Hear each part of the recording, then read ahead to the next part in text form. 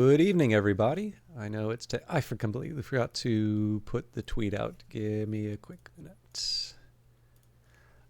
Late start tonight. I do apologize for that, but that that's work for you. Excuse me. Let's take a minute here and let the world know.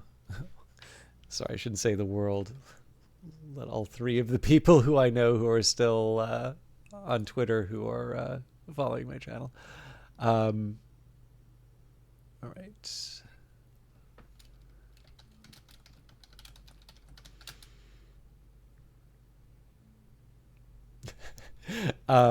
Shashank Joshi. So this is I believe is the defense editor at The Economist. Just put out a tweet.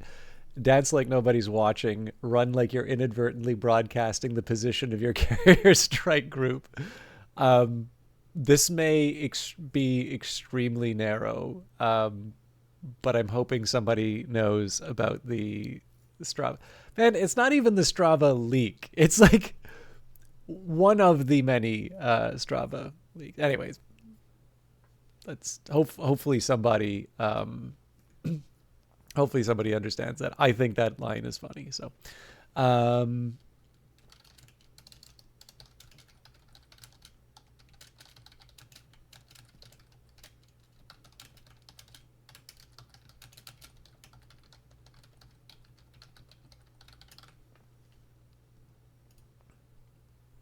if you were here for the opening moments of the stream and you are unfamiliar with the reference, let me know. I'm happy to explain because this is actually a kind of funny story, but I don't know if it's funny enough for like to just say it out. I think it's funny anyway.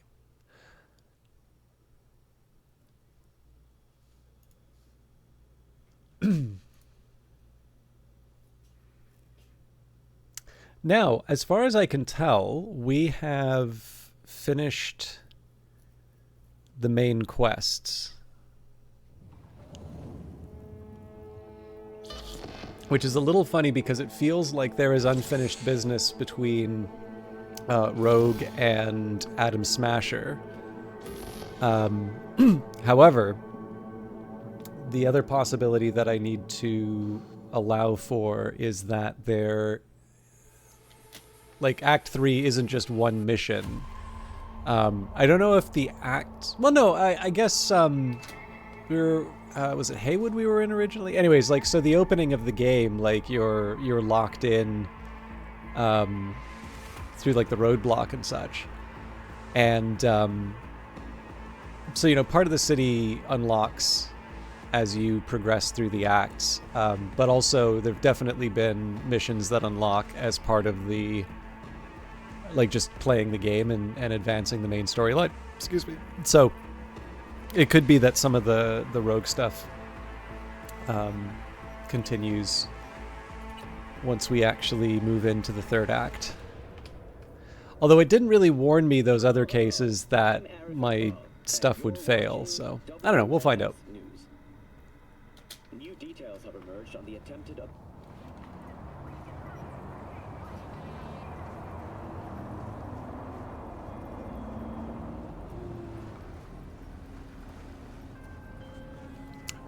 Well. Hey, V!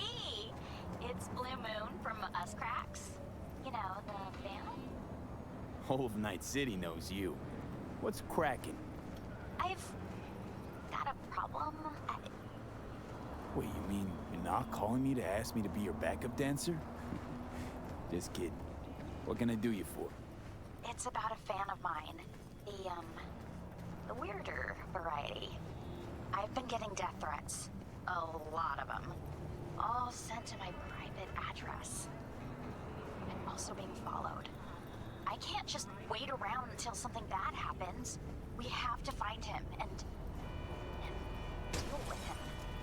I don't know how much you charge, V, but I'm prepared to pay whatever the cost. Believe me. How do you know the threat's real, and not just a joke in poor taste? V, that last letter I got was a bomb. Security got to it first, of course, but... You see what I'm dealing with? Uh-huh. Doesn't get more real than that. Our guy, you know anything about him? Nothing. Only that he signs his letters GC. Huh. Garbage Much to collector. go on. It's a clue nonetheless. Can't your bandmates do anything about it? Seem like a bunch of girls who can take care of themselves. I don't even know what this guy looks like. We need to catch him in the act. Like, quietly. As for us, you said it yourself. The whole city knows our faces. Happy to help out. Whew, Carrie was right. You're like super chill. So, I've got a plan. I'll go for a little stroll by Kabuki Roundabout while you hang back. Watch out for any signs of trouble. You catch something suspicious, like you see the guy, and you're 100% sure it's him. I'll know what to do. No, wait. We're not killing anyone here. That would be bad for the band's, like, PR and stuff. All we want to do is teach him a lesson. Alright, whatever. You make the rules. Awesome! So, just go to Kabuki, sit on the bench, and wait for me. I'll come to you.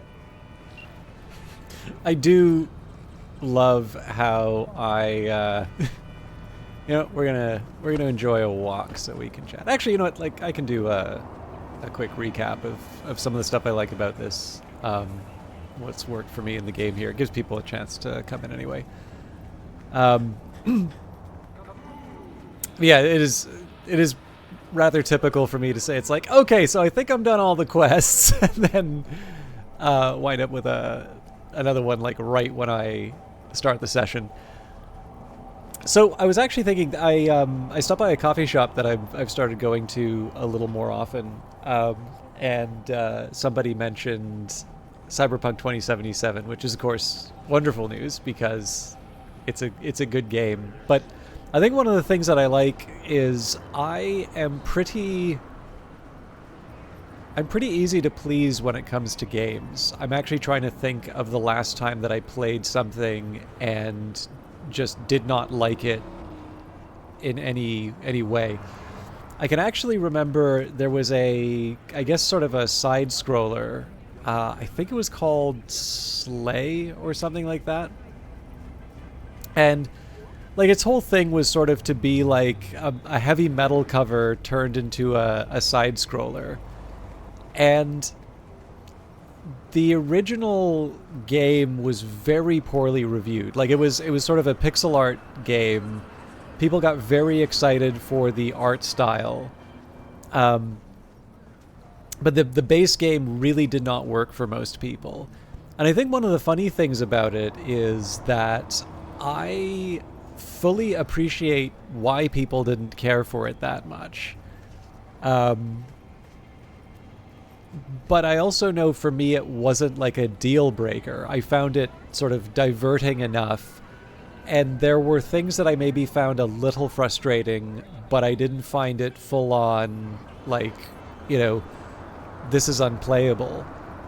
And sort of the lesson for that, for me for that was that, you know, I don't necessarily think I have a bad taste in games. Then again, I don't think anybody does.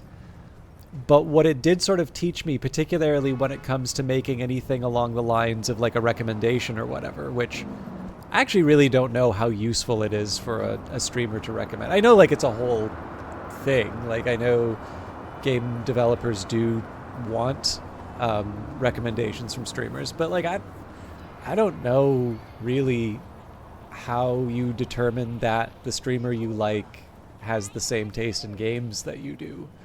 It definitely doesn't work the other way around. I've seen a lot of streamers play things. I'm not even talking about my case, right? I just said that I tend to like most games that I play.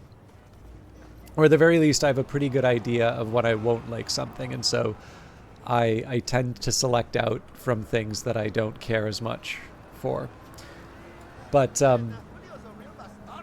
when it comes to what was I going to say? When it comes to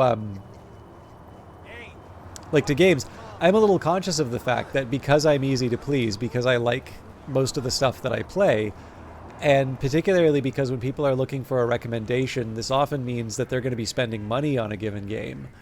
I do sort of feel the need to, just kind of flag that fact. I'm happy about it, right? It's a little bit like if I were to like most movies that I watch, which I think is generally true. I will confess I haven't watched that many in the theaters, and I don't think it's an unfortunate position to be in, but like I know how many very good old movies there are.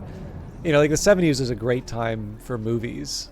And like, I don't know, I haven't watched every John Cassavetes movie. I haven't watched every Orson Welles movie. Like I've seen a fair number of them. I've seen the ones that, most people regard very well, as very highly. But there's some really great stuff that I haven't seen yet.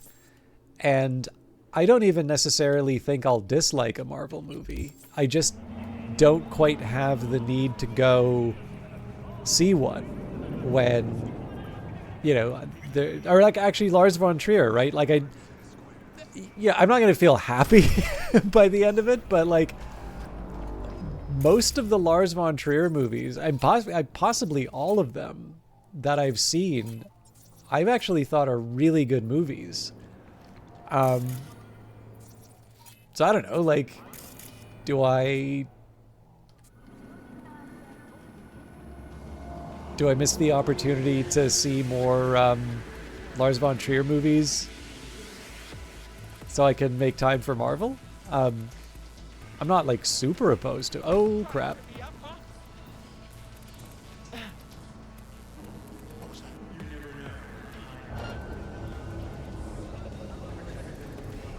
Baby, you can come out now.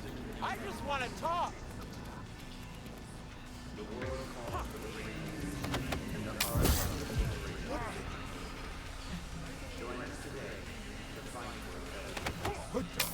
They're animals, they're not that bright. Out, you roach!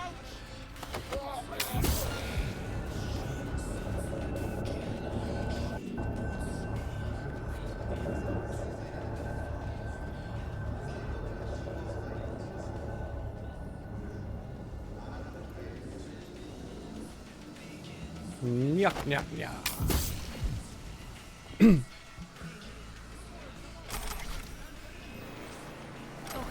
But yeah, like, I guess I kind of have a little bit of a snobbish movie tendency, but like if most movies I went to I enjoyed, I would think that that's actually not a bad state to be in, right? It just means that I get to do more. I get to enjoy more. Archive Conversations, Sergeant 1919 and Joanne Koch. Biotechnica Sergeant 1919, 10-8, 10-8 in service. Find and neutralize Amelia Morton. I repeat, find and neutralize Amelia Morton, former employee. She now poses a second-degree threat to Biotechnica. Sharing this information with any other corporation or the NCPD is strictly forbidden. Biotechnica Sergeant 1919. Copy, initiating operation.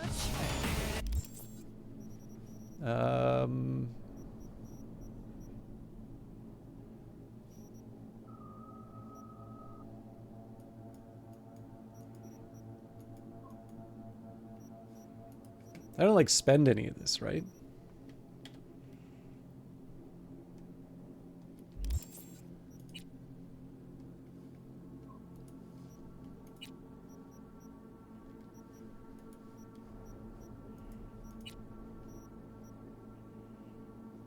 I don't know, what perk do I want? Vehicle quick hacks. I mean, I wouldn't say no to the car one, I guess. Don't really use smart weapons. Lower traceability. 100% duration for control quick hacks.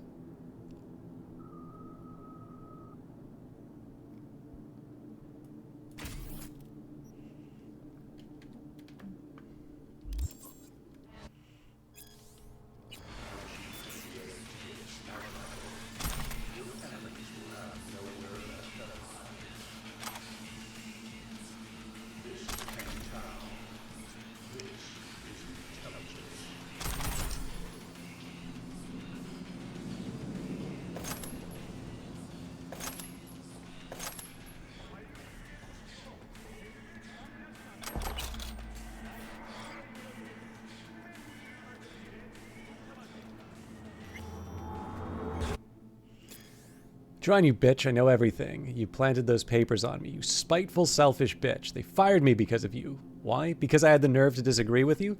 You stole my entire fucking career. They froze my accounts. They took my house. So you know what? Now I got nothing to lose. Oh, but you still do. I got proof you poisoned that whole damn town, and some of our people too. So, you either admit you planted those papers and get me back into Biotechnica, or I leak the docs. It'll be all over News 54 in the morning. Answer or I'll do it. You have until tomorrow. I'll think about it.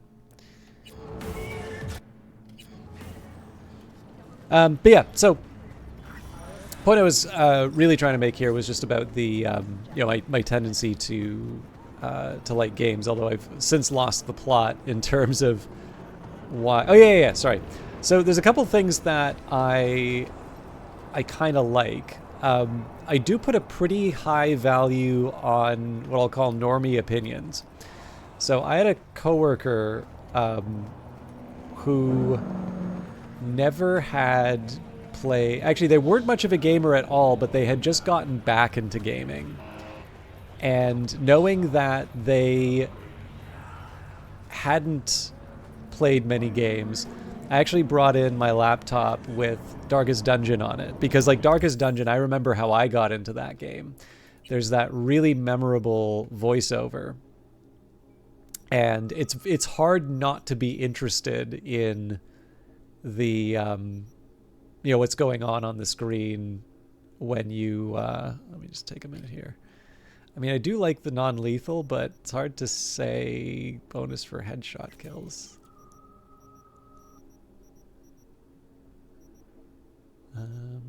This is the one, I believe this is my old one. Yeah. I gotta learn to let go.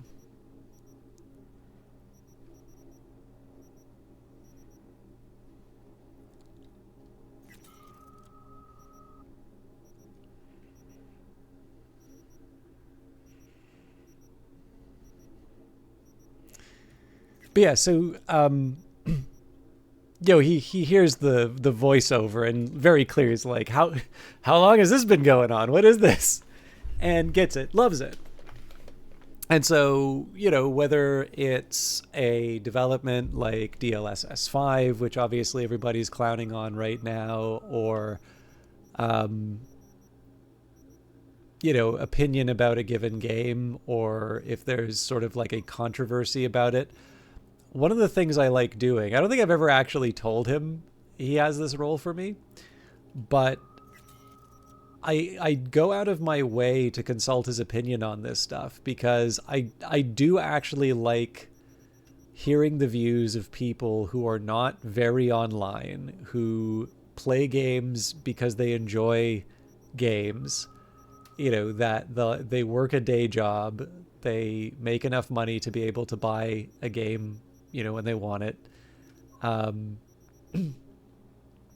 And they don't really care who's mad at each other on Twitter, or, whether or not a developer said a mean thing in a tweet.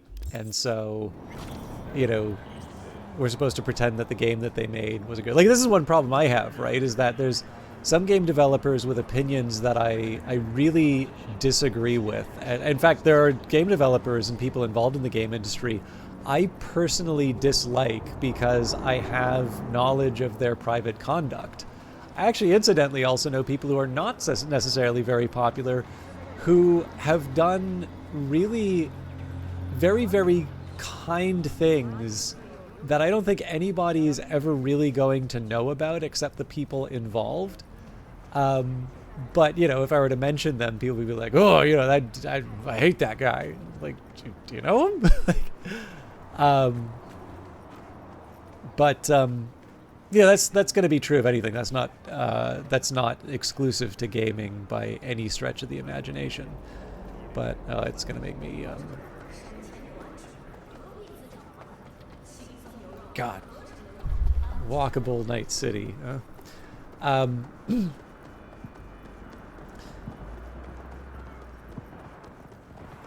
What was I going to say? But yeah, so I don't know. Like it's nice.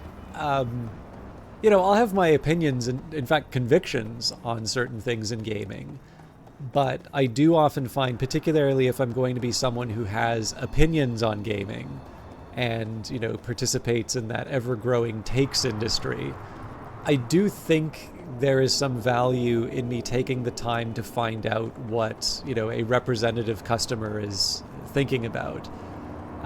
Because, like if this is something that I experience a lot in either game development discords or even ones oriented towards streamers.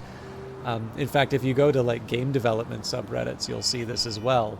There is an entire class of game developer that is making basically a game so that other developers will tell them they've done a good job, and it is painfully clear, to me at least, that they have not considered who the actual market for their game is. Because I'm near certain that, the game developers in that subreddit are not going to put down money to buy that game that they're making. So yeah, like it's one of these ones for me. It's also like political opinion. So if you want my political opinion, I'll give it. But I don't ever I think in very, very few cases people are actually looking for my opinion. Very often people are looking for either an expert opinion, which would be if I do X, what happens? Which is absolutely a role for an expert. They'll tell you about consequences, but probably don't ask them for normative. It's like asking your banker like what you should spend your money on, right? Like if you're doing that, you've kind of messed up. Banker will tell you how much you have and how much you can spend, and how you can get a good deal on a checking account or a mortgage or something like that. But if you're asking them, should I buy a new pair of shoes, beyond anything other than a cash flow question, you've misunderstood what their role is. And it's the same, if health policy, economics, there's a bunch of things where I think there is some value. I mean, again, experts are going to have opinions that are based off of their specialization, but their values do not need to be your values. And I sometimes feel like there is a tendency to forget that part of the equation. So, but in any case, so while I would definitely not say the people who I was talking to count as normies, it was actually really nice to hear someone say, unbidden, I really like playing Cyberpunk 2077. Because, of course, this has been true since Cyberpunk came out. If you look at the player counts, very clearly lots of people have been enjoying Cyberpunk 2077. And I particularly like the fact that somebody can say that and they don't need to worry about referencing any controversy or, broader opinion, that they just get to say that there's a game that they like playing.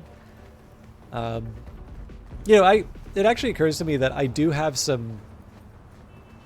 have a hard time answering the question. So if people ask me, like, what do you stream? Well, it's going to be like Cyberpunk 2077. People get that, but that's like once a week. It's like, what else do you stream? You ever hear of Cultist Simulator? What's that? Hear a Book of Hours? No, what's that? Oh, it's the sequel to Cultist Simulator. What's that?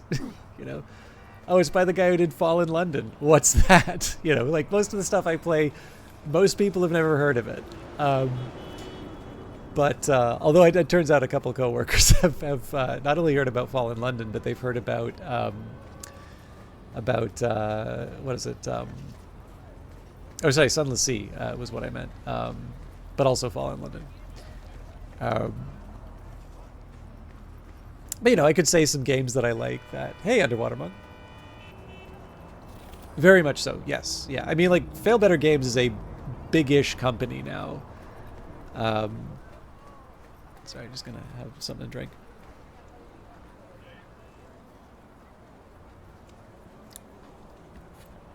Big by indie standards, at least. But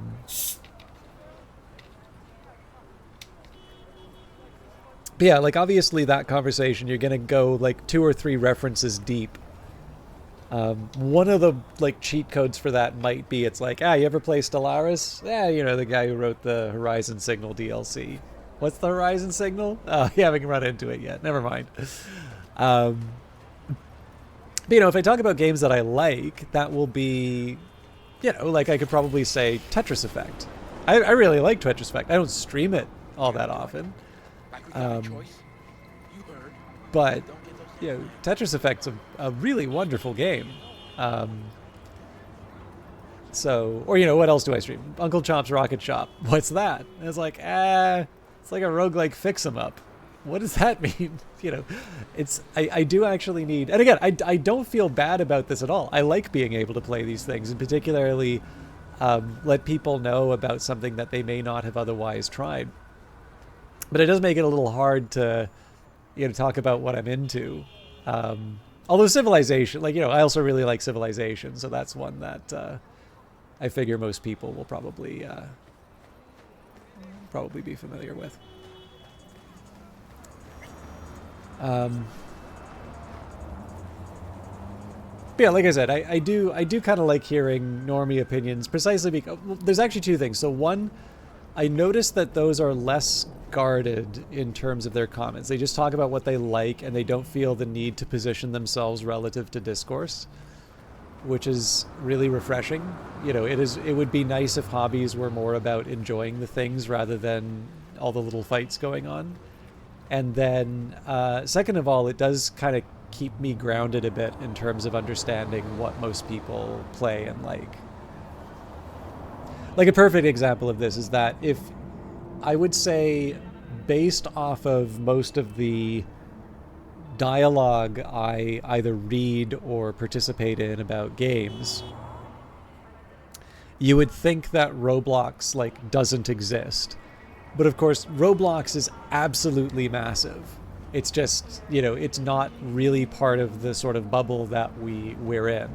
And I mean, like, some people legitimately don't like Roblox, and, you know, some people don't like it for principled reasons. Like, I'm not here to sort of be a prophet for Roblox. I think it's really interesting that game developers like Terry Kavanagh do stuff on Roblox. But yeah, again, it's just one of these things where, I don't know, it's like anything, you know, in any given topic, it's generally not bad to sort of go outside, talk to some real people, see what they think. And, you know, with luck, you, I mean, with luck, you find something new that you're into.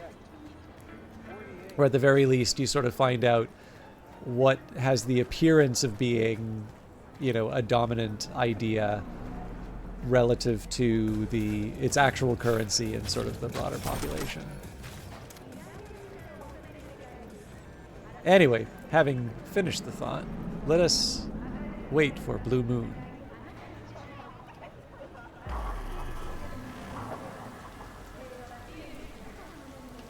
You're here. Awesome. So listen up. In a second, I'm gonna get up and walk a little, okay? When I call you, you'll start following me. But don't get too close, okay? We can't spook our guy. Keep your eyes peeled for anyone lurking around. Watching me, spying on me from above, whatever. I had Nothing creepy like that. I'd never noticed the eye effect. That is so interesting. Got it. Okay, here goes. Red Menace is keeping an extra lookout from a vantage point high up. Wish me luck. Yeah, very similar to that underwater one. Okay, you can go.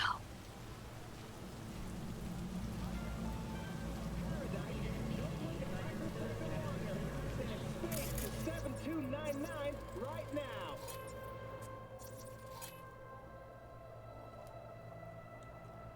It was GC.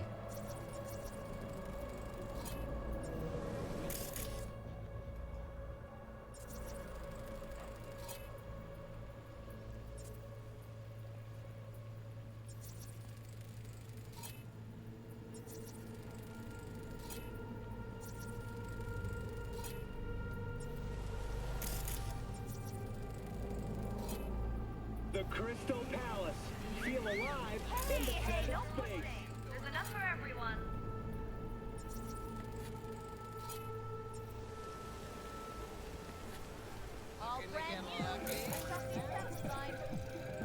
Suspicious looking child.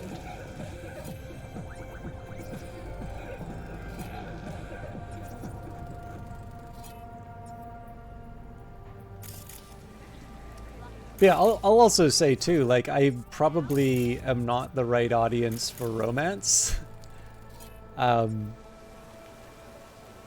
obviously, if I'm going to have an opinion on like who's Ugh, crusty geezers. if I'm gonna have an opinion on what people are reading, as opposed to, you know, the claim of what I think is good, I would be silly not to acknowledge the.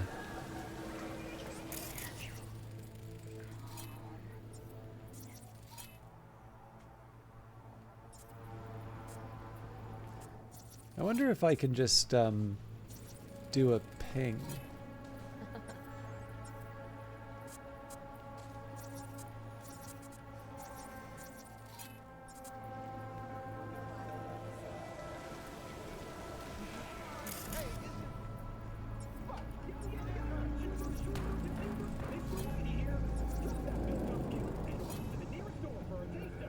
I'm assuming this is not how I'm supposed to do the event, but it says make sure the stalker isn't lurking on any level of the Kabuki roundabout. In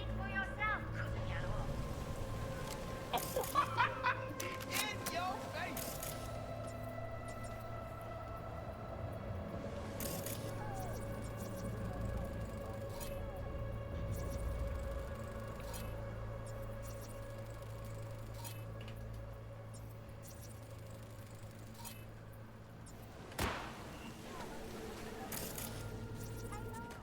Not so close, V. Keep your distance. Spread for them. Not for sale. Delta.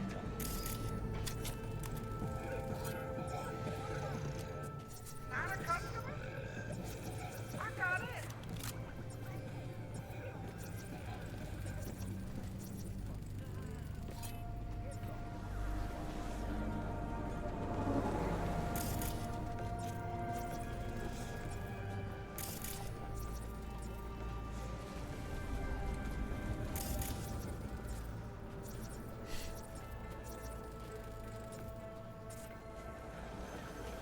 I totally went the wrong way.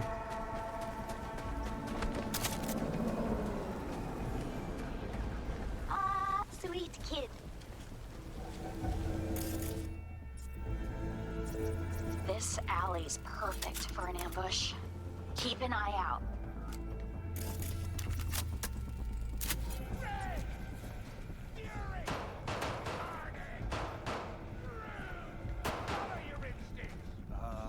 Hey, how's it going?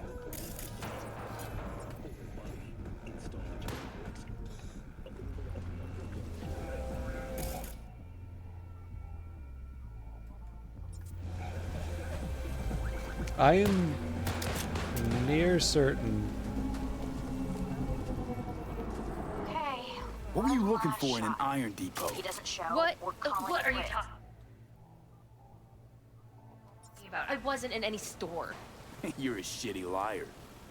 Fuck. Found your stalker. Stay where you are. Oh, okay. Be careful. And remember, no killing, please.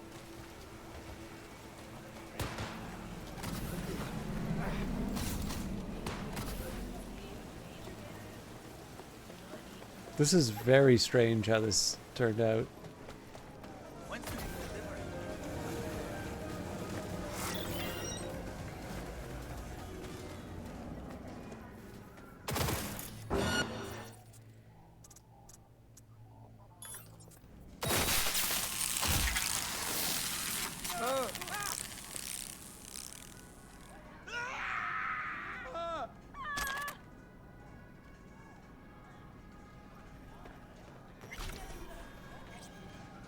Blue Moon, I've got her. Did you say her? Huh. Well, there's a twist. BM got out of bed, BM in bathroom, BM taking shower, BM eats breakfast, coffee, toast, tiancha, BM on computer, BM with personal trainer, BM watching TV with PF, BM leaves house, BM in store, BM eating lunch with PF and RM, BM in bathroom, BM taking care, talking with head of security, BM calling someone, BM goes home, pulls down curtains, BM Heading leaves there house. right now.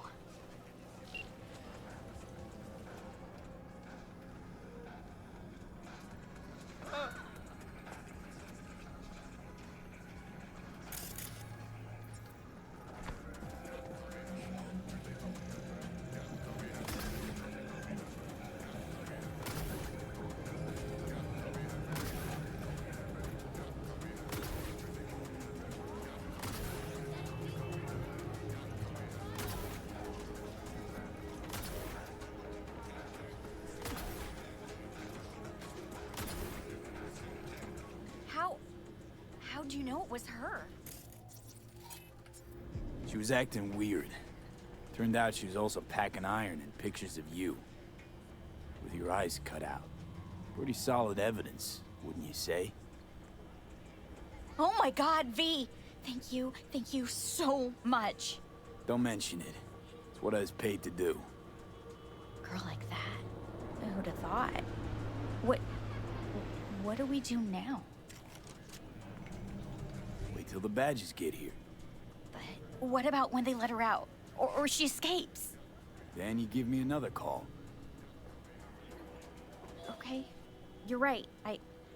Thank you for everything. I'll transfer your Eddie soon. Promise. Go get a stiff drink. Cool your nerves. Take care, Blue Moon. I didn't realize there was, Now that that's over, you okay? I knew you'd come through. You're amazing. I didn't realize there was an option other than arresting. Anyways, doesn't matter. Justice has been served. So I'll head back to Hanago. But yeah, so one of the things that was fun, like when I encountered someone who said that they liked Cyberpunk 2077 and they liked the corpo background. So of course, this is obviously somebody that I will get along with.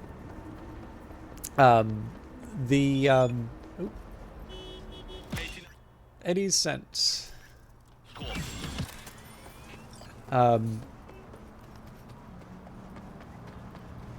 It actually got me thinking a little bit about some of the things I specifically like about Cyberpunk 2077, because I don't have sort of an I don't have an uncritical view of the game. There are some things that I wish were, done differently. And like obviously beyond just the, not having C, B, crouch, and skip dialogue. It's a big keyboard. There's lots of buttons you can assign on there. But You gonna do it? Like we got a choice?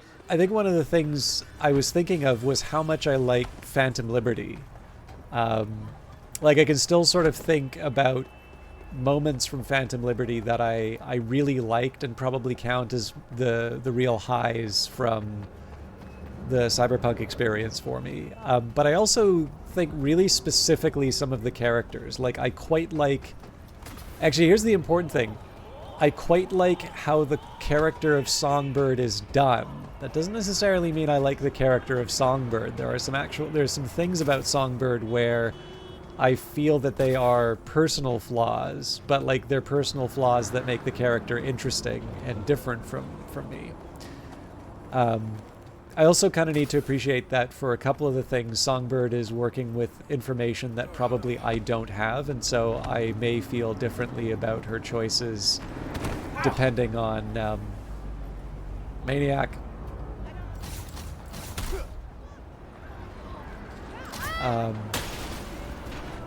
Did I cause an accident? But yeah, so some of the choices that Songbird made might make more sense to me if I had the knowledge that I have about some of the other paths that the story can go. Sorry, just gotta deal with a What?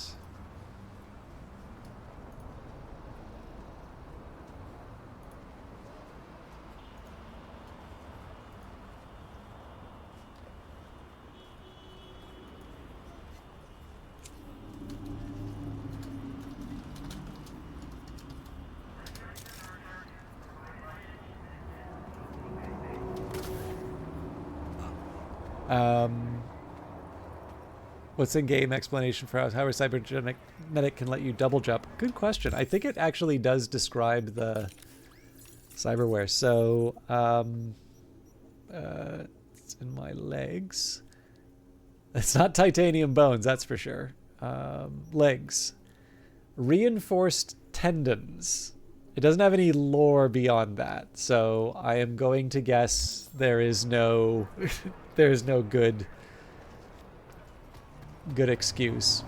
I believe in the case of Battletech, they explain the jump jets through redirecting the power or the exhaust,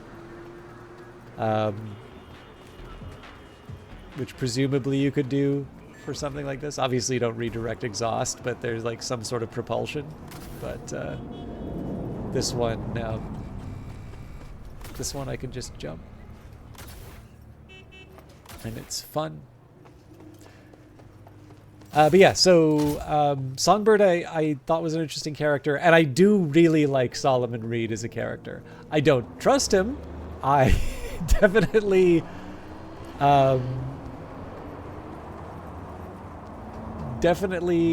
would not sign any agreement with him. But, you know, in addition to the fact that, like, Idris Elba is a good actor, like, I thought Solomon Reed was a really interesting character as well. And, you know, obviously the combination of the two, Songbird and Solomon, and, I don't know, there was a level of consistency to Songbird's behavior that I really liked, particularly because it didn't always reflect well on her. I was also just remembering little details like the decision that you make whether you betray Songbird or not. I always liked that little moment where you just like give her that reassurance before all hell breaks loose, and then how great that mission is. I remember being like really impressed seeing the assassination of the Barghast head. I'm trying to remember his name. I had it. It was like Colonel... Okay, this is bugging me now.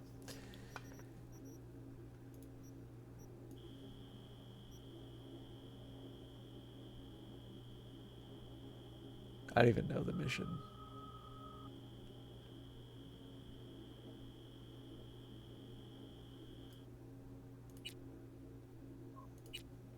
You know, it's not even going to be in here, so maybe in the shards.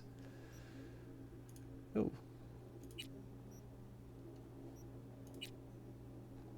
I don't even know what mission that was for.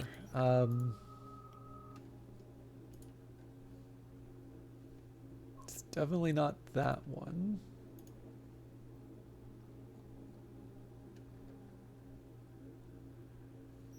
Okay, well, clearly I'm not going to see it in here.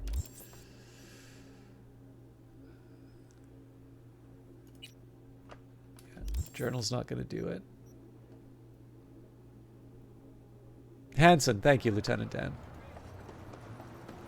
But yeah, like the assassination of Colonel Hanson in the background, I remember like that was very attention getting. And like I said, the mission was great. I also kind of like, I remember struggling a bit with the final mission, but also the sort of apology that the game gives you at the end, where you basically get superpowers and like just cook people with pushing the left mouse button. You know, just like those little bits at the end. Like I kind of knew where I mean, maybe. I really hate the fact that you need to talk this much about spoilers. So for those of you that haven't gotten to the end of Phantom Liberty and don't want to know one of the many options you have for the ending, now is maybe the time to stop listening for a little bit. But like, to me, it was definitely, I didn't really see the ending I got with Songbird going any way other than there only being one spot. But the thing is that just because that was something I saw coming didn't make that feel like a really appropriate choice. Because of course this is something that Solomon set up so early in the scenario, that she's tactically very gifted and has never been good at strategy. And effectively every situation she finds herself in is largely a reflection of the fact that she's very good in the moment, but does not have that capability to sort of think those few steps ahead towards a sort of final goal. And likewise, right, she's completely in your power at the end, is effectively relying on your charity. And it's one of the things I like quite a bit about that. One of the things I really like about that ending is that it's one that feels very true to the characters. It's also a reflection of the decisions that you've made over that period of time. But obviously, in a role-playing game, that's a moment where you get to decide what type of character you are, right? Like, are you going to be someone who has that rare compassion in the, you know, in Night City, you know, for someone who you would be justified in, someone you'd be justified in giving up because they weren't honest with you. Or maybe you don't feel that you're on side with Songbird, but that you dislike Reed or you dislike the NUSA enough that it's it's convenience. Although I suppose in that case you still have the option of, well, I don't know. I guess if you take the spot for yourself, that still means Songbirds in the hands of the NUSA. But yeah, I don't know. Like, it's one of those ones where it felt very true to the characters, but it wasn't just about those interesting characters that they'd drawn. That I felt like I had some say in it, and that it meant something.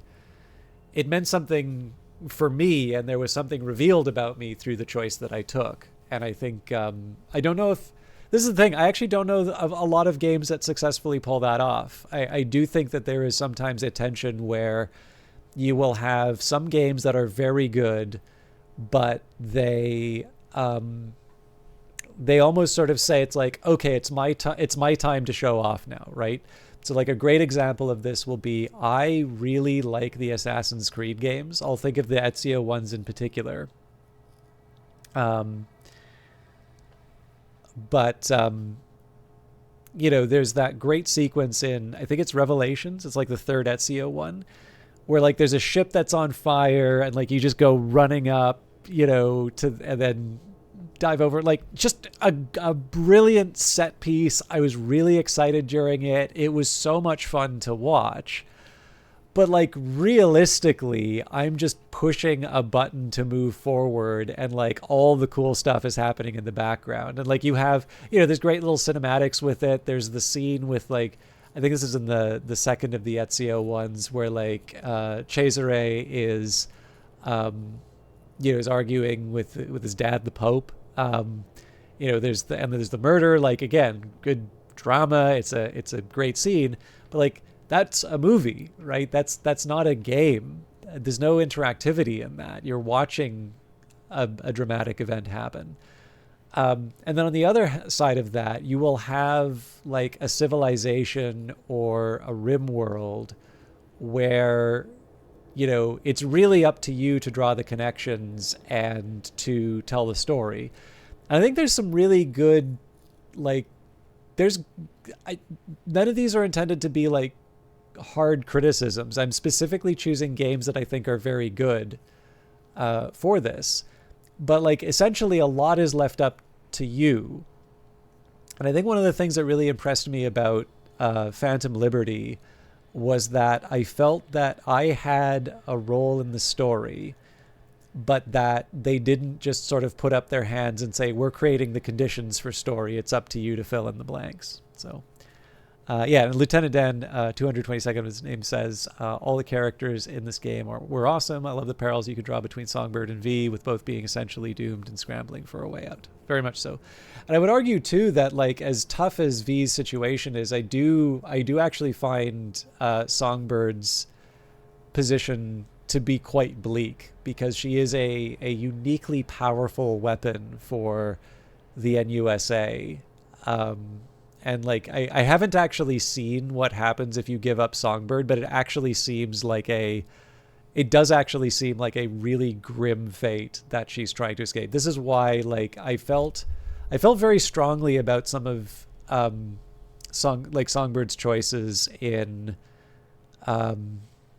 Phantom Liberty, because it's one of these things that, you know, you have a unique gift, you have a unique talent that you are able, you know, and you have a chance to sort of serve your country. I know it sounds like very cheesy, but, like, you know, you've taken an oath, you have a chance to sort of push out the frontier, do, you know, big and important work. And I don't think that's the sort of thing that you should take on lightly. But on the other hand, if Songbird's fate is going to be like what happens if you turn her in, and that's not just a function of the fact that she was trying to escape, but that was how she was going to wind up, and specifically why she is trying to escape, then yeah, I do see why, you know, why she would make the choices that she does. It's a tough one, though, right? Because, like, this is one of the things where, you know what, I've read this before, but I'm going to take a minute. I'm going to take a minute. Where was it?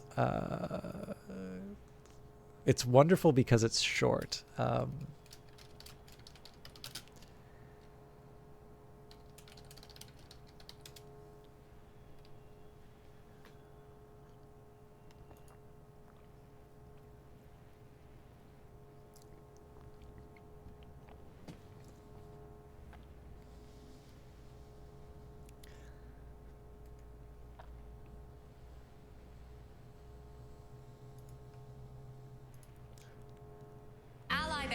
Okay, actually, the first thing I'm going to do is share one of my favorite commercials.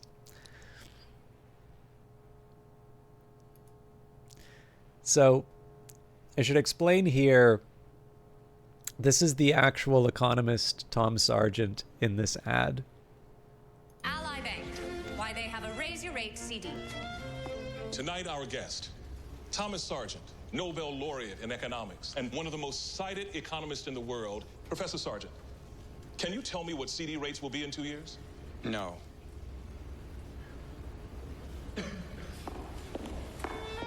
If he can't, no one can. That's why Ally has a Raise Your Rate CD. Ally Bank. Your money needs an ally. So in addition to actually being just like a good commercial on its own, there's a couple things you should know about Tom Sargent. I believe he's responsible for an idea, or at the very least, he's was a big promoter of an idea known as rational expectations. So the idea that you can't really know what CD rates are going to be in the future is both consistent with the sort of stuff that he is, you know, he won a Nobel Prize for, and his major contributions to economics. But he is actually also famously quite terse. Like he really is good. Like he's actually this is unlike a Paul Krugman kind of figure who like takes his Nobel and then like turns that into a column. Like Tom Sargent is still actively doing research and like doing genuinely interesting research. I would argue he probably knows like Python and Julia better than some data scientists that I know. And like he's not a young guy, as you can see, right? So anyways, that's just an ad I like sharing. But this is he gave a graduation speech. I think it was at Berkeley. And it's honestly, I actually think this is a really good speech and a really good summary. And then I'll get back to why I think this is relevant. I remember how happy I felt when I graduated from Berkeley many years ago, but I thought the graduation speeches were long. I will economize on words. Economics is organized common sense. Here is a short list of valuable lessons that our beautiful subject teaches. 1. Many things that are desirable are not feasible. 2. Individuals and communities face trade-offs. 3. Other people have more information about their abilities, their efforts, and their preferences than you do. 4. Everyone responds to incentives, including people who you want to help. That is why social safety nets don't always end up working as intended. 5. There are trade-offs between equality and efficiency. 6. In an equilibrium of a game or an economy, people are satisfied with their choices. That is why it is difficult for well-meaning outsiders to change things for better or worse. 7. In the future, you too will respond to incentives. That is why there are some promises that you'd like to make but can't. No one will believe those promises because they know that later it will not be in your interest to deliver. The lesson here is this. Before you make a promise, think about whether you will want to keep it and if and when your circumstances change. This is how you earn a reputation. 8. Governments and voters respond to incentives too. That is why governments sometimes default on loans and other promises that they have made. 9. It is feasible for one generation to shift costs to subsequent ones. That is what national government debts and the U.S. Social Security system do, but not the Social Security system of Singapore. 10. When a government spends, its citizens eventually pay, either today or tomorrow, either through explicit taxes or implicit ones like inflation. 11. Most people want other people to pay for public goods and government transfers, especially transfers to themselves. 12. Because market prices aggregate traders' information, it is difficult to forecast stock prices and interest rates and exchange rates. So, I like doing the whole speech because, one, it's not that long, but I'm particularly fond of 7, which is the longest out of them. So in the future, you too will respond to incentives. That is why there are some promises that you'd like to make but can't. No one will believe those promises because they know that later it will not be in your interest to deliver. The lesson here is this. Before you make a promise, think about whether you will want to keep it if and when your circumstances change. That is how you earn a reputation. And I do actually really like that idea of building a reputation based on a good understanding of not just what you want to commit to today, but how you are going to ensure that you remain committed to the thing in the future. And that's sort of why I had more complicated feelings about Songbird. And again, I did gain that degree of empathy thinking that actually, you could even appeal to the speech for that, which is to say that Songbird is operating with more information than I am, and she knows exactly what waits her. But the other problem that I have with that is that I don't necessarily know if that is a fate that she suffers because of her decision to try and escape in the way that she does, or if, again, that was what she was,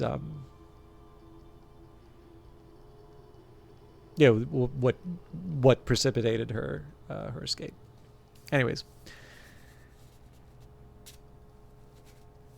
But yeah, in the case of V, I mean, to a certain extent, like V, I'm pretty sure, like he slotted the chip because, Jackie asked him to, basically.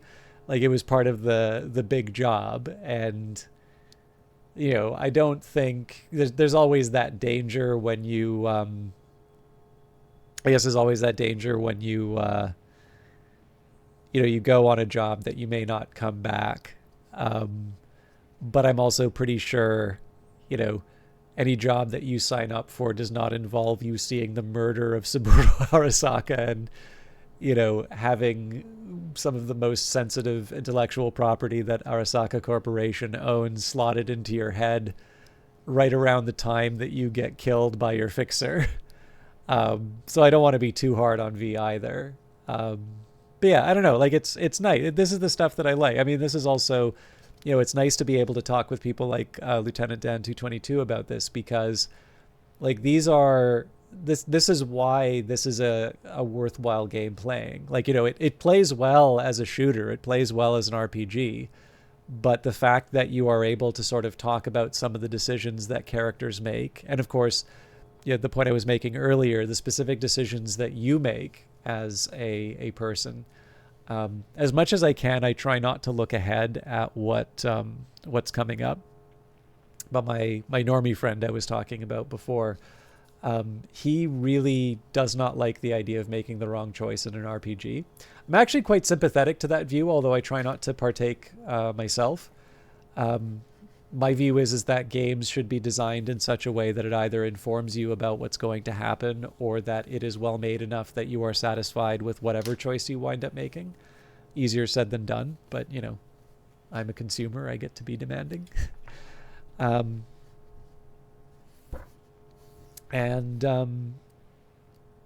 So yeah, for him, he made the decision to help Songbird because he didn't like the idea.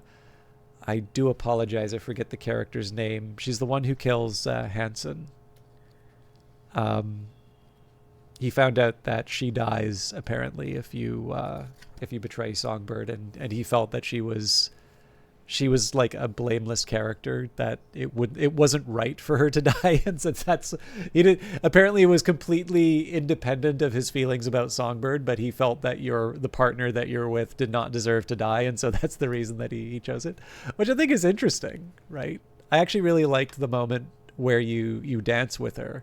It's a pretty good song that they chose for it too. But like, I liked that as a moment, and I accepted that, one or both of us may not, get out of that mission. So, all right. You've reached a point of no return. When you enter the restaurant, you will be locked out of all unfinished side jobs and other activities like gigs until your main jobs are complete. If you have any unfinished business, settle it before meeting with Hanako.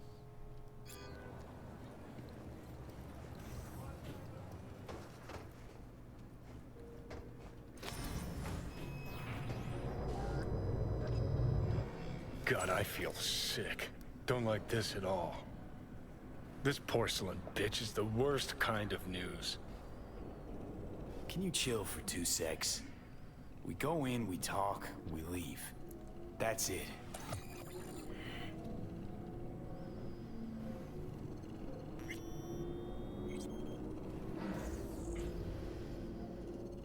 Hanako-sama ga omachi da.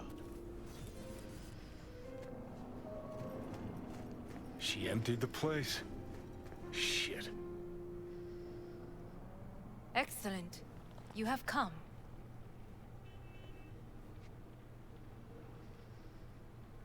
Thanks for meeting me. Of course, V. And I thank you. Before we discuss details, I feel I owe you an explanation. I must tell you why I changed my mind and wish to help. Weren't sure of anything.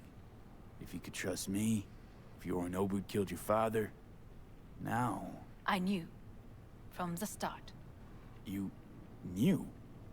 All the board members knew. Not one soul even slightly interested in the matter believed in the poisoning. Details were disparate, inconsistent. You knew, but didn't do a thing about it. Why? Suddenly sprout a conscience just yesterday? My father had flaws. I know this. I harbor no illusions about it. When a foe needed removal, my father ordered it without a thought to mercy. A way of being Yorinobu could not abide. But to my father, ends ever justified means. Saburo Arasaka has always valued just one thing. Do you know what it is? Power. Family. Our family. I was to be its heart, to uphold life, ensure continuity, stability, never to oppose it. Huh. Guess Yorinobu's instructions were a little different. Yorinobu raised his hand against our father, But he is in Arasaka. He is family. I do not expect you to understand. I wish you merely to know I do not oppose my brother willingly. That it is difficult. Mm-hmm. He's your brother. It's been hard. It'll be hard. Let's say I get that. But what changed your mind? We received a warning during the parade. Security protocols were violated. The first doubts sprouted then. They grew yet greater in your hideout when my brother's assault group arrived not to rescue, but to kill. Yorinobu was just plain willing to sacrifice you. My father was right about my brother. He never cared for us. I was brought up to be the heart of the family. It is time for the Arasakas to listen to their heart. It will bring justice. Did you bring Soul Killer, as we agreed you would? Finger on the trigger, don't say a word. Seem on edge. Something got you spooked? I don't know. 3 times now that AB has flown by. Think someone might have tailed you? We must not get distracted. Did you bring Soul Killer? Of course I didn't bring Soul Killer. Afraid we don't know each other that well. You prefer to keep your guard up. Understandable, but unnecessary. We are here because I know how to save your life. I can lead you to Mikoshi. Meaning? Mikoshi don't exist in real space. Yet its access points do, and one is very near. Where? Here in Night City, beneath Arasaka Tower. We ought to leave. Right now. Wanna leave? What gave you that idea? Quit butting in so I can hear her out. This is gonna be a disaster. Sit. We have little time.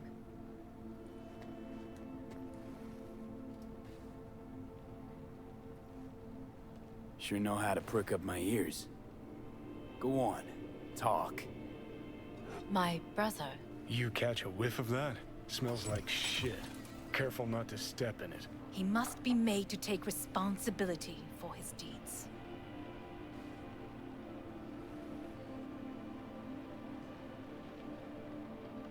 Just say it.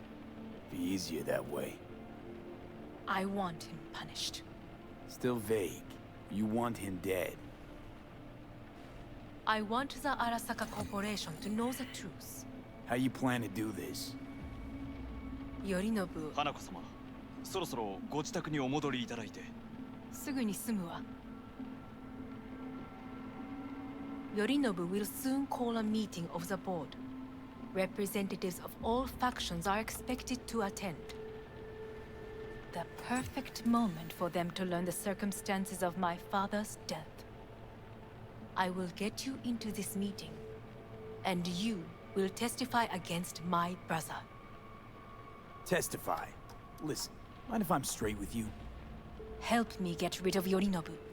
I will help you get rid of the construct. Let's assume it works. Then what? You take the Arasaka throne? Where would you get that idea? Figured it as a given. Besides, Takamura said you were supposed to step in for Yorinobu here in Night City. Hello, Ecorb. Everyone must know their place, V.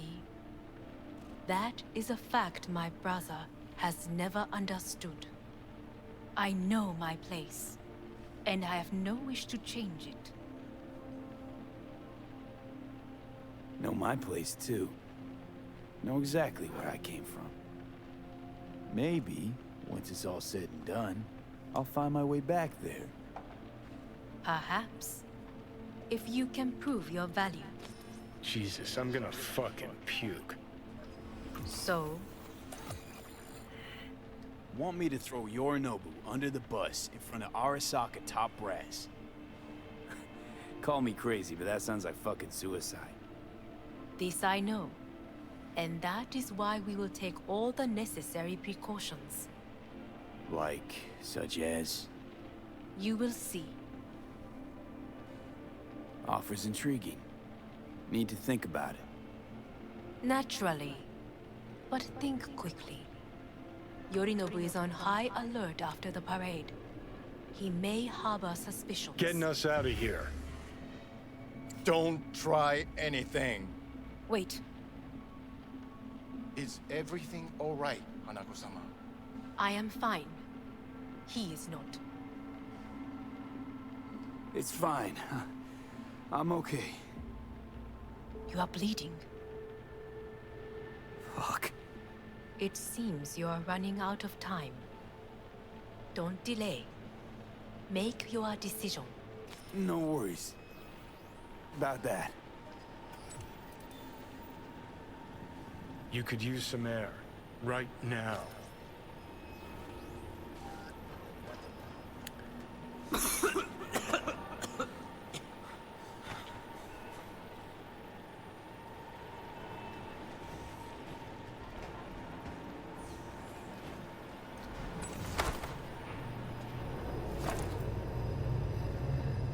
I warned you. What are you doing? Shit could be hours from it now, V. And you can't stand on your own 2 feet. Well, I'm good to go. Body listens to me. See what I'm getting at? Yeah, I get it. Don't like it one bit. I'm still going Come on, strong. face the facts. Pop some pseudo-endotrizine, scooch, and let me get behind the wheel. I'll get us to fucking Mikoshi. Yeah? How exactly? Without that porcelain cunt's help, that's for damn sure. Don't stand a chance without help. Right about that. But that's why I'll bring Rogue. She's not rusted through just yet. Plus, she owes me. Maybe she'd have stuck her neck out for you half a century ago, but now, I don't see it. I'll convince her. After all, we know a thing or two about ops like this. We'll blast our way into Sokka Tower, just like we did back in the day. Then find the way inside Mikoshi. It's our only chance.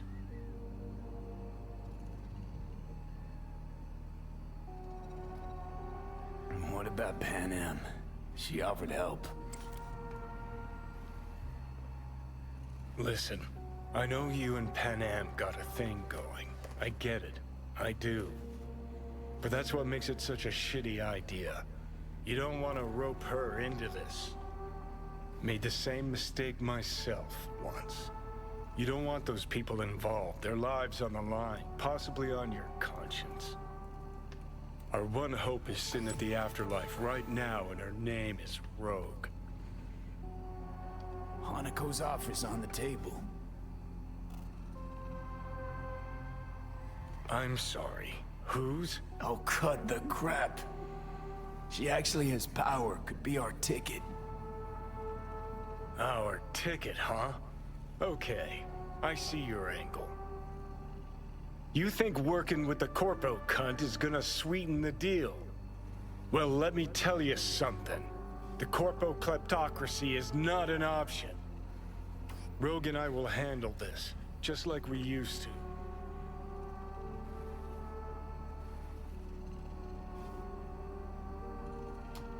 Gotta stop you, dickhead. What's your scheme? This is my body. I make the calls. Not this time. Johnny. Jesus, look at you. Can't even... Great, you checking out again?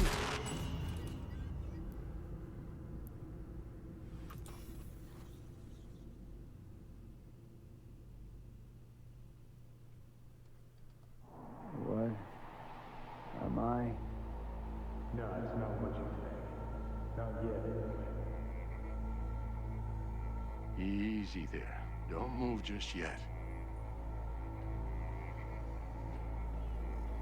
Vic? You're in pain, I know. Delirious when you arrived, so I had to dose you with beta-haloperidol. But light oversensitivity's a good sign. Means your optic nerves aren't damaged. My head. Ah. Almost done stabilizing the biochip. Feels like... Someone's using your head as a knife block? How'd I get here? Dragged yourself here, beat to hell and back. Gave Misty a hell of a fright. Then you shoved my patient at the time off the table and demanded you be treated immediately. Tell him it was your guardian angel. Huh? I, wasn't completely myself. I know, and that's a bit worrying.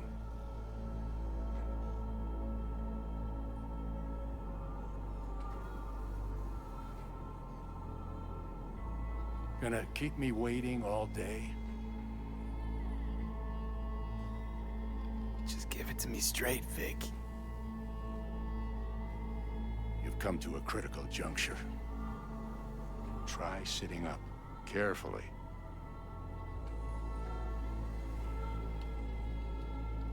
Okay. Don't expect a miracle. Just slowly. Another victory for the history books.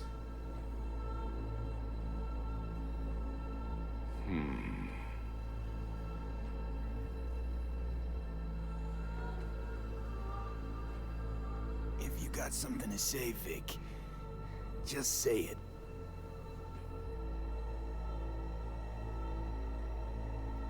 How much longer is this going to go on? You tell me. Looking at you, not long at all. Next attack, you won't be able to crawl back here. You'll flatline in some back alley. This is your last chance to take matters into your own hands. Understand? Take matters into my own hands? The fuck you think I've been doing? Well, whatever it is, it keeps landing you on my table. Now, see that setup over there? Yeah? What about it? You'll find the last dose of pseudo-endotrizin there. A gift from Misty. Want to give in to the voices in your head? Go ahead. Take a puff. Go silent. Get out. Or find another way. End things on your own terms. Got a little present for me over there too. Blockers. Manage to walk those few yards to the table. The rest will be up to you, and you alone. You heard him. We've got one last chance. I'm taking the wheel. Endotrizine, Rogue, Sokka Tower. Only way this is gonna work. Give it a fucking rest, Johnny.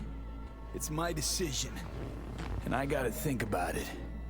Need to stretch your noodle? Fine. Just not in this basement. V, Christ, you're talking out loud. Out loud? What? Just go fix this thing. Think I can do it. Whatever you decide. Let's make sure to get out of here first.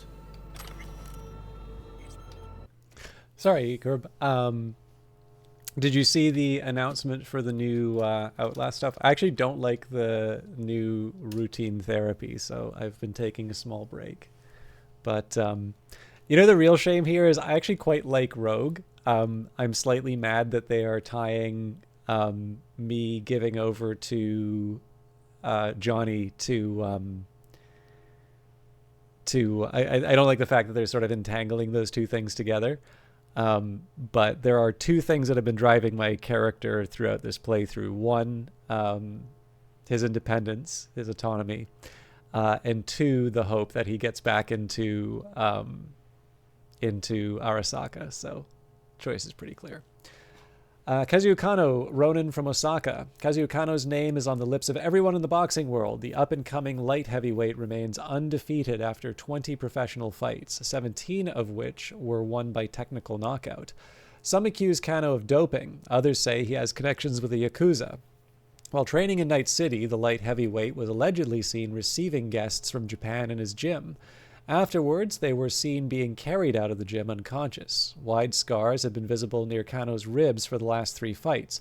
Local Ripper docs say that the scars definitely do not look like an appendix removal procedure. Will Cano become the light heavyweight champion of the world? We'll see after Malone takes his revenge on Hernandez. No, routine therapy is a combination of the like freezing and douse the fire, which on its own isn't bad, but they seem to have like picked the worst MK challenges for that. So I'm, like I said, taking a little break. There's a new TV station map, which will have the Crest twins. And then I believe there's a murder mystery MK challenge they're adding to the resort. And actually, oh, you know what?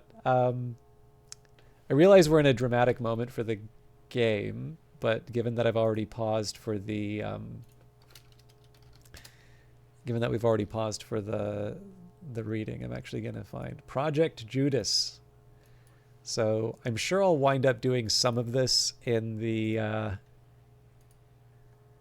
I'll probably wind up doing some of this on the stream, but might as well show you what Red Barrels has been working on.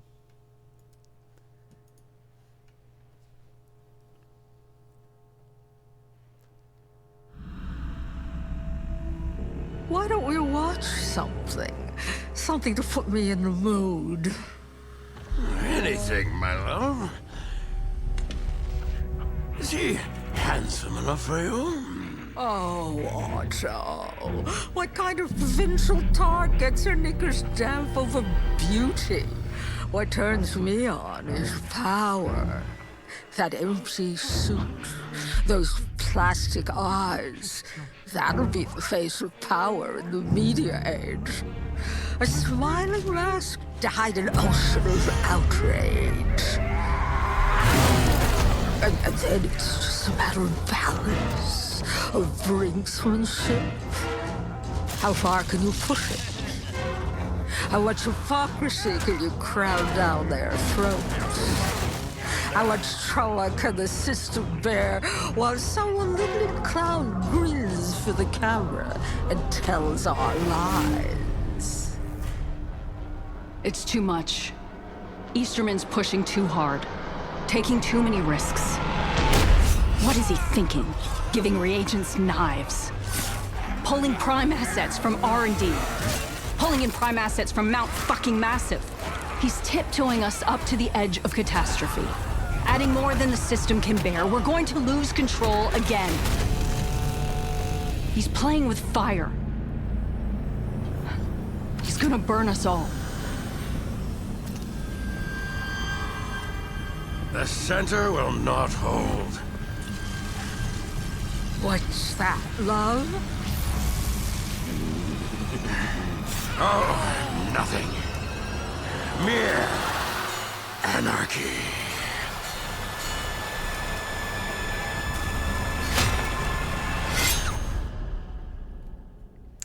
So if you're not familiar with the A symbol, that's Amelia, which is a reference to the escape event. So I'm looking forward to that.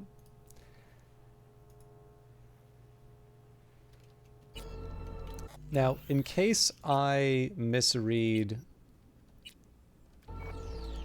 one of the options here. Say, who won the bout? Oh, so you heard that. Did he get up? Walsh, was it? No, never does. Meaning? It's a rerun. One I'd like to go back to. Why'd you get so mad then? If you already knew who won. Oh no, really. Guess I like to think about where Walsh might have tripped up. Any theories? Entering the ring against a stronger opponent, but feels a little strange to call that a mistake. Can't thank you enough for all you've done, Vic. Only wish I could have done more. Go on now. I want to close up. Take the meds and do what you gotta do, V. Thanks, Vic. I will. And you hang in there, too. Good luck, kid.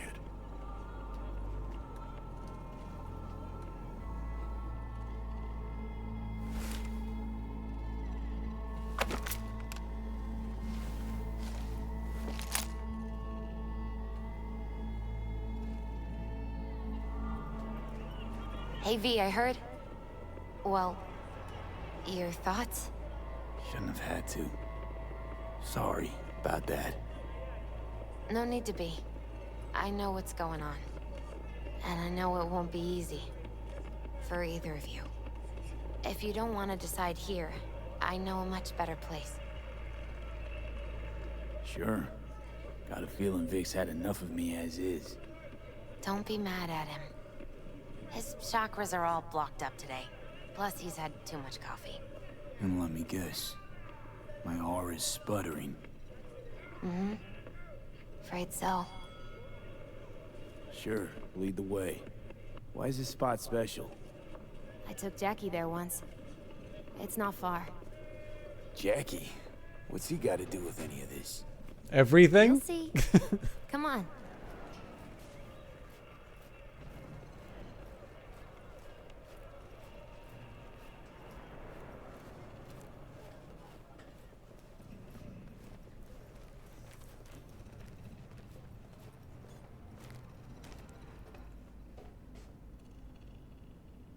Top floor.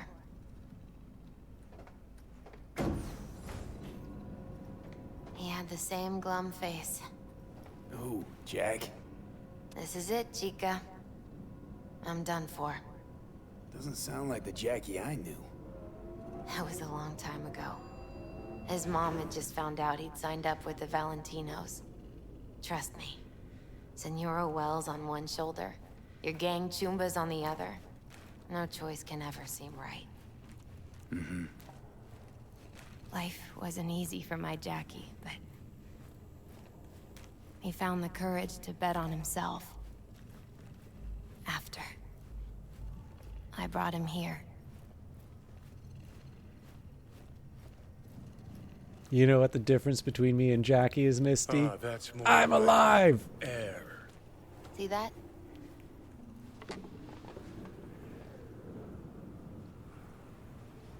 I come here when I need to get away. Be alone with my thoughts. She's on to something. Ought to sit, mull through some shit yourself.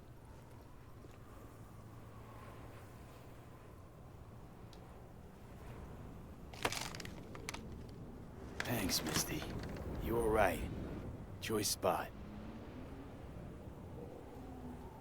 So what did Jackie decide up here? Oh, you know. Gonna be a legend in this city. And I'm gonna leave you alone now. Take your time. Fucking scared me, know that? Thought you were on your way out. No, I'm still here. For now. You know, should call anyone you want to say goodbye to. Worst case scenario. That what you expect? No. But whatever you decide, risk's gonna be high. If things don't go our way. Just fucking do it. Anyone you gotta talk to, now's the time. Pills can wait.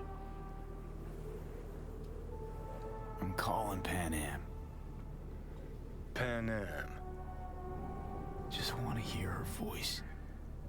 Sure as hell hope it's that and only that. Hey.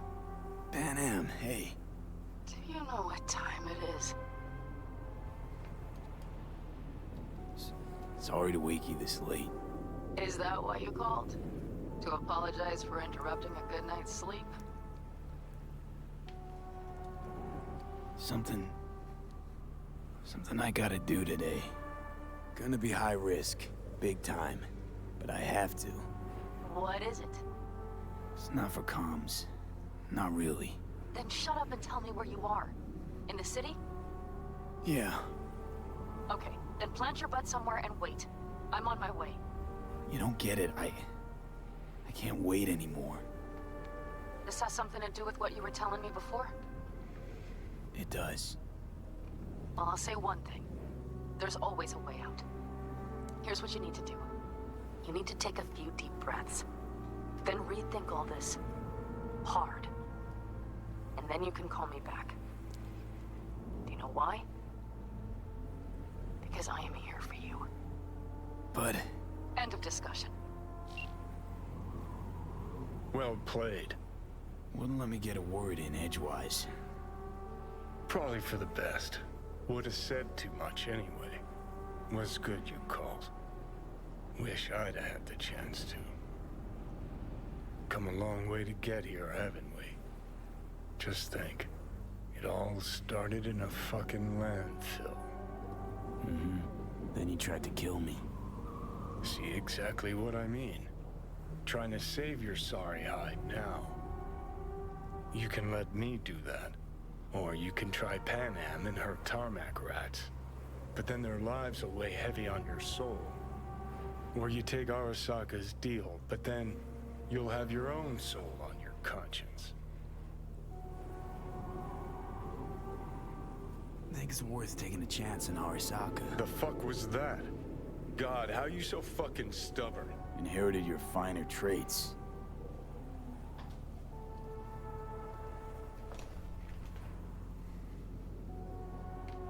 You absolutely sure?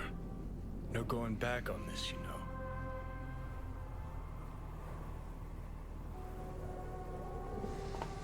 Yeah, just don't freak out. Honestly, couldn't give a gnat's shit. Got a feeling you're gonna regret this decision. And the moment that dawns, I won't be there to help.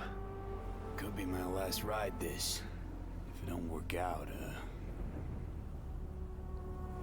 just want to be there for it. Where?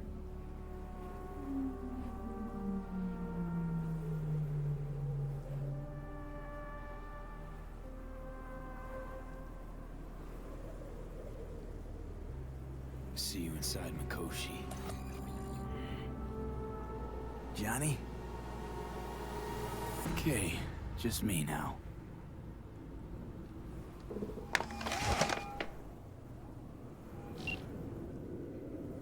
At last. Your offer, I accept. You took your time. In the interim, Yorinobu has made his move. What do you mean? My brother has made me his guest at his residence in North Oak. Locked you in? Yes. His people watch over me for my safety. Think Yorinobu knows? Many things might have raised his suspicions. I do not see any other reason for him to hold me here. Yeah? Well, I'll get you out. Can be pretty persuasive. I thank you. Where are you? At Victor's, my Ripper dock, back behind a small shop called Misty's Esoterica. I will send someone for you. They will drive you to the residence. Then we shall visit my brother together at the Arasaka Tower.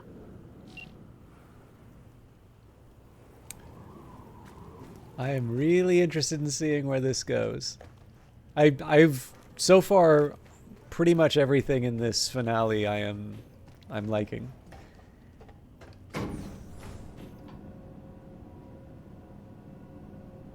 Actually, I'm going to take a second here.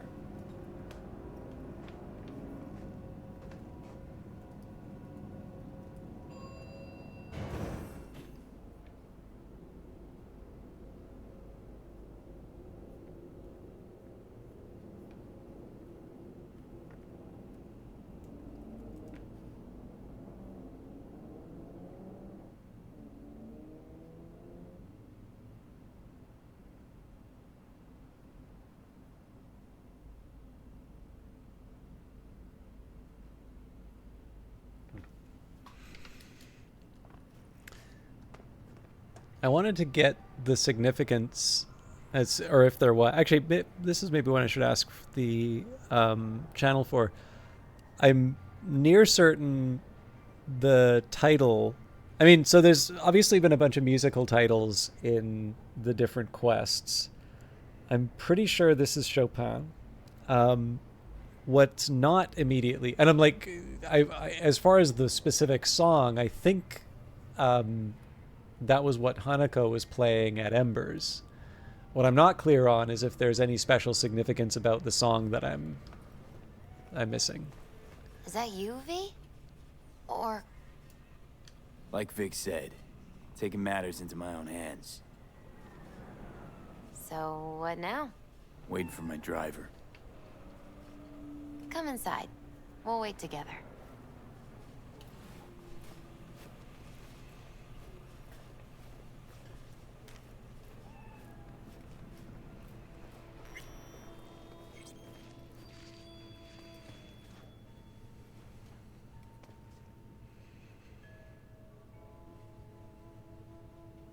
Since you have to wait, mind if I give you a reading?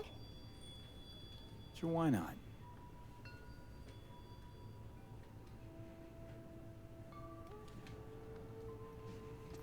Some believe uncertainty is an evil that should be dispelled through divination. Others claim it's change that is evil. But that isn't true either. Every minute of every day, we each become someone new. We shouldn't fear change itself, but only who we might change into. Knowing one's path is most important. I devised this layout especially for you and Johnny. Your future is his future, and vice versa. Okay, I'm ready. We'll start with you, V. The Fool. What a surprise. Let's dig deeper to find its meaning here. The Fool symbolizes the start of a journey, the announcement of something new. It's the inner child, curious of the world, but also naive and reckless. Sounds a lot like the V I first met. The Magician. A person of great talent and charisma. A leader. Sounds like Johnny. The card is reversed. That can mean a tendency toward addiction, mental instability. Okay. Definitely Johnny. He is one great disturbance. The final cards are about your futures. The Devil. Got another deck lying around? A cheerful one? This is no joke, V. An inverted devil symbolizes subjugation, losing control, aggression, evil, a power struggle. Whatever you're planning, treat this as a warning. Okay. And Johnny's? The Moon. Whoa, that doesn't sound too bad, right? I don't know, V. The Moon is mystery.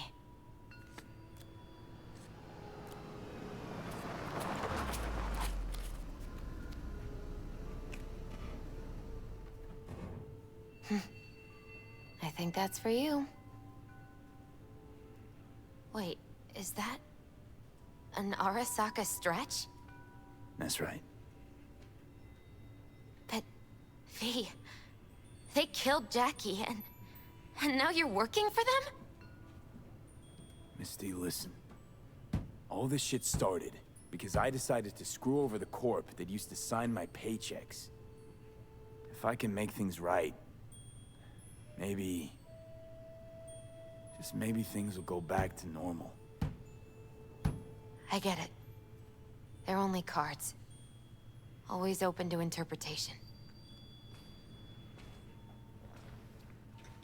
Game's judging me So, hard now. This is where Arasaka's finest technology wound up.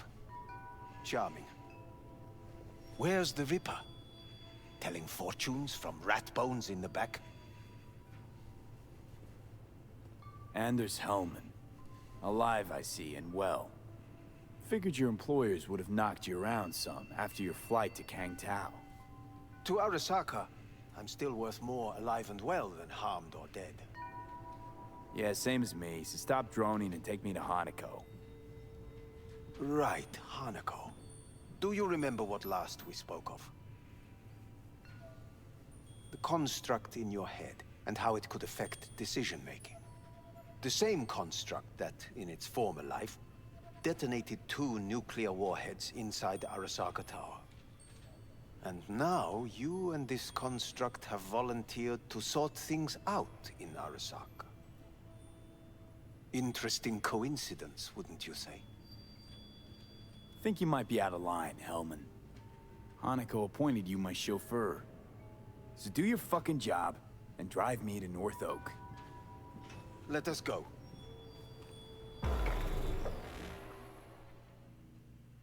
We are almost there. Why has she not called? Who? Hanako? I fail to see what you and your sharp wits are doing here. Or why I am here. Driving Master V. Easy on her, all right? Don't want to damage the fucking wheels. What am I? Your chauffeur? I didn't agree to this. Neither did I, matter of fact. So just shut up and drive.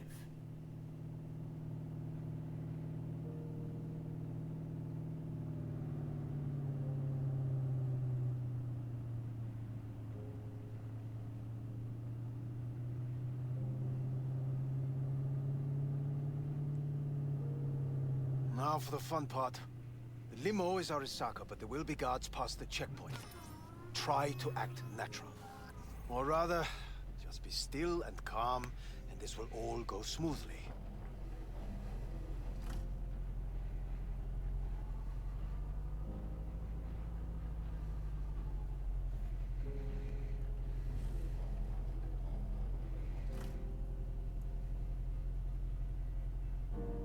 Is everything in order?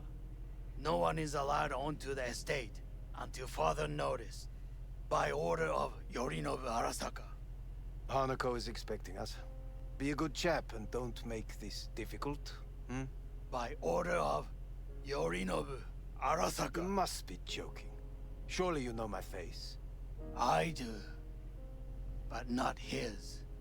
Identify yourself. I'm from IOC. Abernathy's initiated Protocol 4 procedures. Need to make sure every facility in Night City is secure. Abernathy? The woman who committed suicide 2 days ago. What? Stay where you are. Oh, couldn't be worse. Backup will get here in seconds.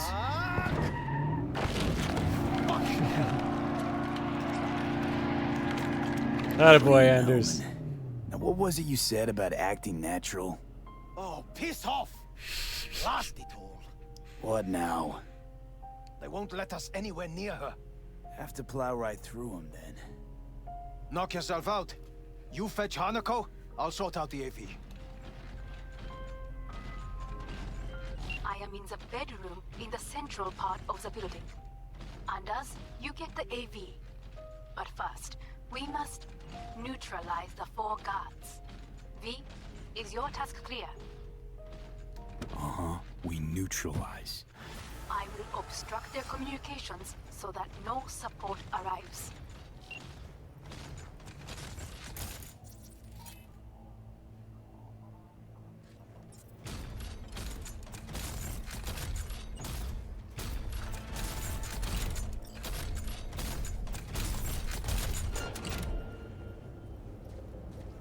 Tee hee. All right.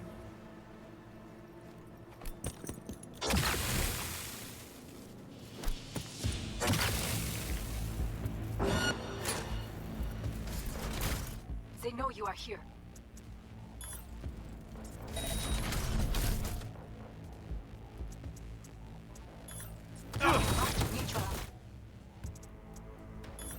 I wonder if there was a...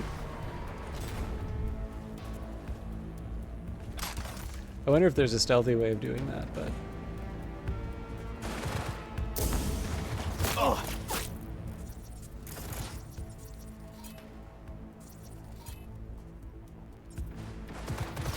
Actually, I am gonna do a quick reload just to see if I can, if I just sneak by, if that,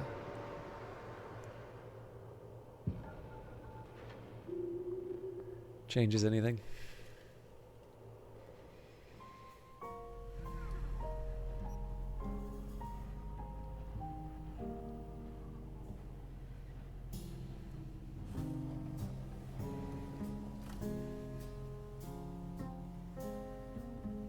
Is everything in order?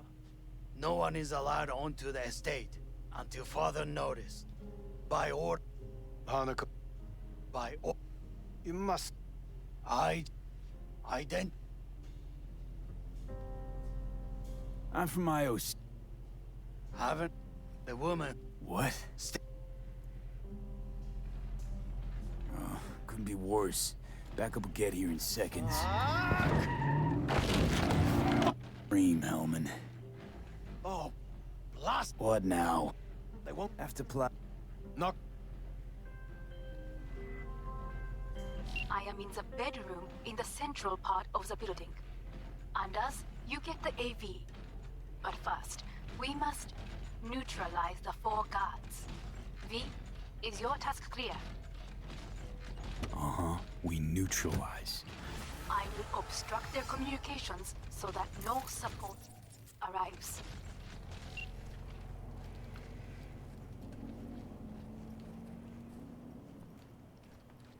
Interesting. So I'm going to... The only tricky part here is I don't know exactly what the 4 guards refers to, so it could be those guards that I was fighting earlier. There are 5 more guards outside, Okay. and a dweller in the garage on the left.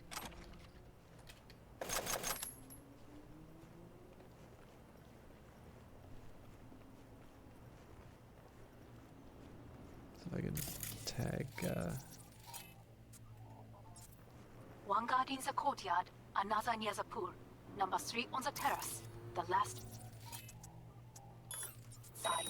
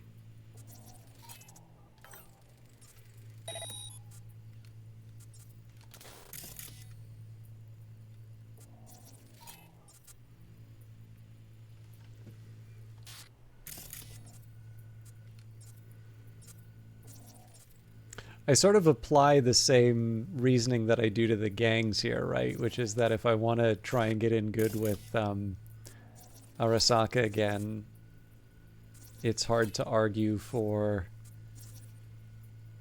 unnecessarily killing or damaging anything.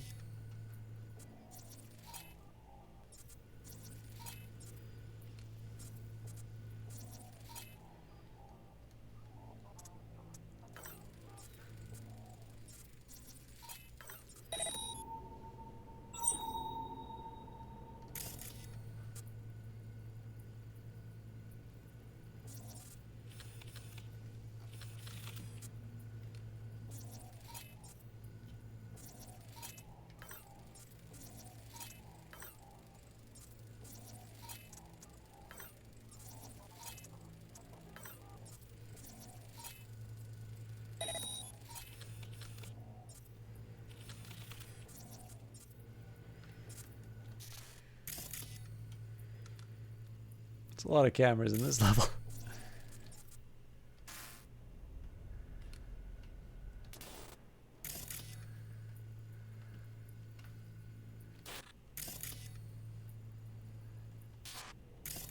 I mean, obviously there's a lot of guards.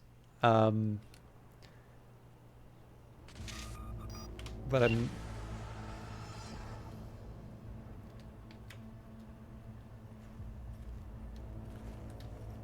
Oh, well, that's inconvenient.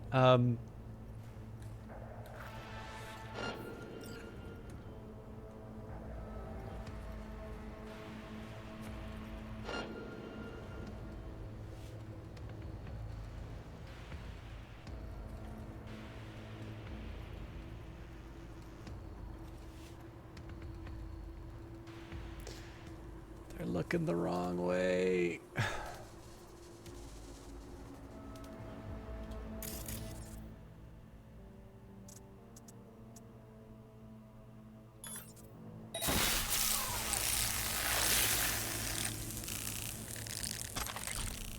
That can't be healthy.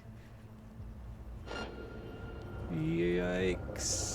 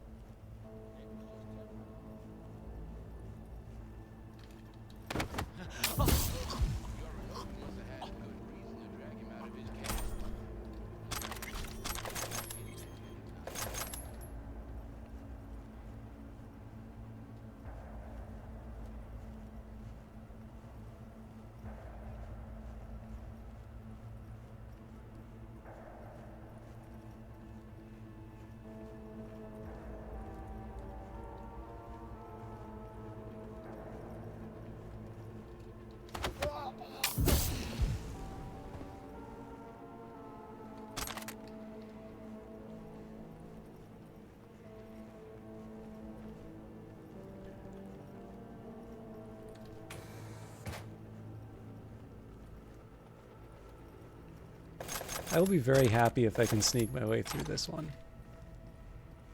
Don't fancy my chances, but I'm not counting myself out either.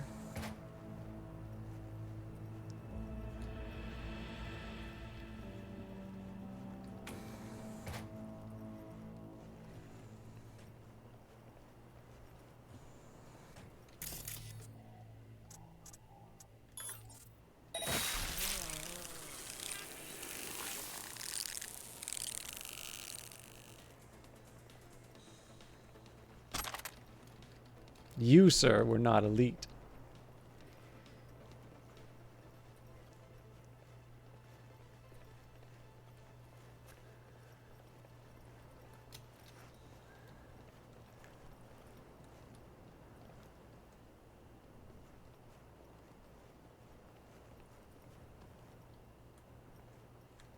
You know, it's probably better if I just open the door.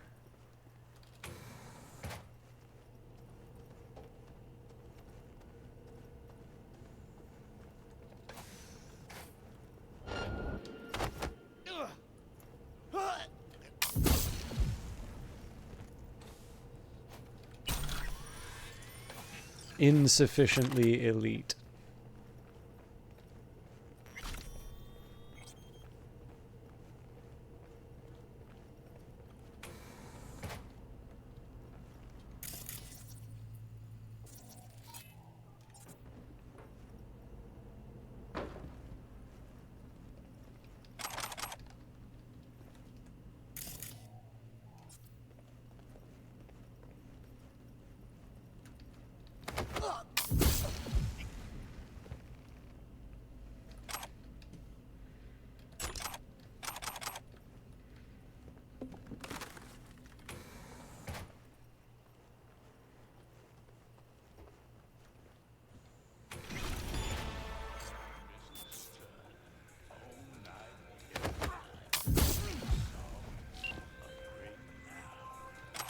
I believe. Yes, that is the last of Yorinobu's people. I await you. Well, I'm not done yet. Porno BD, a bunch of blank ones, and Vacation with the Stars. All right, we read all these before. I'm gonna go try and clean up, especially because they are going to detect someone in a minute.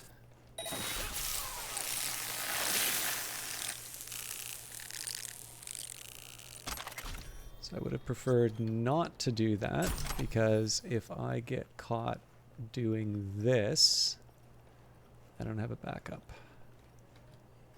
Yoink.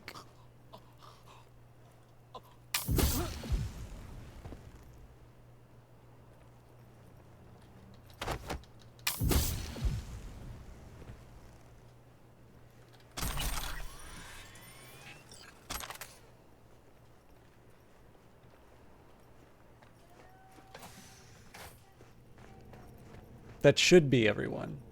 I guess we'll find out. And actually, just in case it becomes relevant, I'm gonna get rid of the.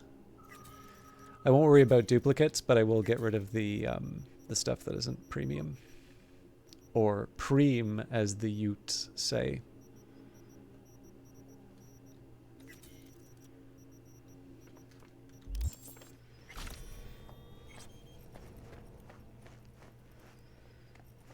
I'm nearing the residence. Good. Land by the pool. No blood was spilled. This is good. For now. Could get a lot uglier down the line. You ready for that? Always.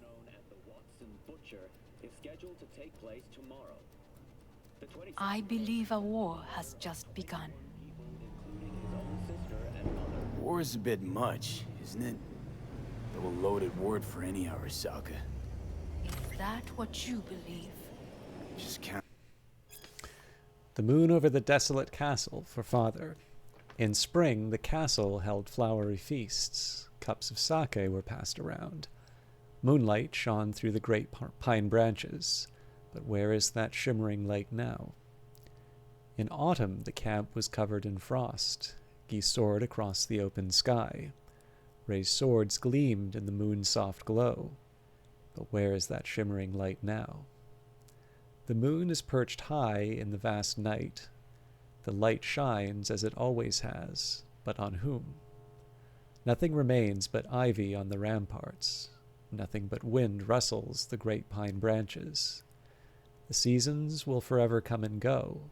Prosperity will continue to ebb and flow. The light shines as it always has, oh so high above the vast night. 20 bodies. You and me and Hellman makes 3. Actually 2.5.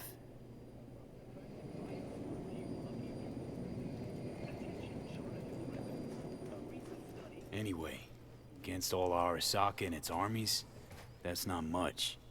My brother is not all of Arasaka. Not yet, at least. He knows this well. It is the reason he surrounds himself with criminals like Adam Smasher. That's supposed to make me feel better? Reality is we're on our own. My father was on his own, and he built an empire.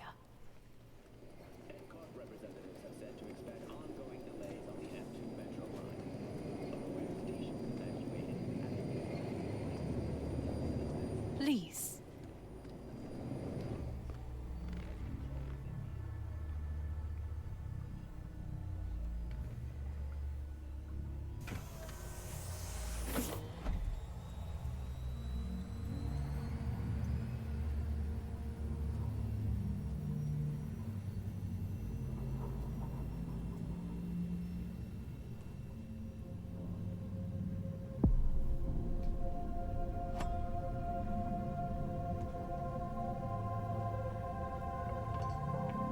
Is it not too early for champagne?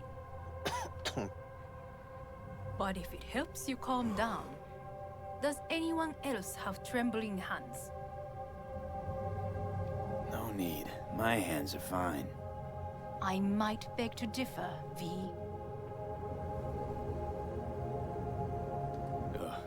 Felt better. How do you mean? Get these, blackouts. Hellman? If I had to guess, his central nervous system is a shambles. Honestly, it's a miracle he can still walk. We must make haste. Once Yorinobu has been dealt with, we shall attend to your needs.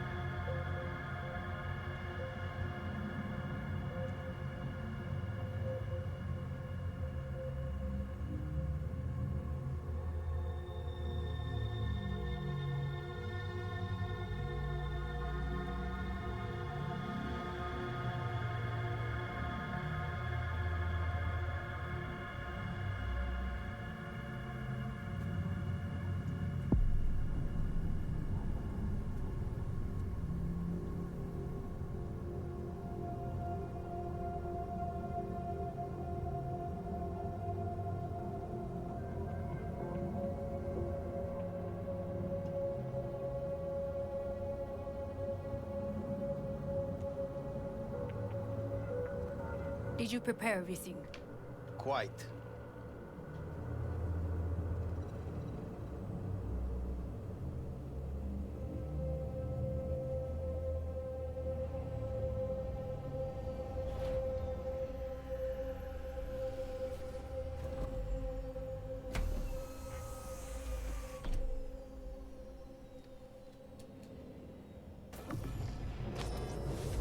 Oh, fuck. Will he manage? He should. I'll be fine.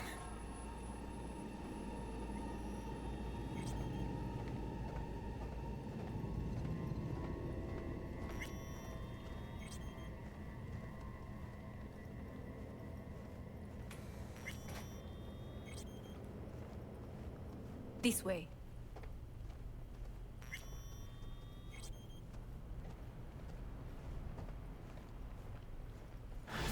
Probably won't get another chance To do what? to fill me in on your plan. What if I have none? Don't play dumb with me, Hanako. You and Takemura had a plan the day of the parade. Moments later, you had nothing. Your plan was in tatters. And yet we are here now. Do you know why? Because sometimes you have to look the truth in the eye. Back then, that is what I did, thanks to you. You have a very honest look. That's how we're swinging the Arasaka board? You want me to stare at them? Weapon at the ready. If my charms don't work, we go for more tried and tested methods. I see what you're getting at. You have yet to see, as do they all.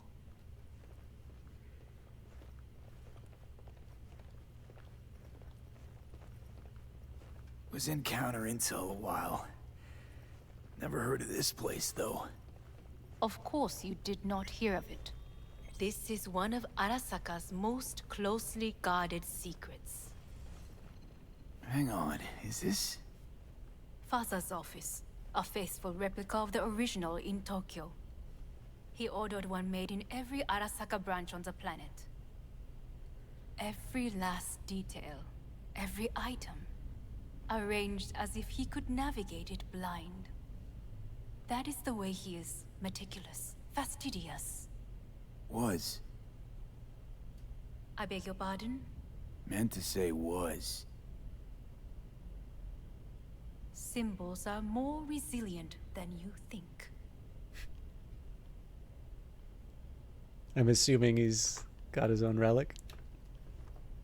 The question is, if the faction leaders remain loyal to Arasaka values, and if they will find the courage to admit their mistake.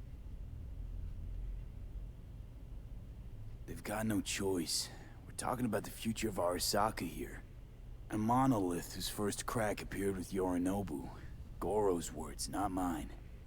A crack. Indeed. Yet no one did anything to seal it. Can't blame yourself. I do not, but they could blame me. Come.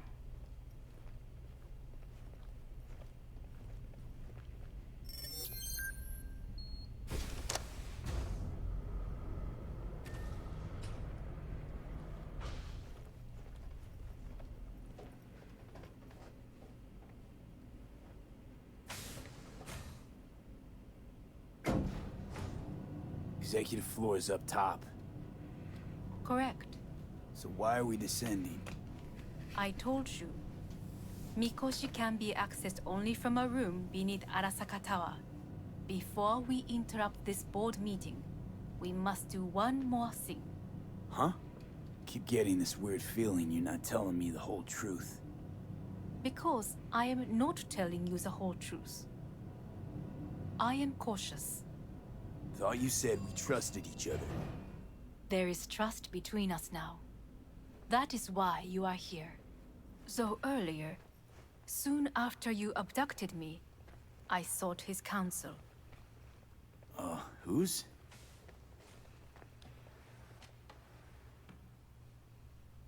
Father's.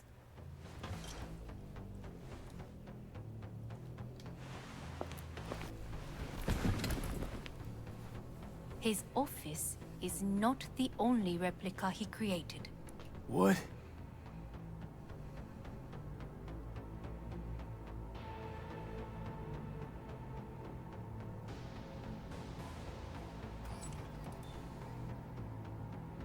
Otou-sama. この人よ。お前は我が社から盗みを働いた。Fuck me, Dizzy. さらには娘の誘拐に加担し、今度は息子を葬り去ろうとしている。荒坂に随分と恨みがあるようだな。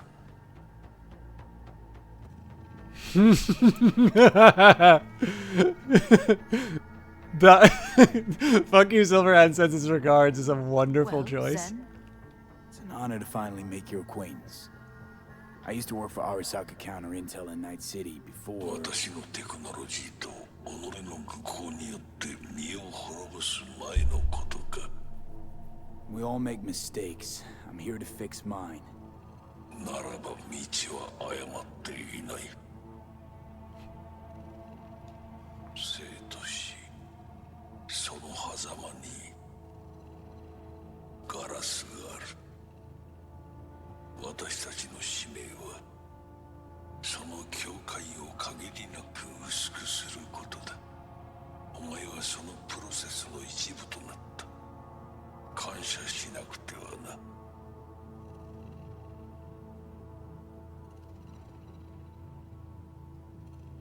Thanks won't be near enough. 心配するな。しかるべき代償は払う。準備はいいぞ、花子。始めろ。お父様。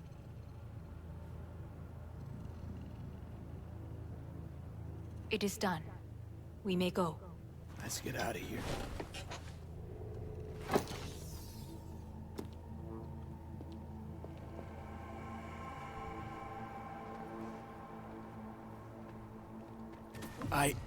Johnny. Fuck no. Not now.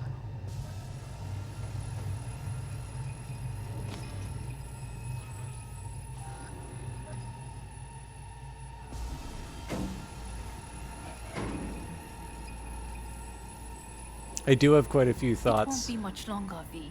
but I'm gonna try Will you and stay with us? Growing weaker by the minute. We gotta hurry. Indeed we do.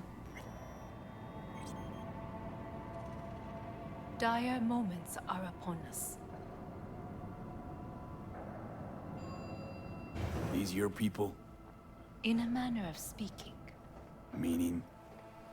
To what extent they have faith in me or my money, I do not know. Guess it'd be all the same to them, wouldn't it? You are never one to mince words. That's why you brought me here. Anyway, motivations aside, what's important is that they shoot in the right direction. As a last resort, and only then. I mean, when the board rejects every word out of our mouths? If, not when. Then what? Need me to neutralize them too? Keep your weapon at hand. And do not utter a word until I ask you to. No matter what happens, you must trust me.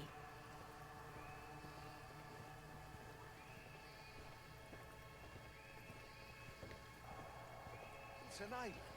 Just one. With 12,000 inhabitants. We could relocate them. Archipelago, you know, so there are other islands around. It sounds very cost.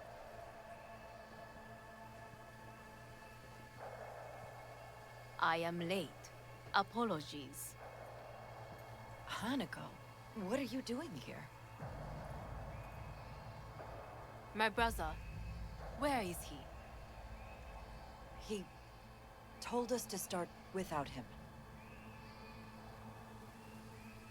Then, begin without him, we shall. Begin what? the removal of Yorinobu from his position as CEO of Arasaka. Did I hear you correctly?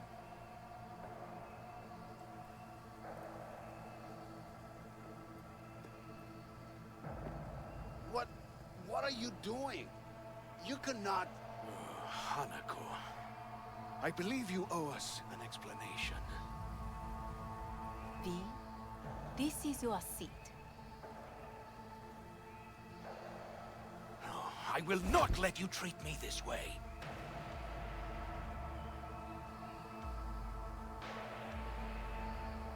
Are you deaf?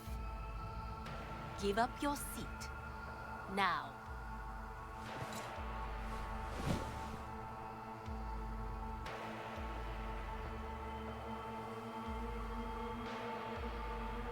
This is outrageous. Much obliged. Yorinobu murdered my father and exploited his death to justify his warmongering. And you knew of this. All of you. Fascinating. Absurd! Careful what you say. Yes, indeed.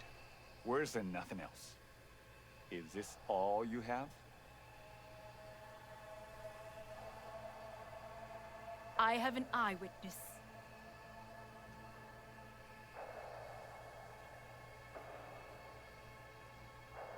Saburo Arasaka is murdered, and you don't order an inquiry into the cause of his death.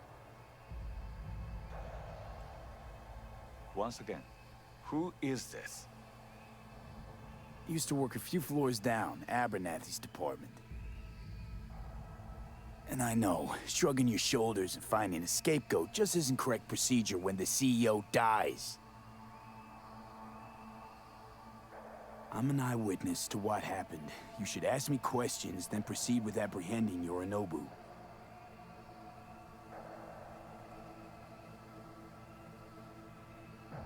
A serious accusation, admittedly, but nothing more.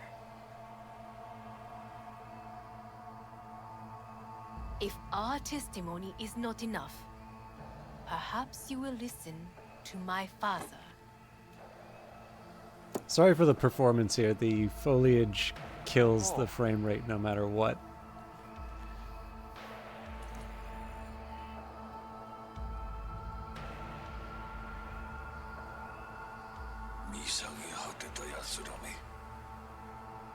Arasaka-sama.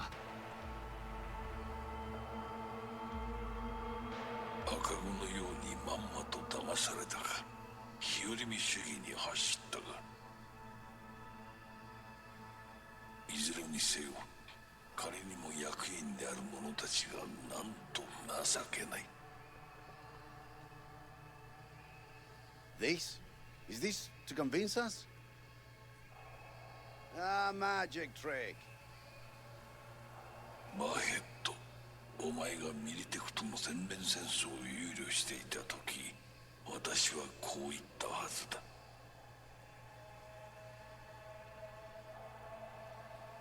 お前には3つのものが欠けている。自信、知性、そして根性だ。Arasaka-sama, 見たところ、あれから何も変わっていないようだな。It's him!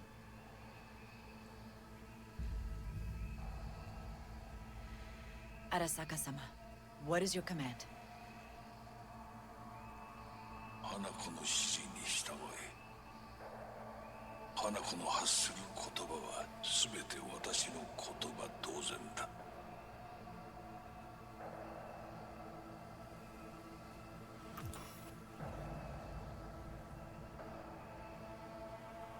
Objections?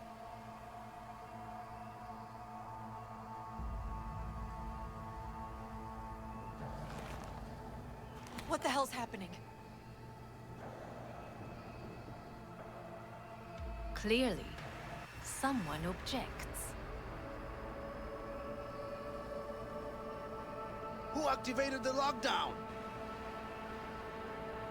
Is it you? Is this your doing, Hanako?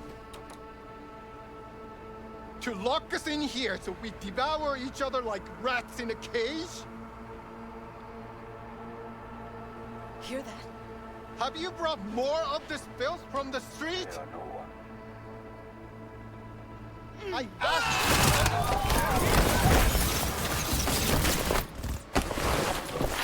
This is going to be interesting to do a firefight in this environment.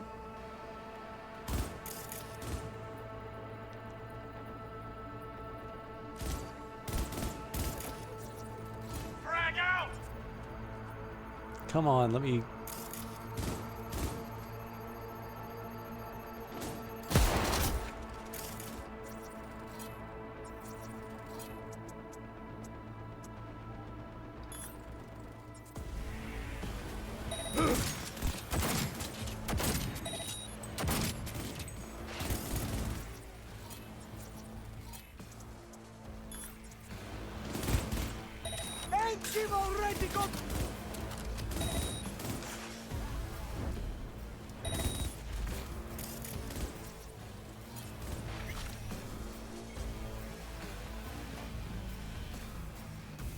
Elite squads.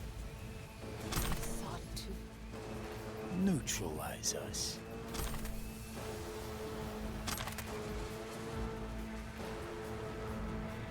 I did not believe he would go to such lengths. I will gather a force and take control of Arasaka Tower. You must find my brother. This lift will take you to the upper atrium. From there, you can reach Yorinobu's floor.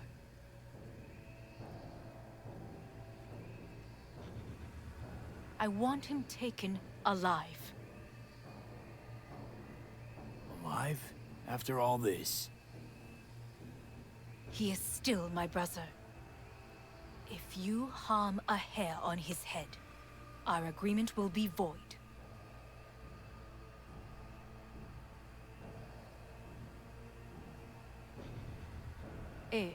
Hajime-nasai.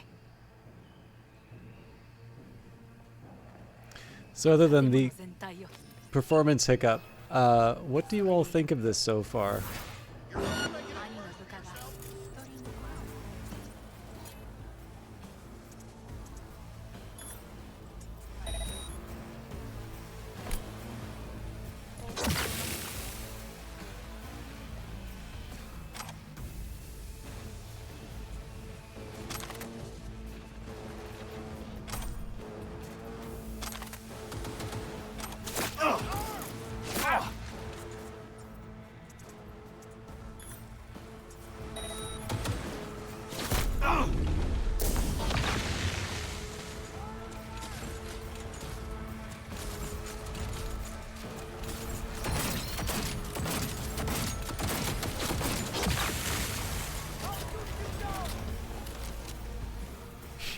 I really hope we get out of this section soon. This is getting tough. Just in terms of not like difficulty tough, but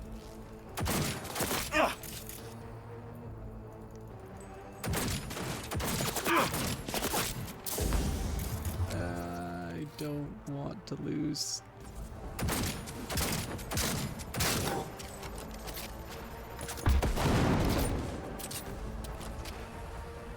Hold your fire!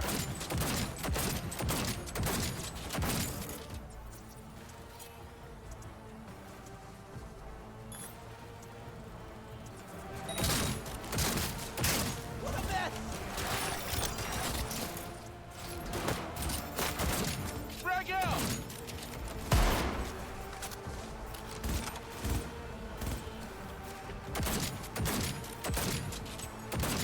Oh!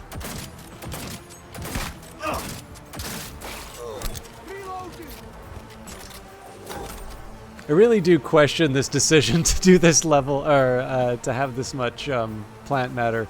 Even during the meditation sequences, the game just dies with these. And it looks really wonderful. Like I do sort of wish I do wish there was a something of a little more balance, but I don't know what it is, but it just I've never been able to get this to work. Anyways, we're free of it now, so.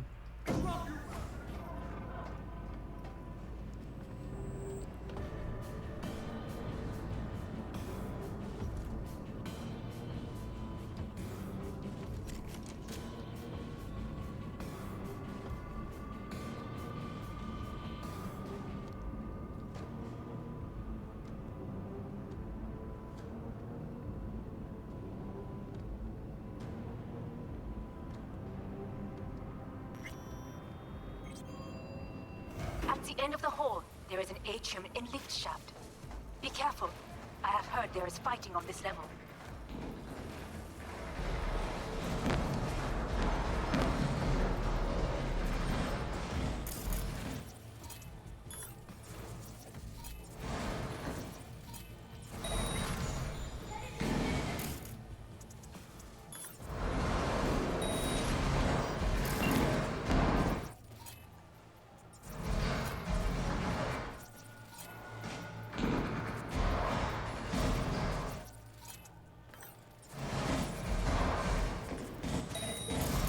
So again, my view here would not be to start a fight until I know it's unavoidable.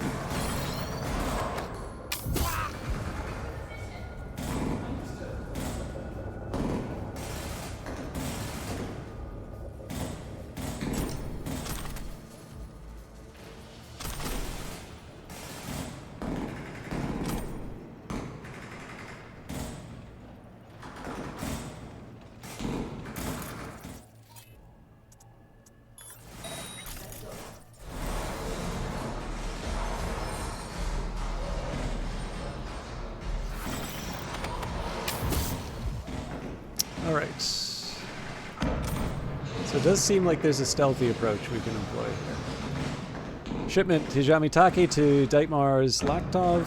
Dear Mr. Taki, unfortunately we are unable to grant your humble request. At the present time, no unit of Solomon's fleet has sufficient cargo space to conduct a shipment of such magnitude.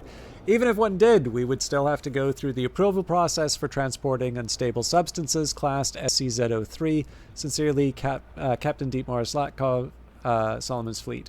Save my life. My name is Gansuk Magyar Surenjin, and I am a Mongol techno-shaman. I come from Ulaanbaatar, where I give help with people's cybernetics and spirits. I help many people corrupt with evil spirits that live in old cyber implants. Many commit suicide. I write to you because I have been kidnapped by Sovoil agents who make experiments on me to learn my abilities and make money. I break into their network to send this one message before they notice me. I ask you to send money to the attached account so my family can pay Sovoil to free me. Please save my life. I will return the money and more when I am free. Read carefully. A certain corpo entered the net one night when suddenly everything glitched, and he encountered a red demon who said, "Tomorrow at midnight, you will be dead." The corpo did not place any faith in the threat and slept soundly the night after leaving the net. The next day he went to work and returned home, and nothing bad happened. But the next morning, his daughter went to wake him up. His optical implants were burned out. His entire body was scorched and cut in half. If you break this email chain, the same will happen to you tomorrow at midnight. If you send this to 3 people, the demon will hurt someone you love. If you send this to 15, the demon will follow you on the net for 5 days but do nothing to you. If you send this to all your contacts, your biggest dream will come true. It's true. It happened to my uncle. Very sorry to send this to you, but someone sent it to me first. Sounds silly, but forwarding this email will save your life. Okay.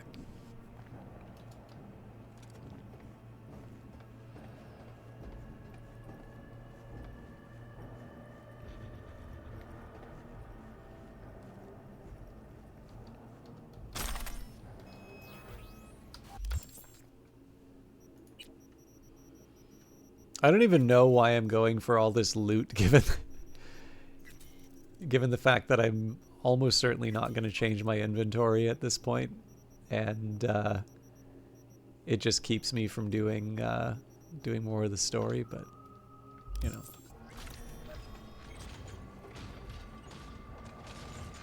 Got a problem. They've disabled all the elevators. My people will take back the control room shortly. Go to the lift in the middle on level 3. Quickly.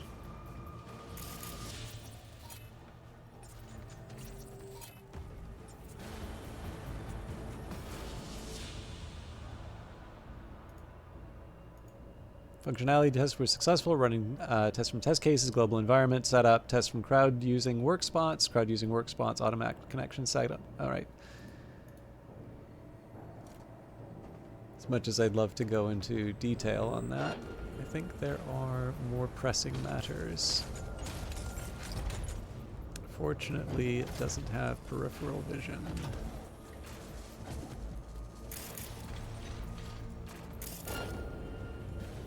Okay. Damn it.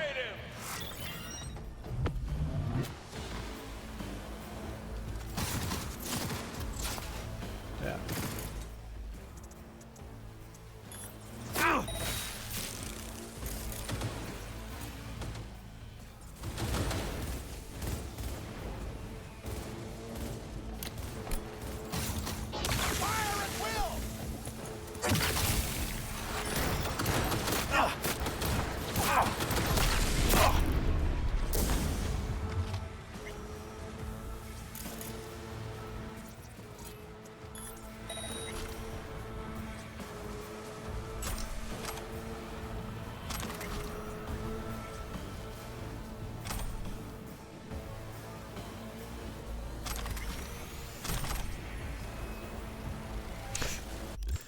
All right, we got to work on the inventory stuff.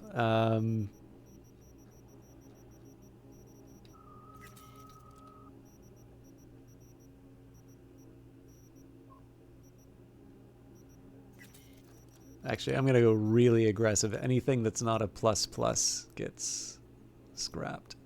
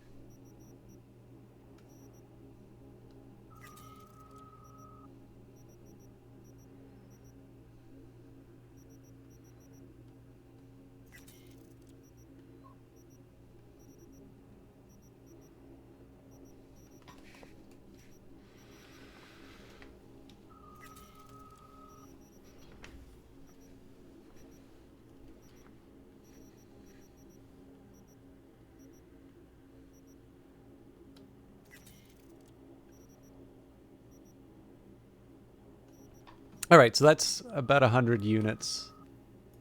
That should probably take me for most, if not the rest of this session.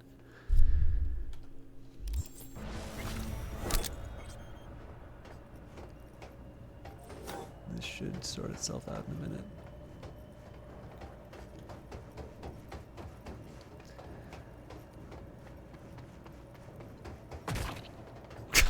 What was that?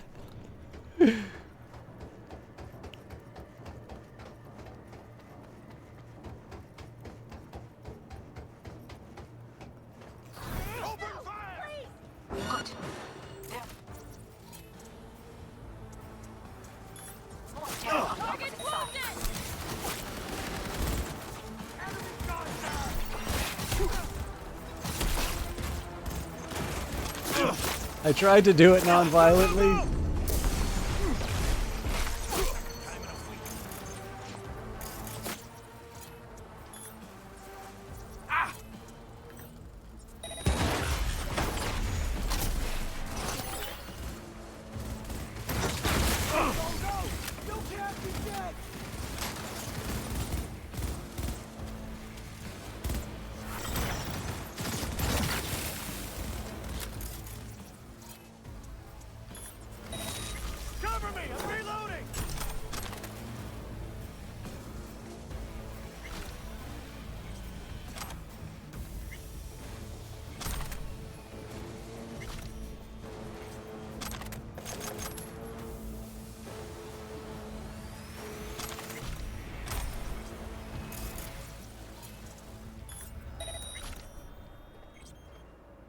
I am curious if there's a way I can reestablish the stealth at this point.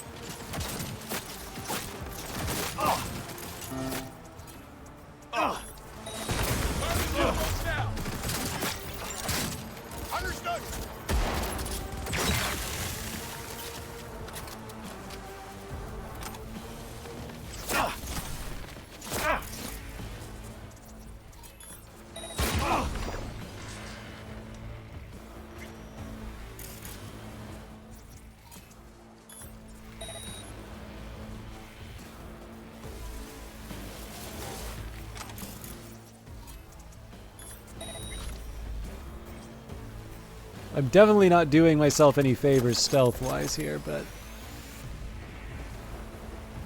for the most part, this still seems to be working.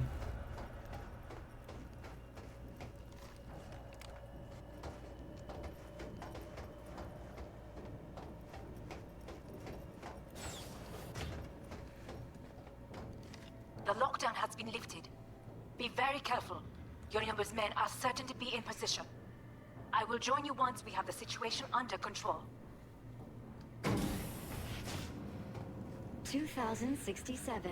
An Arasaka bodyguard shields the Emperor of Japan from an assassin's bullet. 2071.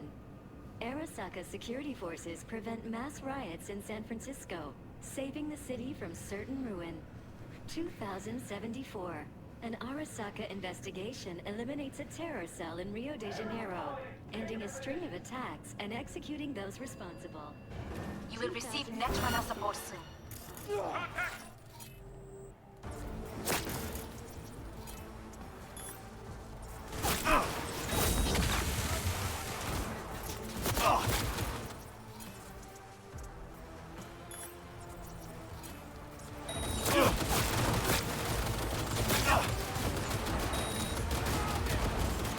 I'm on my way.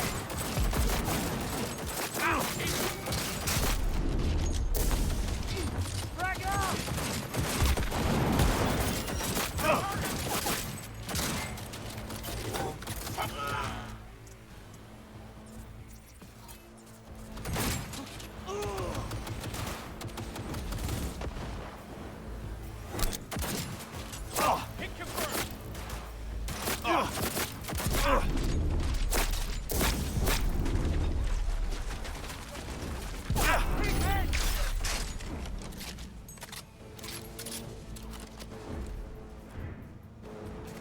Bracing.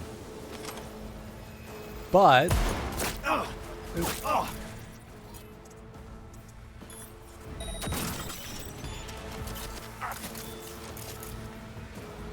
a goddamn psycho!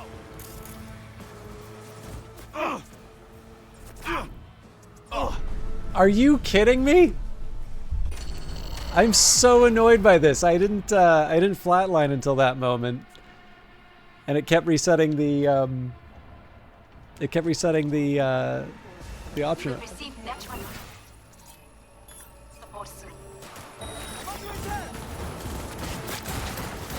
Target hit! Reloading!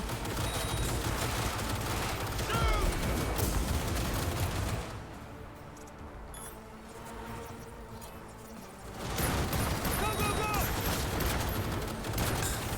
Unit down!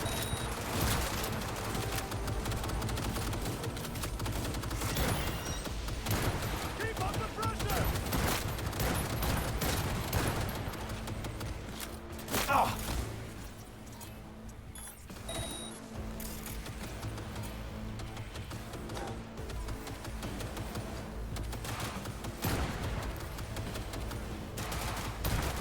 Last man standing!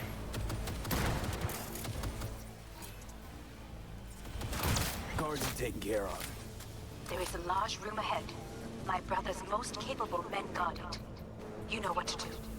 My netrunners have dealt with the doors. You can keep moving. Not until I finish the looting. Anyway, I'm sorry. I'm not sure when to like share my opinions on the ending here. I am enjoying this quite a bit, but I've also tried not to talk over it too much. Okay, well. As if they were gonna make this easy. Your mate is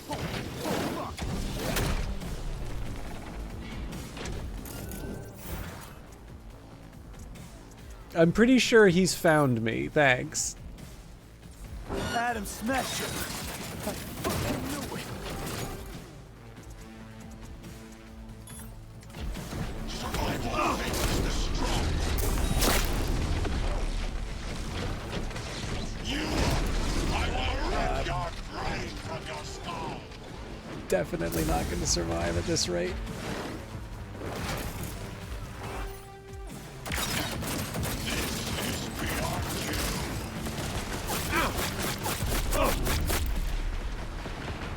My God. I have absolutely no idea how to handle this. Struggle if you wish.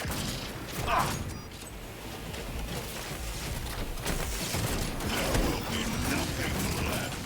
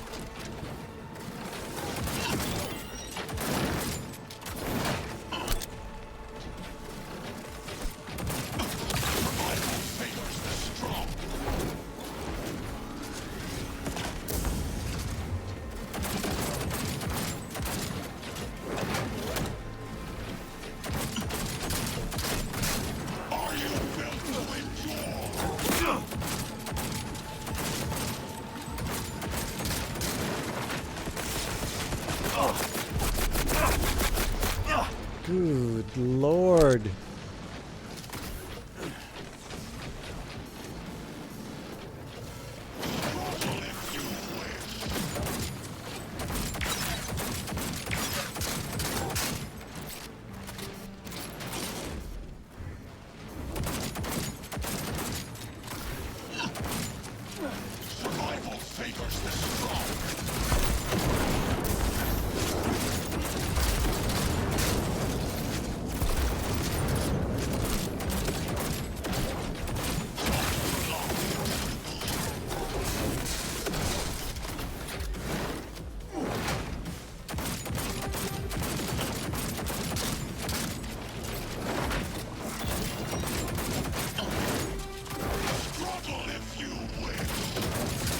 I'm really trying to land on that that weak spot.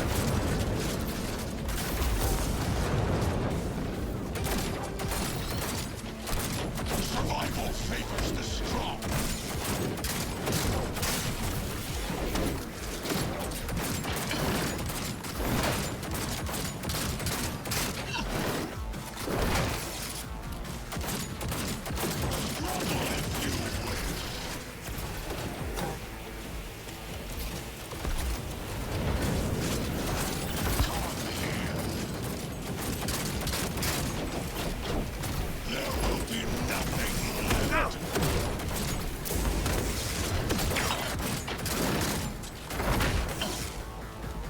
That was worth a try.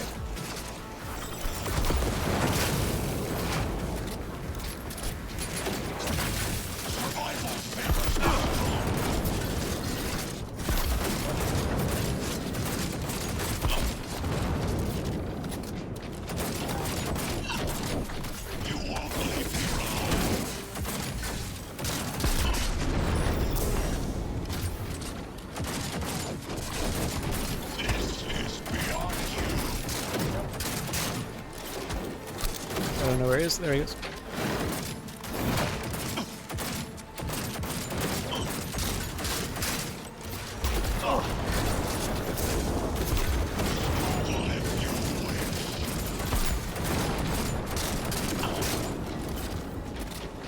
It definitely feels like he's a lot more active, which is making it hard to hit that weak spot.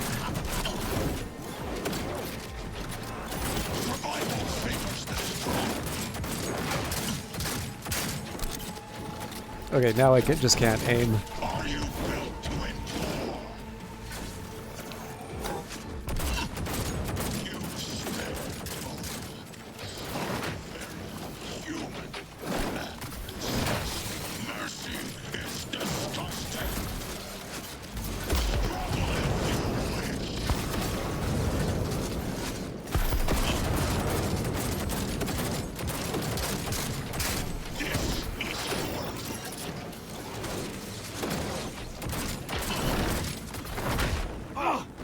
Alright, I'm calling BS on that, but...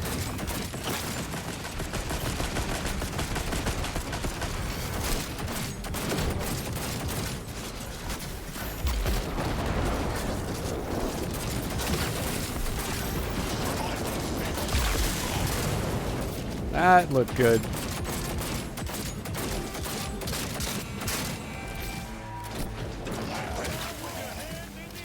That's not so good.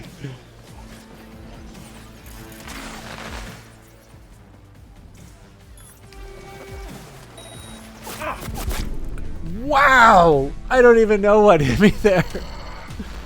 I'm probably gonna have to do this from like the top 100 as well.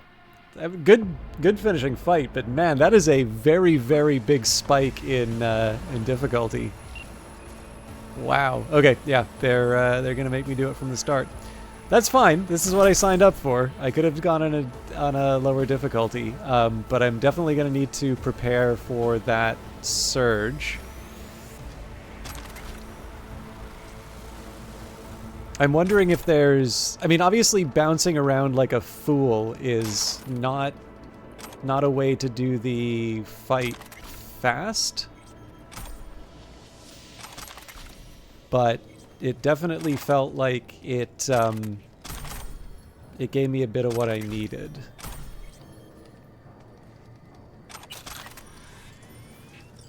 I do also wonder, so I know it says Ice Trace and Counterattack, but I'm wondering at this point if I should just maybe use as much RAM as I can on these fights. As if they were gonna make this easy. Your meat is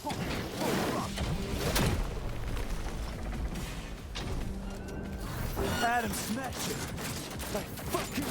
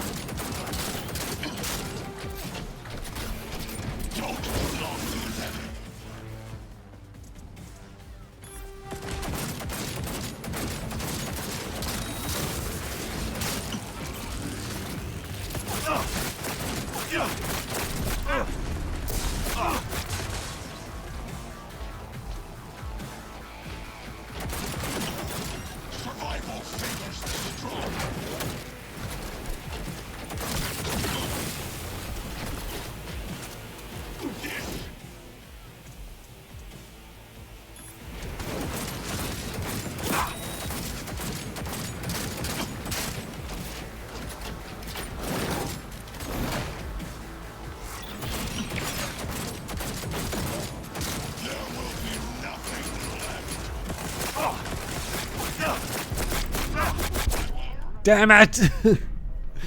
I thought I hit X, but clearly I didn't. I will have this done by the end of tonight. It'll make me work for it, but As if they were gonna make this easy. Your mate is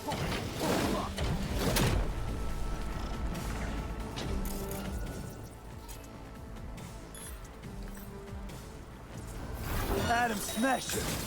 I fucking knew it!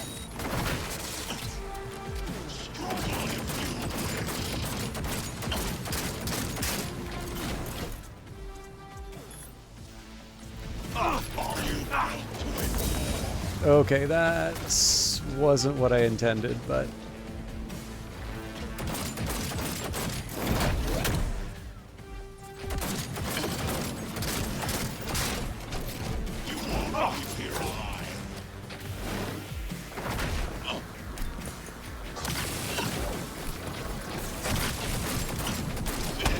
God damn it.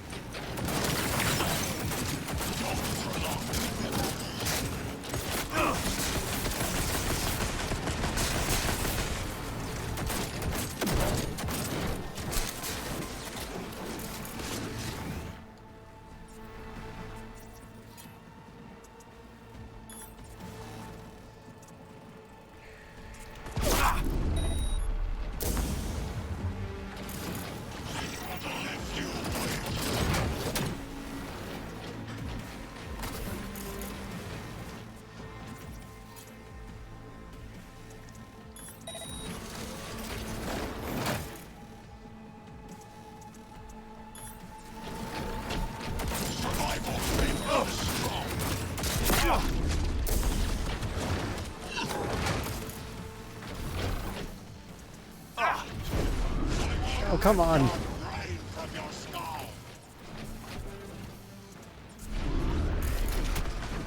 That's the same nonsense as what happened last time.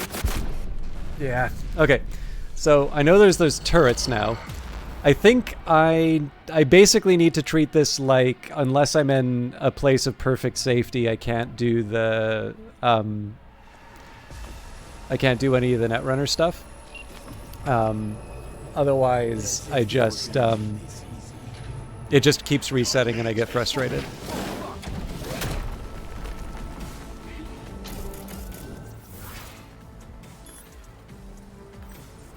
Adam Smasher! I fucking knew it! Struggle if you wish.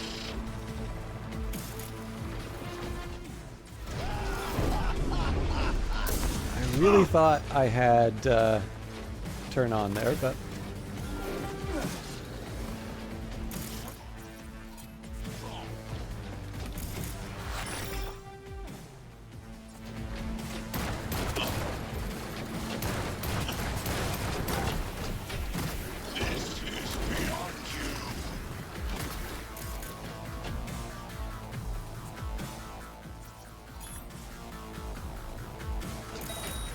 okay.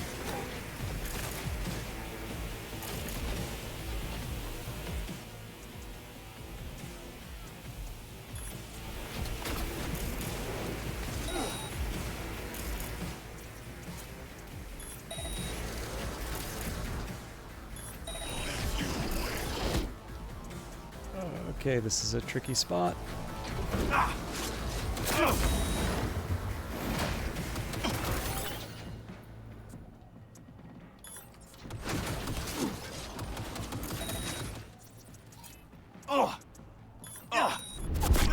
God damn it. So I think I have the right idea with turning on those turrets, but I can't, again, it's one of these things where I can't treat myself as immune when that stuff's happening, especially because I can't see my health. I will also confess, I really wish there was a way that I could get past this introduction.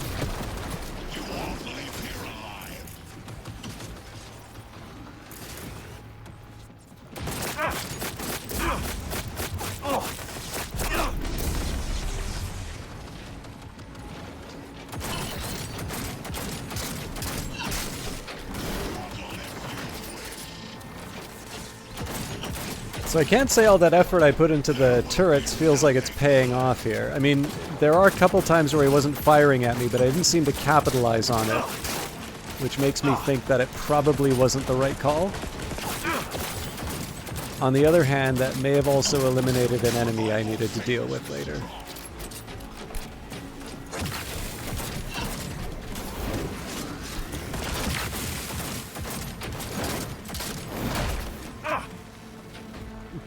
I feel like that shouldn't hit if you're in midair.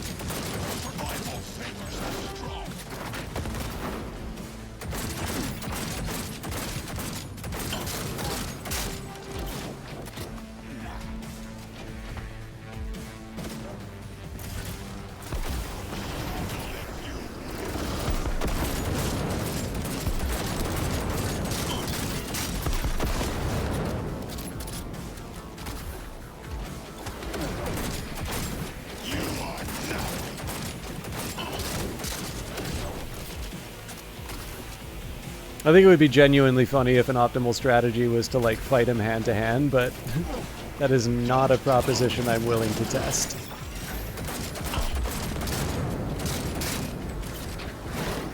I'm really not doing enough, that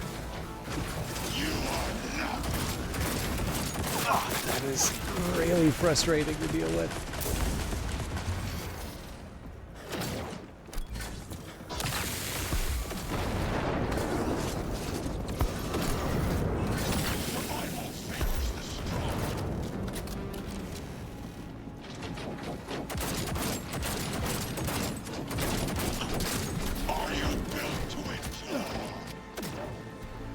Yeah, so problem here is I'm spending too much time trying to evade him. And it's not, I mean, it's at least status quo for a large part of it, but...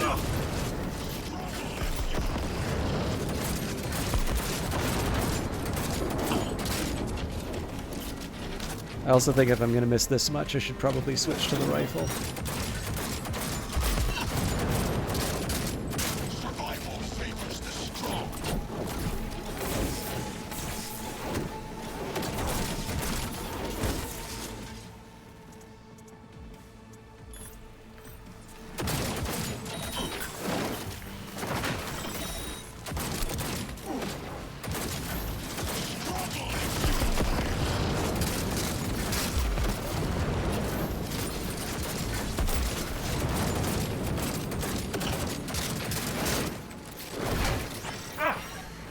Yeah, see, this sort of stuff I really don't get.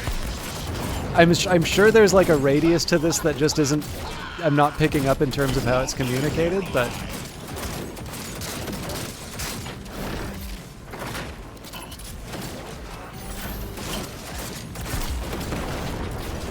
It doesn't feel fully consistent.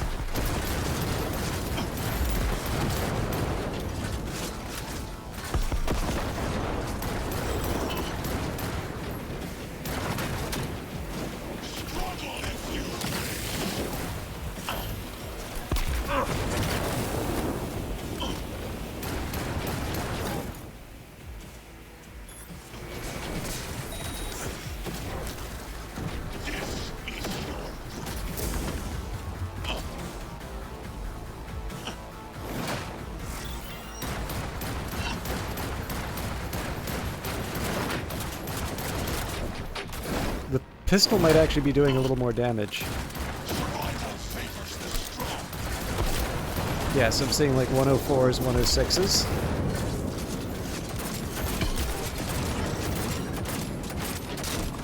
Yeah, we're sticking with the pistol.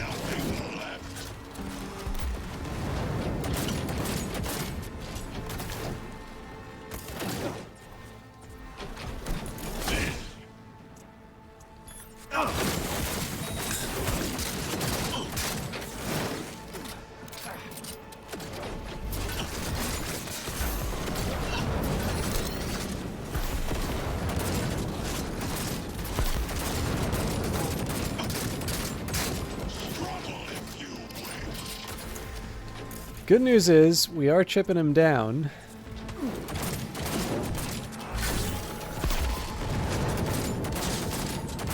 Bad news is I'm really not making progress on that weak spot.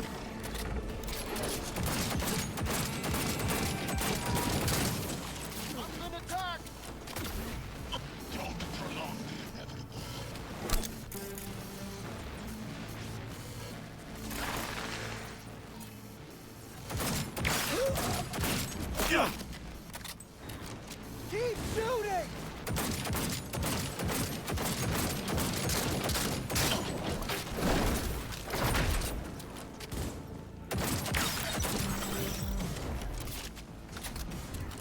Back him up! That's an order!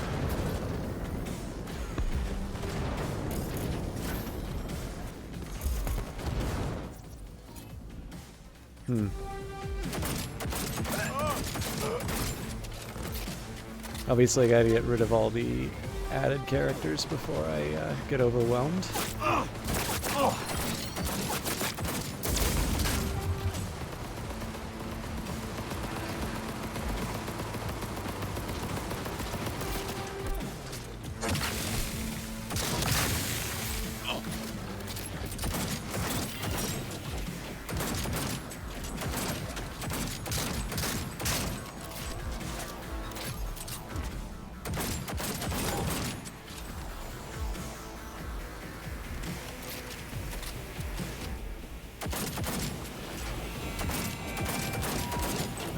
like that sound.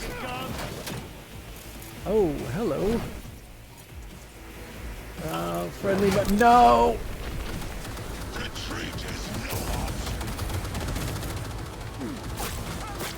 Okay, I'm like out of health. Recharge, so right now I need to get myself some distance. Time is the big thing I need right now, because I really do not want to have to redo all that stuff again. But, got my friendly mode back. He's behind me.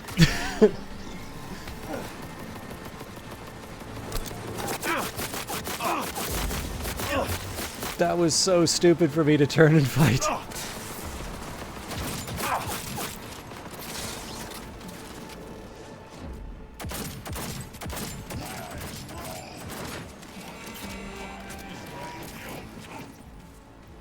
Oh, crap. All right.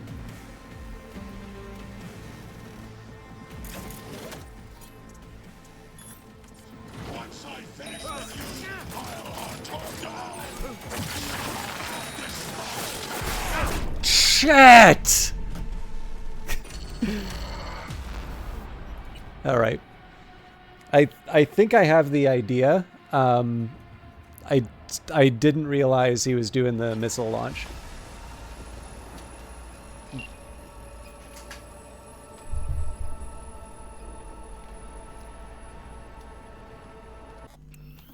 I am also going to do one more change.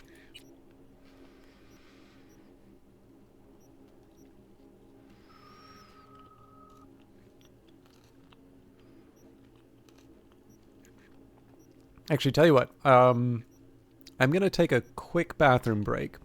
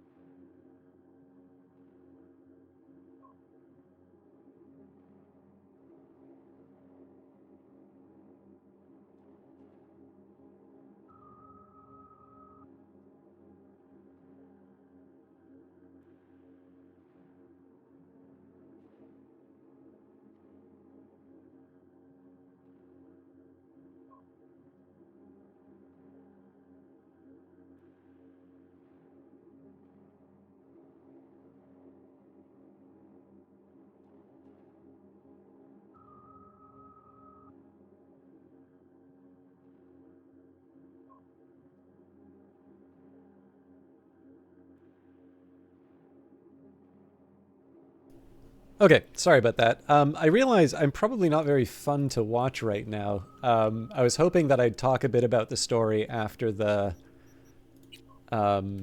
big fight, but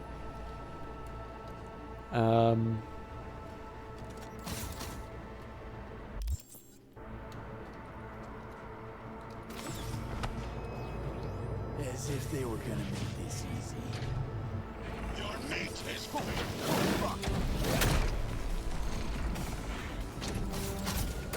Adam Smasher! I fucking knew it! Survival favors the strong. Yeah.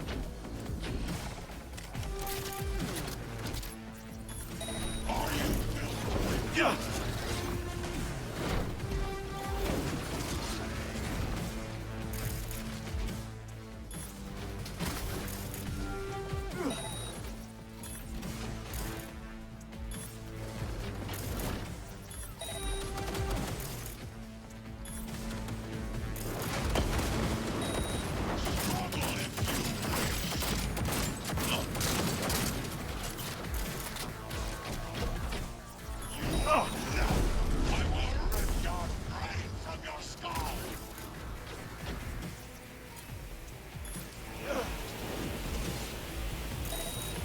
Please tell me that's in friendly.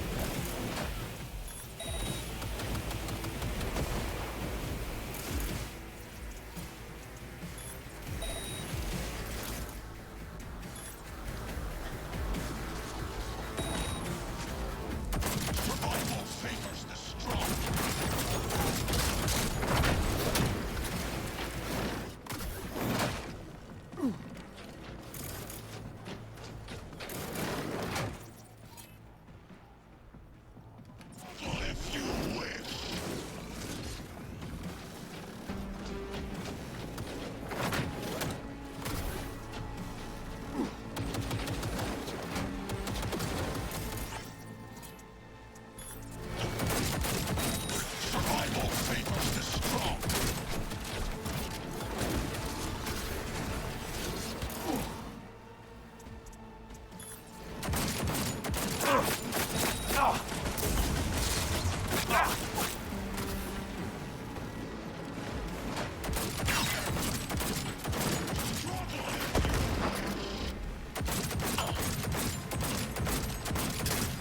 So that's really when I need to make hay, when he goes in on one of those turrets.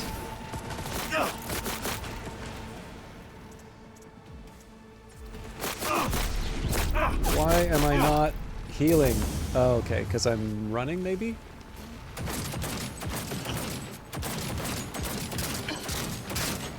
don't think I landed nearly as many of those shots as I needed to.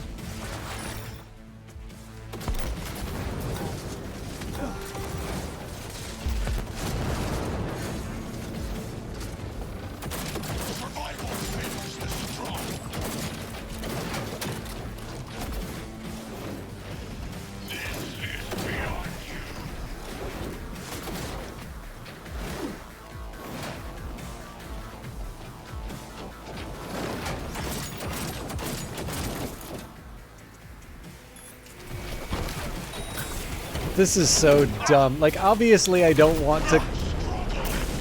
Obviously I don't want to climb the ledge.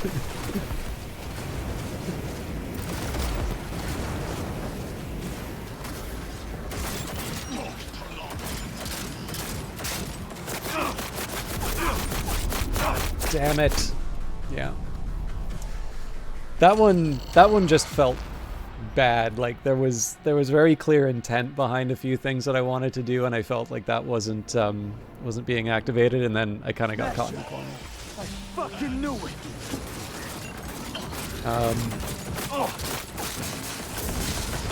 I am a little surprised it went straight in like that, but I'm not unhappy either.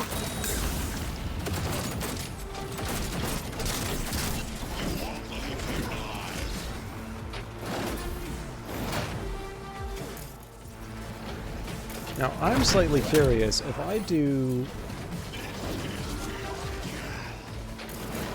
initiate an overload. Nice.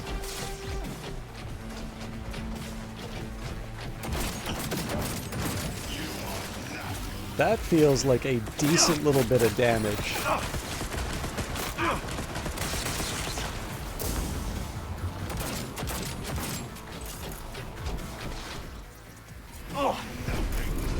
Alright, I'm probably dead, but... Fuck!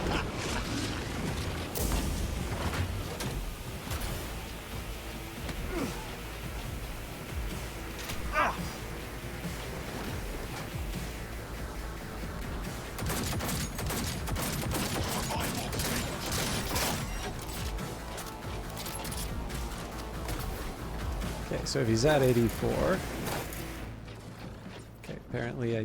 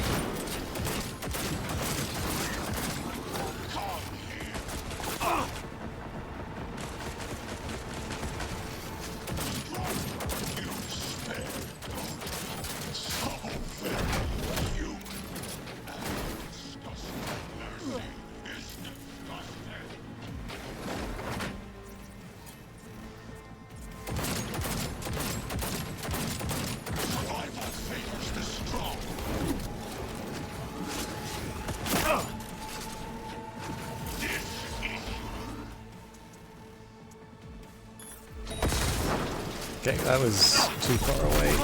And I could die because of this.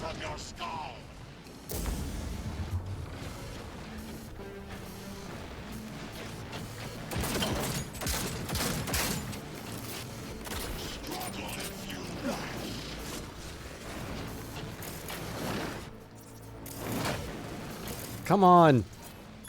It's probably going to be gone by the time it goes. Maybe not.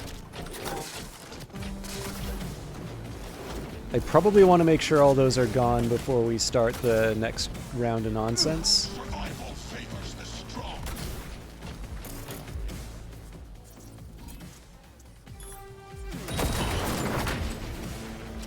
Okay.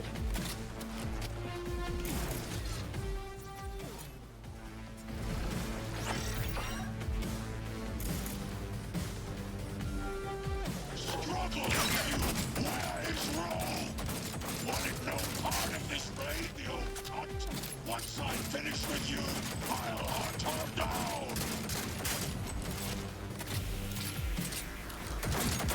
Survival favors the strong!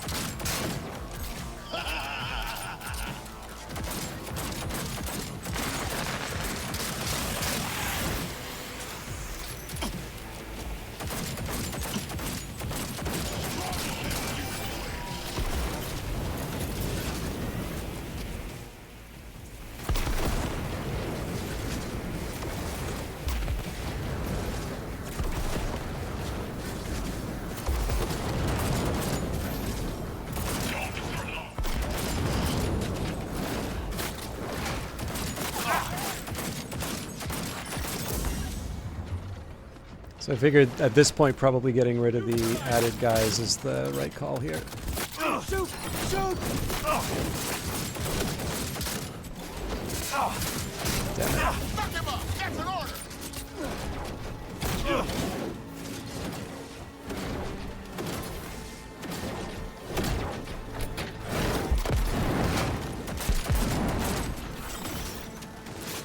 Now, if I want, okay, we're gonna do a couple friendly modes to help deal with the troublemakers. Come out alone and you won't get hurt. I don't believe you. Shit.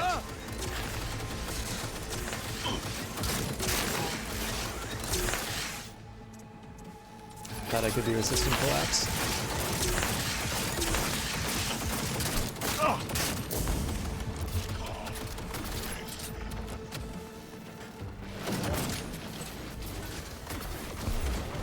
Looks like there's still a couple guys in the area, so I want to clear them out in case I get caught off guard.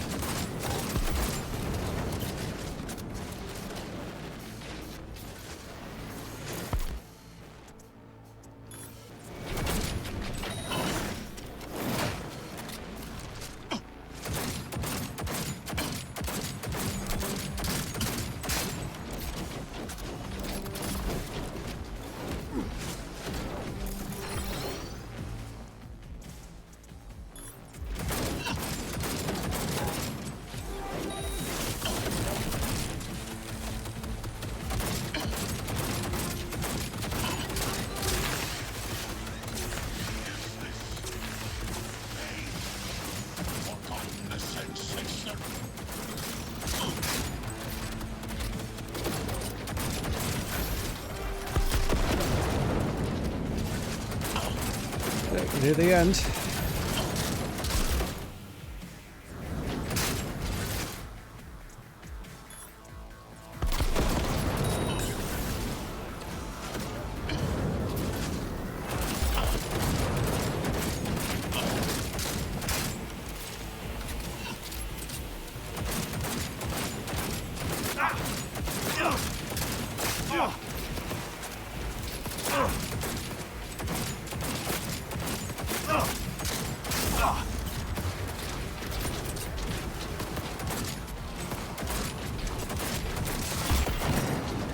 Adam Smasher.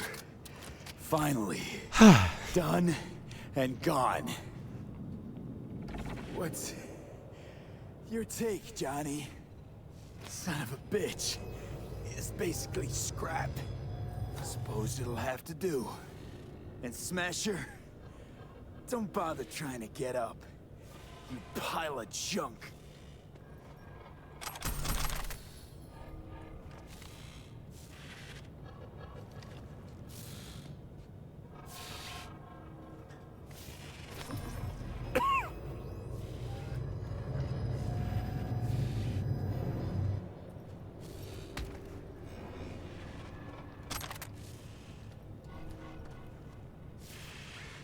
I think the game's telling me I should stop picking up items. Almost there. I am as well. Remember, do not harm a hair on his head. I remember. Privilege is all yours.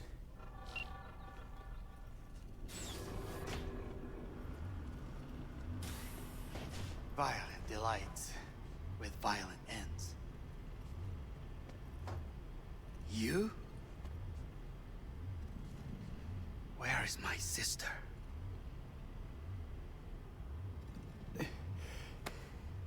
Be here any sec now. Until then, supposed to watch you.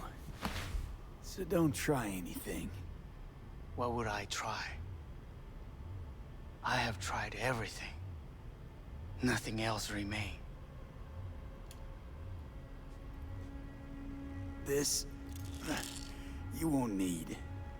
Just one bullet left. It's not for you.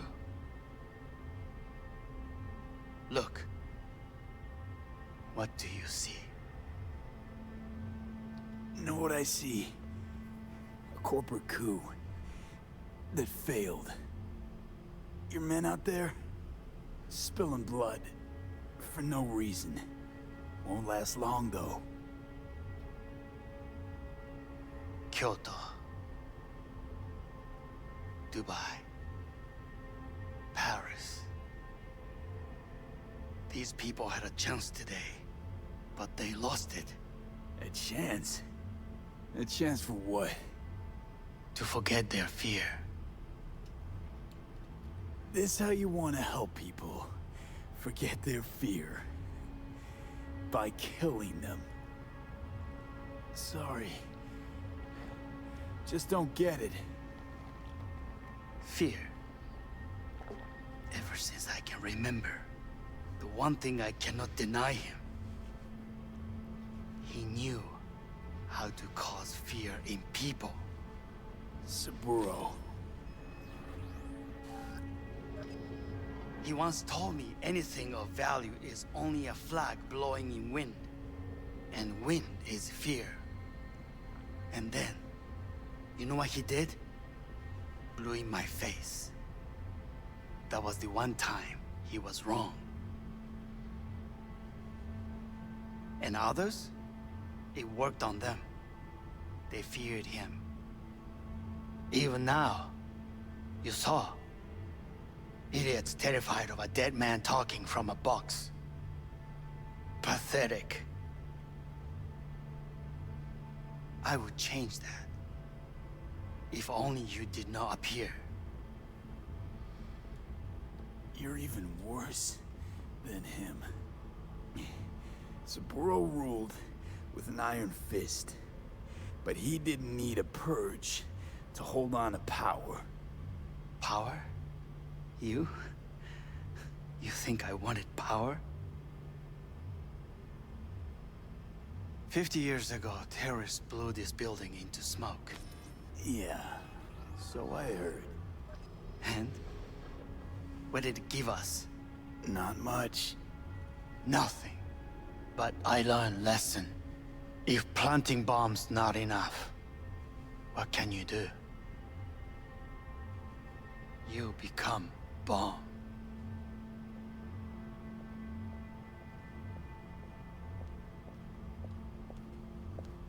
Hanako. 兄さん。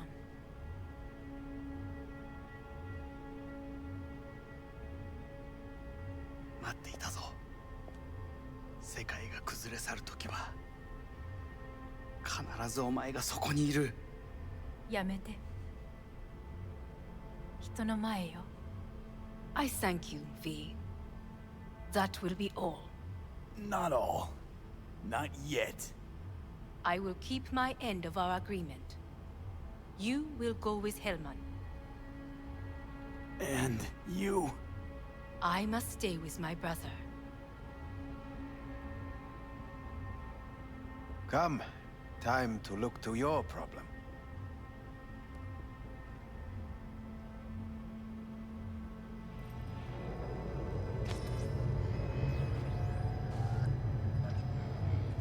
Fate is a fickle mistress, isn't she? Say what now? You spend your whole life fighting something, only to become that very same thing. Quite literally.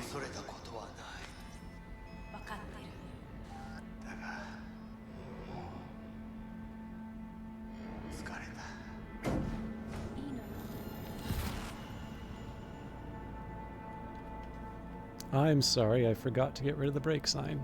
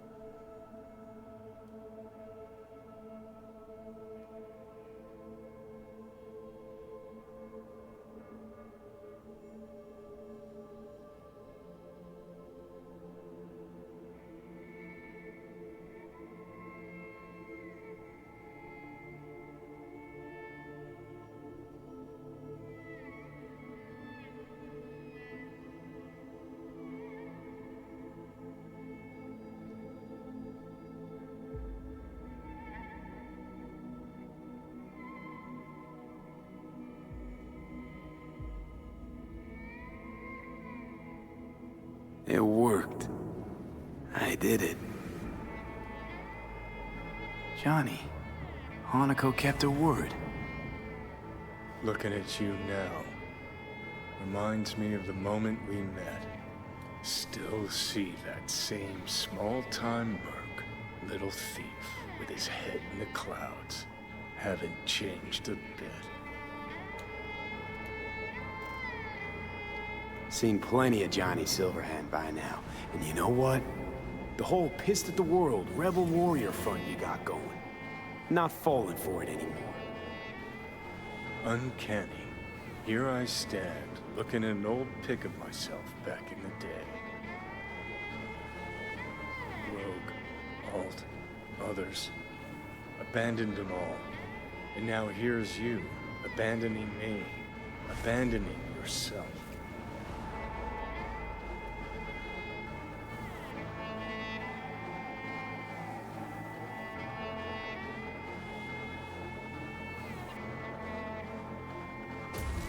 Got no right to judge me. Couldn't be more wrong. Biochip did more than just blend our memories. That line that kept V and Silverhand separate, well, faded a while back.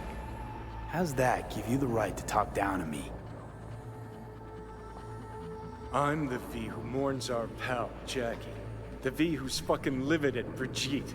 I'm the V with a heavy conscience. And you. Who are you?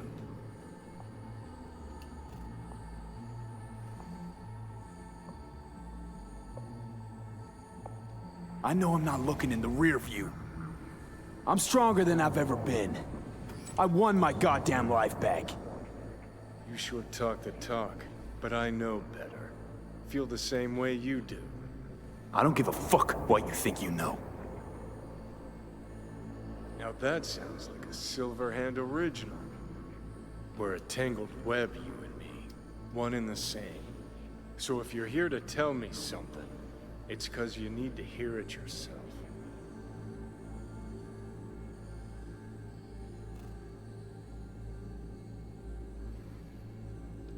Want to part ways on good terms, Johnny. As friends. Not sure that's possible anymore. Listen. I'm on an operating table getting sliced open. Arasaka docs are taking the chip out as we speak. I mean, you knew it'd end this way. That the day would come when I'd want to be normal again. Want my life back. Normal's overrated. If it exists at all. They're cutting a piece of us out, and that'll leave a hole forever. Things didn't go as Johnny planned. Wanted. So Johnny needs someone to blame. And pinning every little thing on Arasaka got old a long, long time ago. Arasaka's got nothing to do with this. This is about trust. About who you're turning into. If you're all paranoid about being thrown in another Arasaka prison, don't be. They're gonna shred you. You're never gonna get it. It's not about Arasaka. Not even about life and death. Then what's it all about, Johnny? Enlighten me. The principle, V. It's always about the principle. Swap meat for chrome, live a BD fantasy, whatever. But at the end of it all, it's the code you live by that defines who you are. Ever get lost? It shows you the way home. Bust up into pieces, it puts you back together again. That rocker boy Silverhand's credo? Words he lived by? Something Johnny picked up from V. The old V. I don't want to drag this out. Just... see you around, Johnny.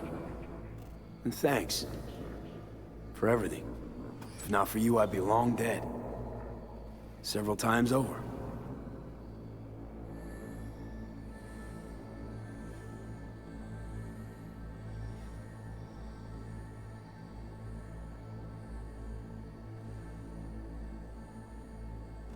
Remember what Dex asked you? Quiet life or blaze of glory? Sure I remember. Shame you chose wrong. Damn shame.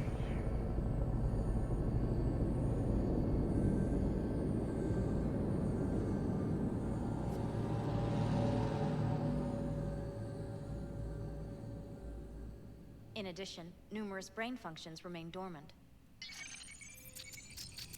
The neural impulses have been rerouted to the neural processor, a temporary measure. When can I expect a full report? I will send it by the end of this week. My congratulations again on your success. Goodbye. Please prepare the patient's room.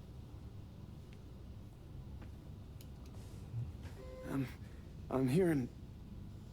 purple. What the... The synesthesia is temporary. We had to create additional synapses in your brain. I think I'm gonna be sick. Where is it? What? Where's Johnny? The construct has been cleared from all engrams. The madness is past. So... We shredded him, as agreed. having trouble remembering how I got here. Some memories you have lost permanently. Others will return in time. You must stay calm. Your neural processor is overburdened. Any unnecessary stress response will only make things worse.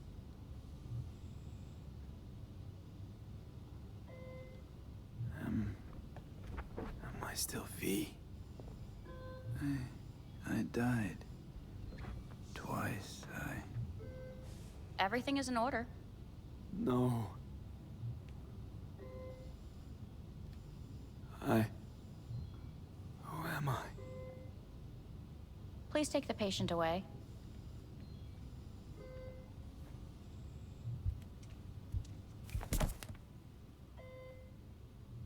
Notepad. Progression and its further trajectory remain unclear. Removing the tumors proved a difficult task.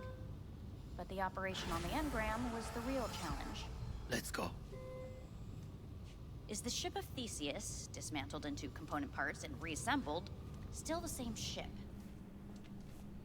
We are When in pioneers, Kyoto, the first to ever separate mentally conjoined twins. I hear the cuckoo calling In the end, and long for even the Kyoto. human soul can go Huh? unrecognized. End of note. Please rest. A doctor will be with you shortly.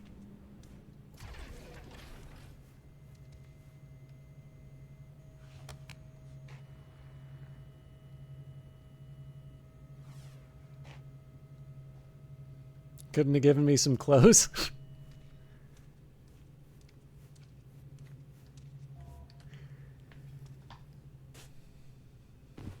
I do have clothes. What's the game doing?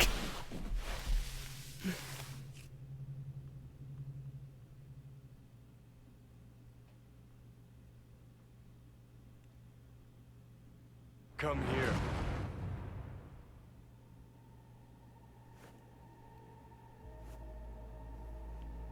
Waiting for you.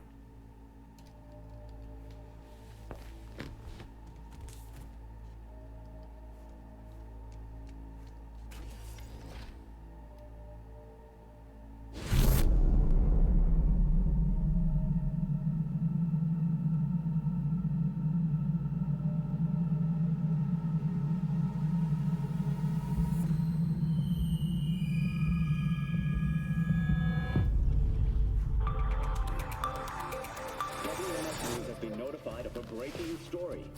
Saburo Arasaka lives once more, though now in the body of his son.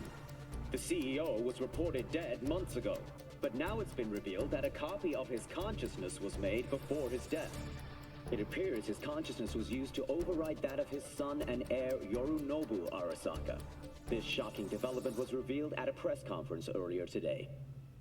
皆さん、いらっしゃい。祖父はよく、枯れ落ちた花は枝に戻らないと言っていました。人は誰も物心ついた瞬間から死を恐れるものです。ついに人類最大の恐怖が克服されました。私、三郎荒坂は今、息子の体を使い、皆さんの前に立っています。私はかつて頼信に生を与えました。彼は愛する父のためにそれを返してくれたのです。私のいない間、頼信は会社を変革しようといくつかの決定を下しましたが、これは過ちでした。私の指揮のもと、荒坂社は元の姿を取り戻します。決して揺らぐことのない強い荒坂が帰ってくることを約束いたします。ご清聴ありがとうございました。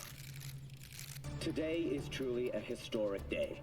Today, technology has fulfilled the promise left empty by religion. Saburo-sama, makoto ni omedet.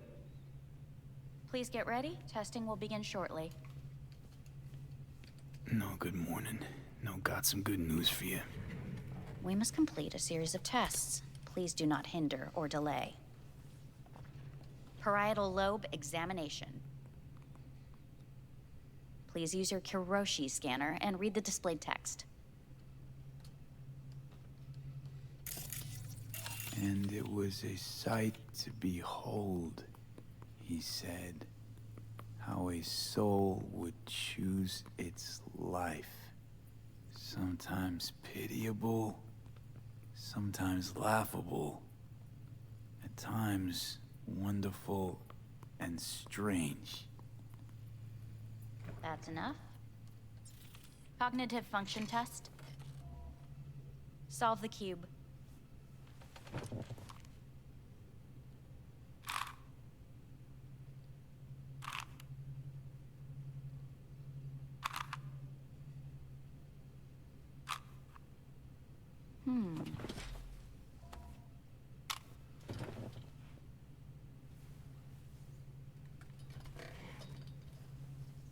Please link yourself to the device.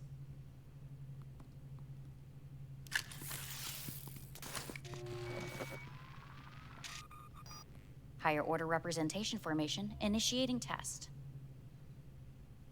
The patient is ready to be examined. Higher order representation what? Engram surgery carries an elevated risk of the onset of personality disorder. The test is essential. What's this thingamajig for? It measures pupillary response. What are these tests meant to test? Initiate device calibration. Respond to the keywords. No thinking, just the first word that comes to mind.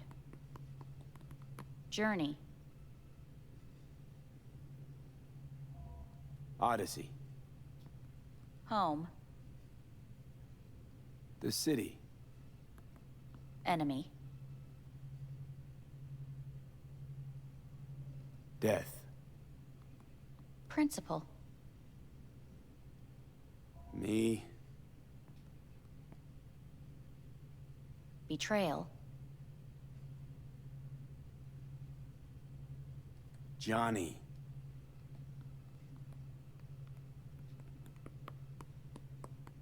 You're in a cornfield.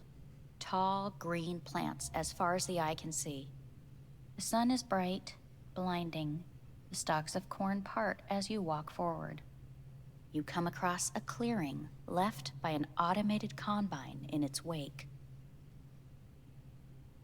What's this test for anyway? It tests your level of empathy. The heat has made your mouth dry and sticky. You spot a rodent's nest at your feet. The machine has torn through the soft soil. You spot blind, newborn field mice around their mother. The machine has left her sliced in two. They lie in perfect symmetry, a tiny rodent rosette. Your mouth begins to water. A shadow gradually falls over the ground, the first rain cloud of the year.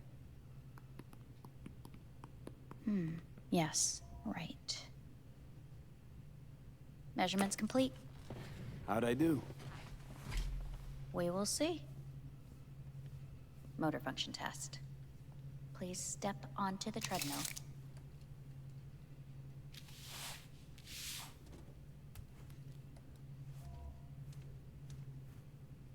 Motor function test. Please connect to the device.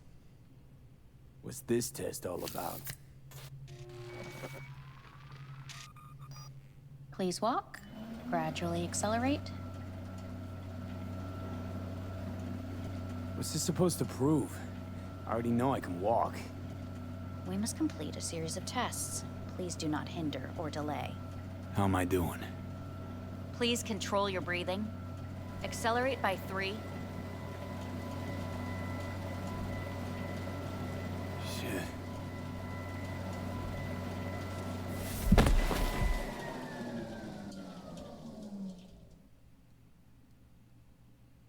Get up. You can't stay here.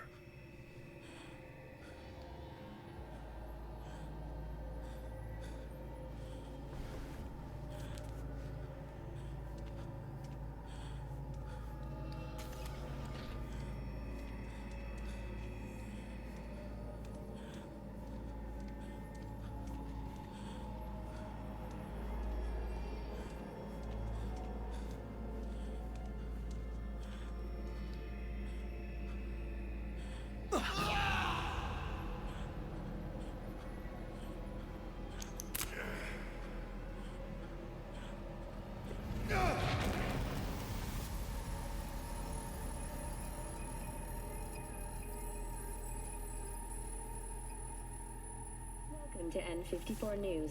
I'm Jillian Jordan. The world remains gripped by the revelation that Saburo Arasaka has returned from the dead in the body of his son, Yorinobu Arasaka. A letter of protest regarding the apparent resurrection has been signed by religious leaders, human rights groups, and Virtue 100 company CEOs. This is an abomination born of unchecked vanity, technocratic arrogance, complete moral collapse. Our position is clear. Saburo Arasaka's seizure of power is in violation of international law. International arbitration is absolutely necessary to... Do we really want to live in a world where the rich and powerful can become immortal? Where they can continue to take from the poor? Not only their livelihoods, but even their bodies. You are gods! You are gods! You are gods! You are gods! Life is not portrayed! Life is not portrayed! But Saburo Arasaka has issued his response in similarly strong terms. There will be no appeasement. 荒坂社内部の出来事に関して外部の方々にとやかく言われる筋合いはありません。生を受けることに許可が必要ない以上、蘇ることも同様であると考えるべきです。私が息子を殺めたなどという主張は事実無根。法的根拠もありません。合意の上での身体の贈与は一種の寄付に分類することができ、殺人には到底値しません。殺人の条件は生物学的な死です。見ての通り、この体。 Please get ready. Testing will begin shortly. Any results from the tests you already did? No, we are not done yet. Today we begin a new series of tests. Fine. Hit me. Let's get this done. Cognitive function test. Solve the cube.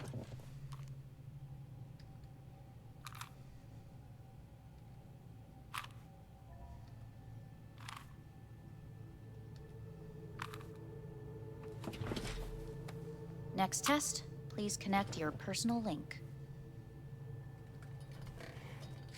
Higher order representation formation, initiating test. The patient is ready to be examined. Same thing. Again? We need very precise data. Why can't I solve the fucking cube? That is what I'm trying to determine. Let's start this thing. Device calibration. Please respond to each keyword with your initial association. As quick as I can, no thinking. Got it. Illness. Death. Rebellion. Johnny. I. Me. Transformation. The present. Arasaka. The future. Arasaka.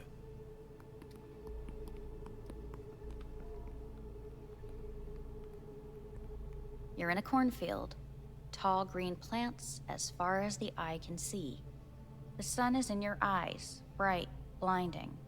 The stalks of corn part as you walk forward. You come across a clearing left by an automated combine in its wake. The heat's made your mouth dry and sticky. You spot a rodent's nest at your feet. The machine is torn through the soft soil. You spot blind, newborn field mice around their mother. The machine has left her sliced in two. They lie in perfect symmetry, a tiny rodent rosette. Your mouth begins to water. The shadow gradually covers the ground, the first rain cloud of the year. Measurements complete. We will now move on to the motor function test. Please step onto the treadmill.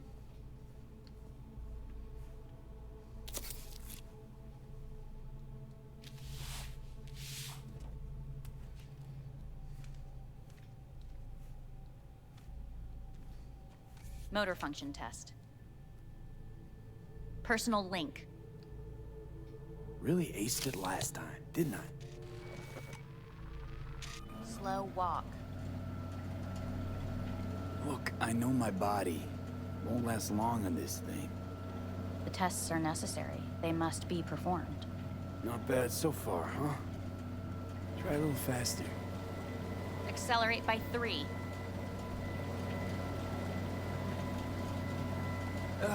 I can't.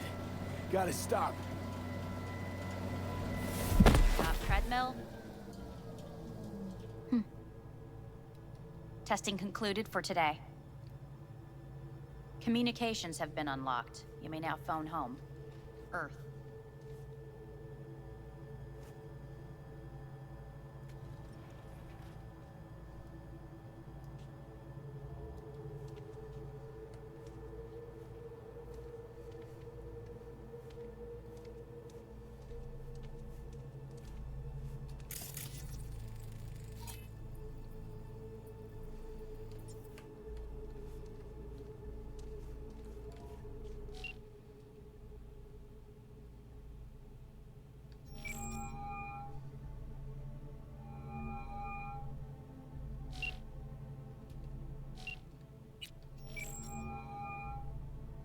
Hey, this is Judy. Sorry, can't answer because I'm busy packing my shit.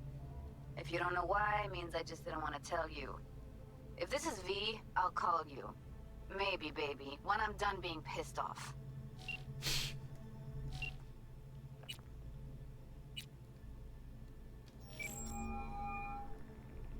Hey. Hey, V. Look, season finale of Little Big Corporal Rats is on in a minute, so, call you back later, huh? Okay. Never mind. Have fun. Will do. See ya.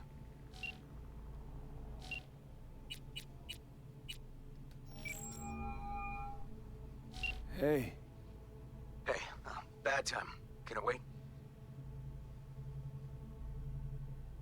Just wanted to talk. Sorry. Like I said, bad time. I have to call you back.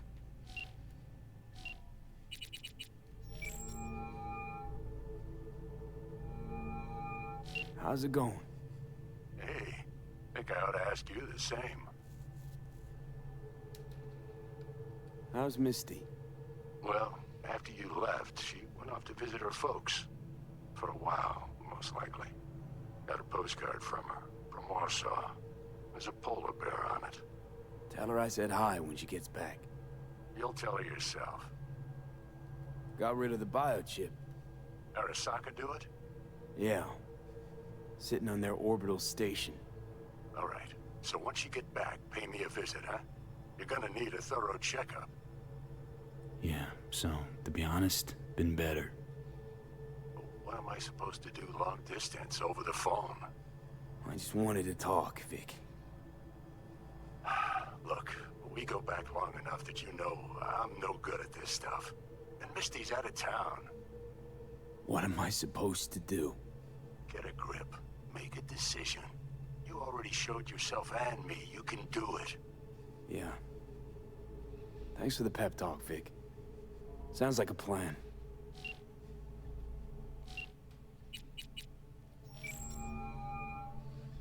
Hey. You've got some nerve! Wait, what? What's the problem? Oh, I spoke with Victor, so please stop acting surprised. Where the hell are you?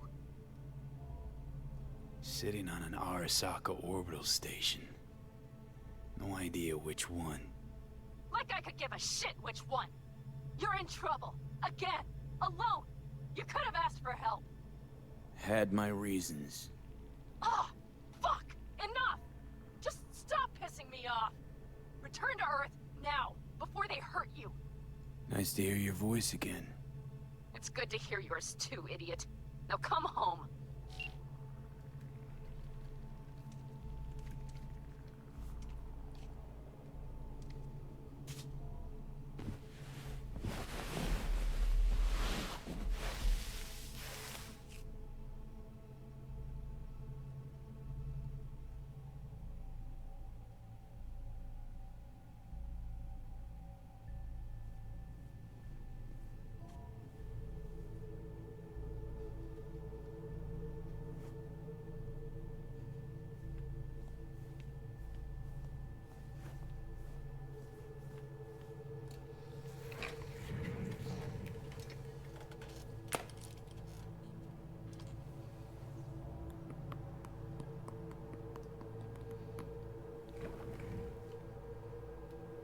Cognitive function test. Solve the cube.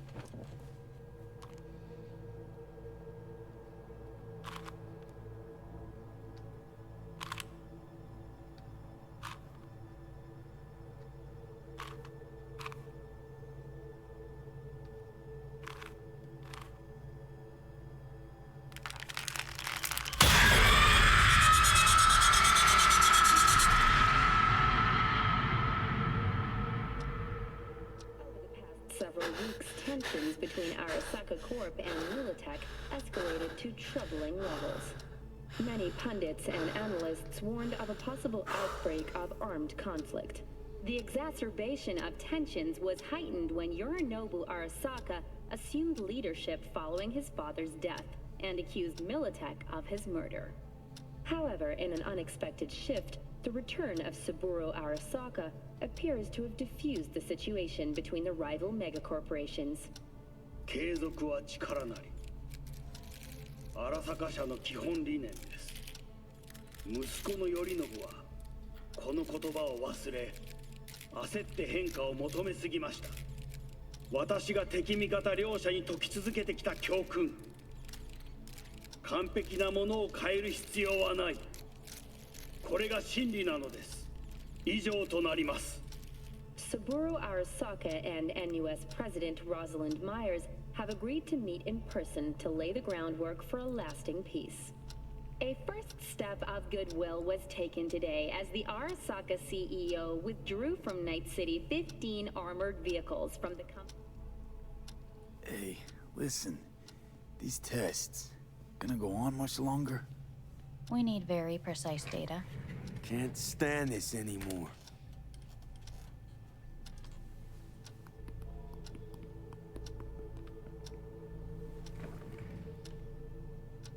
Cognitive function test.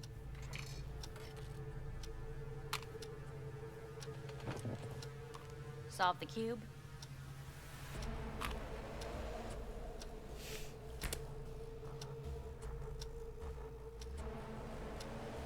Please sit up.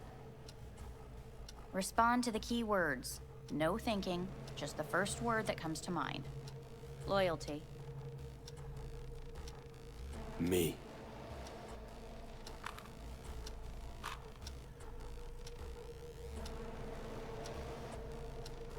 Please respond to each term with the first thing that comes to mind. Quick as I can, no thinking, right? Humanity. Me.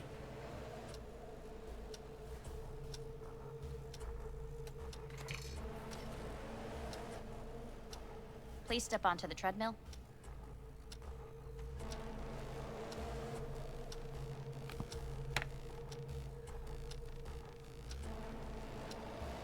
As quickly as you can, without thinking about it. V. No.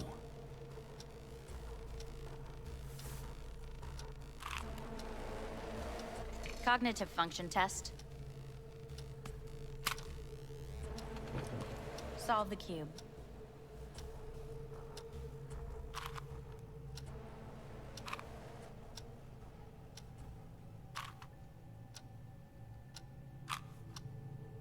Shit, it worked.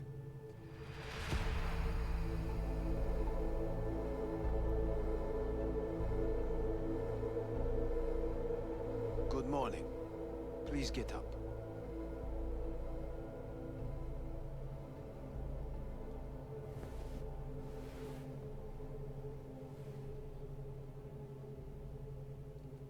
Huh. Is it actually morning? The sun rose over Night City exactly 2 hours ago. Reprehensible place. I hate it. It could drive one insane. What do you want? They asked me to speak to you. So Saburo Arasaka's returned. In Yorinobu's body. We live in strange times.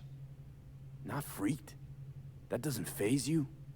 Half my life I worked to give Saburo Arasaka immortality. In so doing, I grew accustomed to the thought of his resurrection. It's not just his immortality. Saburo stole his own son's body. Saburo is the first human to ever reach for and achieve a divine state. The gods stand above good and evil. No. Alt Cunningham was first. A surprising comparison, yet accurate on many counts.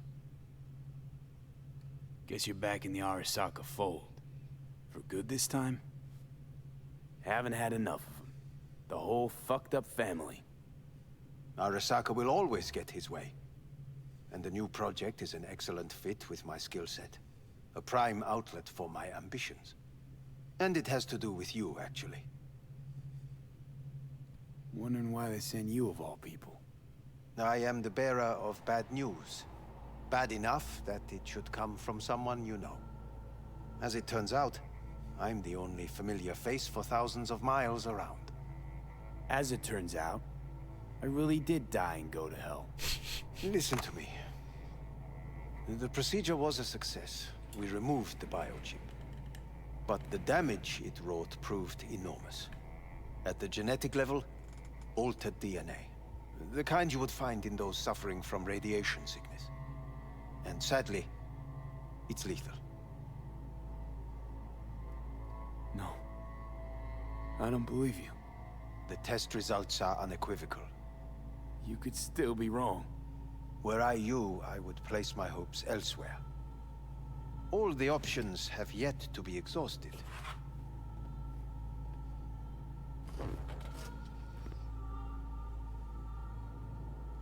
Want to talk to Hanako Arasaka?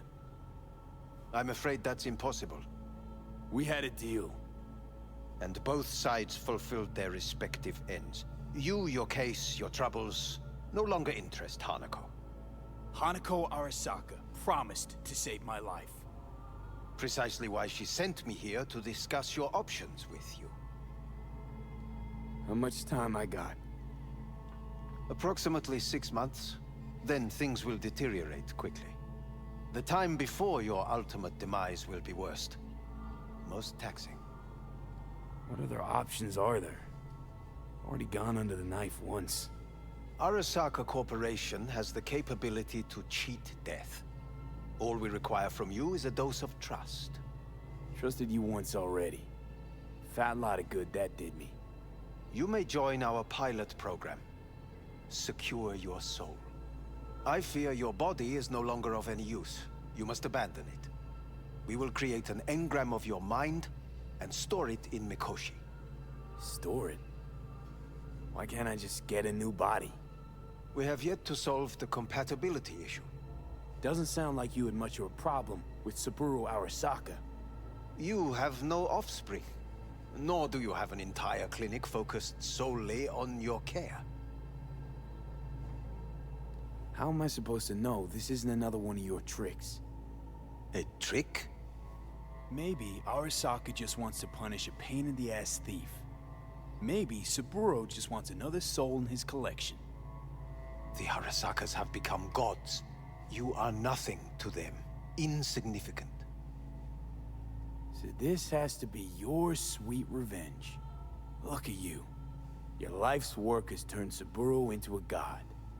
Yet here you stand, a mere mortal. That would make two of us. Why would I seek to punish my companion in distress? My employer has made you an offer. We should finish discussing it. So let's say I agree. Land in Arasaka's soul prison. Put myself at their mercy. Do I even need to ask about the catch? All is set forth in a contract, guaranteed therein. You must merely sign it. If you wish to live, that is. Now, since a digitized psyche is not legally an individual, the contract entails relinquishing your rights. A temporary measure, naturally. No, not about to become the property of Arasaka Corp. Current participants of the program are all well-known, influential people. We have yet to receive any complaints. And if I refuse? Your belongings are packed. A shuttle will take you back to Earth, and you will be dead before winter. It's no easy decision, I know. You should think it through carefully. Made my decision. I'm going back to Earth. Going home. You will die there. Goodbye, Anders. Your offer was shit. But in making it, you gave me something better. What are you talking about? Before, death was inevitable. A fact of my shit life. You let me choose it. Accept it on my terms.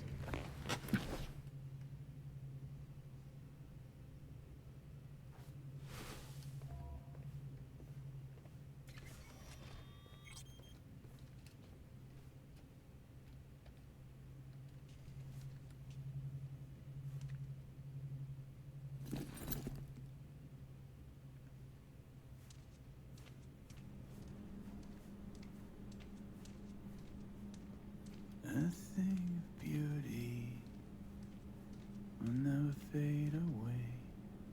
I see your eyes and know you see me. You're like a ghost, how you're everywhere.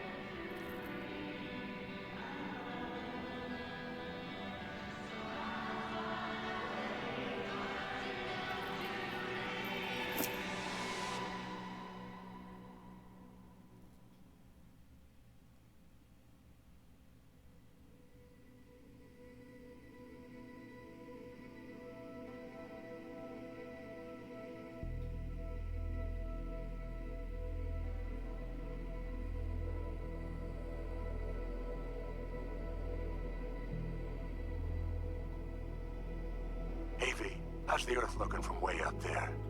She as pretty as they say? Or is that just another lie? Listen, don't forget, your implants were made for Earth gravity. Could start acting up in orbit. What I'm trying to say is, don't ignore any error warnings, okay? And when you're back, I mean, if you come back, I'll do a full checkup. Maybe even give you a little discount. Take care, V.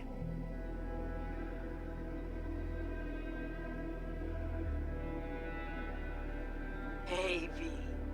Everyone's telling me you're a base gordo now. A big shot, eh? So big you can't call me once a week. Once a month, even. Don't forget where you started. Who you started with, hmm? My door's always open to you, V. There's always food on my table. Mi casa es su casa. No se te olvide. Ahí te veo, V. Hey, V! Long time no see.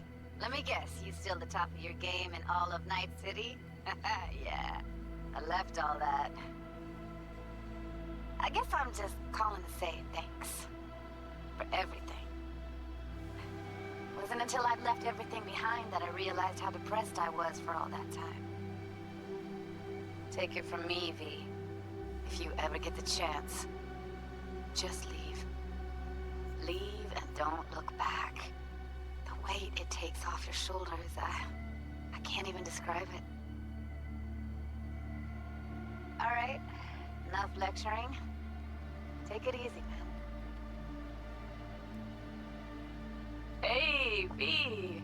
How are things? Weather in the Badlands is pleasant as usual. My cooler melted, it's 90 degrees in the shade, and there's a sandstorm heading straight for us. So, yeah, you're missing out. No, but seriously, we're all getting by. Family never stops growing. Work's always piling up. Sometimes all I wish for is a good night's rest. But oh well. Can't have everything, right, V? You know what I mean. Let me know when you get bored of the city. I'll take you for a nice, long ride. All right, now. Take care, V. Hello, V. Saul speaking. Heard about something big happening in Night City, with a certain V in the lead role. Don't know what you plan to do now, but just remember, we always take care of our own. And, you're one of us now, V. You're an Aldo Caldo. Remember that. Take care of yourself, V. And see you around. V, hey! Can you hear me? Shit, is this thing recording? Okay, well, all of us have been wondering when you're finally gonna drop by. We can get a barbecue going, knock a few back, do a couple of races, or pay a friendly visit to the Raff and Shiv. Guess what I'm trying to say is, well, Badlands could use a badass like you, V. Don't know what you got on your plate right now, but remember, you're welcome out here anytime. All right, now, take care. Hey, Rogue here. I wanted to... Oh, voicemail. Why not? V? I was wondering if you could pass the message along to Johnny. 2 messages, actually. One, that he's an arrogant, egotistical son of a bitch. And second, that it was nice to talk to him again.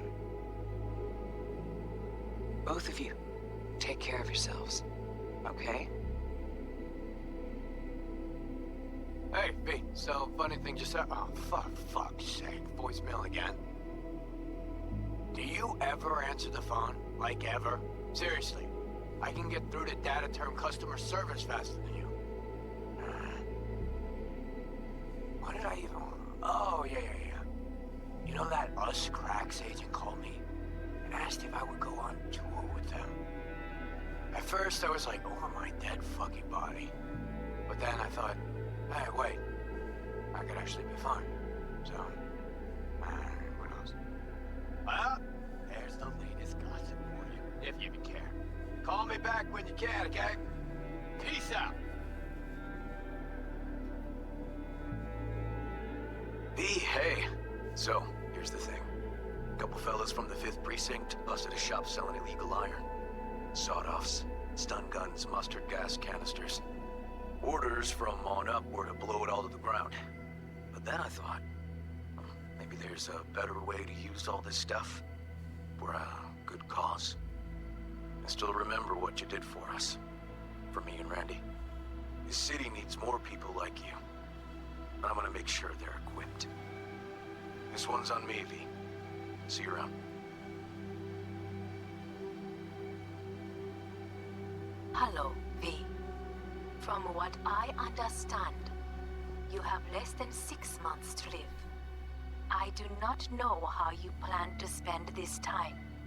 Perhaps you have chosen to put your feet up, rest, ponder life's meaning.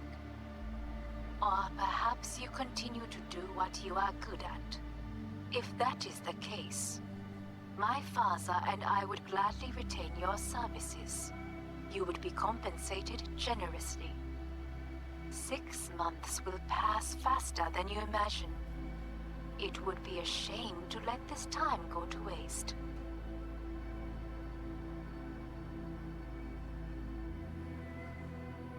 Hey, it's Peralez.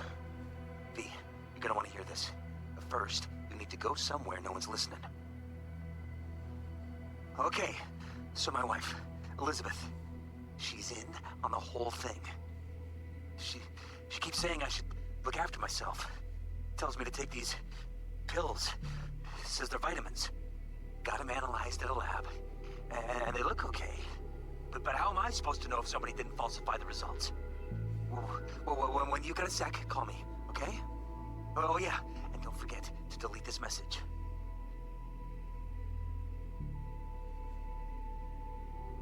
Hey, V. Orbital connections cost an arm and a leg, so I'll just get right to it. I was just thinking about you, so I laid out a quick tarot and... Oh dear. The Fool, the Moon, the High Priestess. Those are bad cards. Keep a close eye on your new friends, V. I mean it.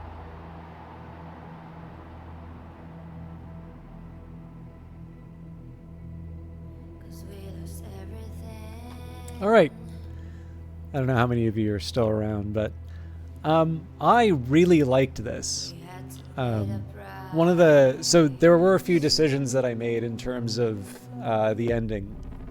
One of the, I actually really liked, I've heard this on the soundtrack before, I really like this version of Never Fade Away. I kind of assumed that it was going to be the credits one.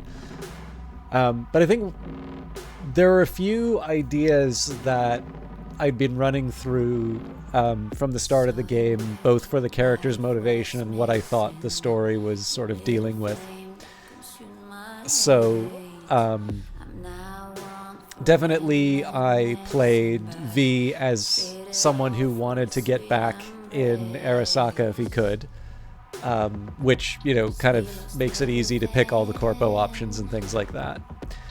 But another big idea that I get from the game, and it's interesting to see how this ending sort of plays around a little bit with it.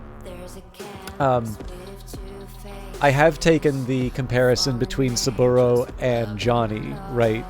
Long-term figures who maybe have stayed longer than they need to. And it's one of the reasons why I was willing to go part of the way with Johnny, but never let him take over. Especially because ultimately, you know, the point of a lot of Johnny's stuff, in my view, is that he, you know, he has a lot of anger. He lashes out, but it doesn't necessarily create anything constructive.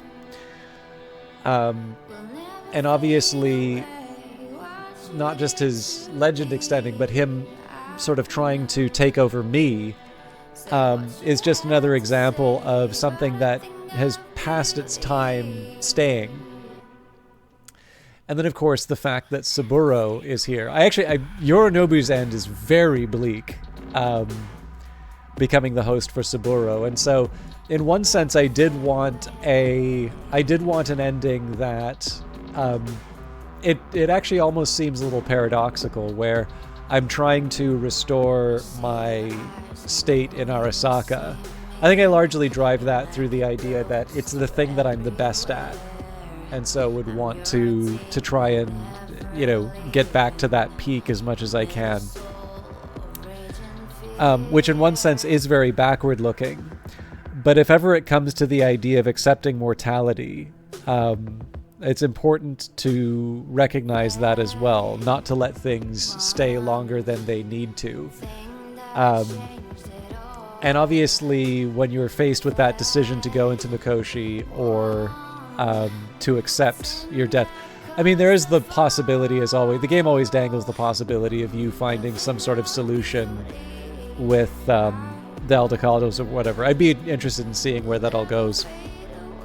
But yeah, I mean, essentially I took it as like, yeah, it's 6 months. You've chosen not to just be held in a vault.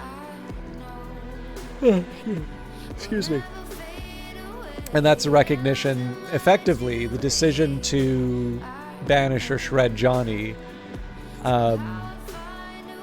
is as much a recognition that there will be a time for me to accept my mortality and to try and do so with some grace.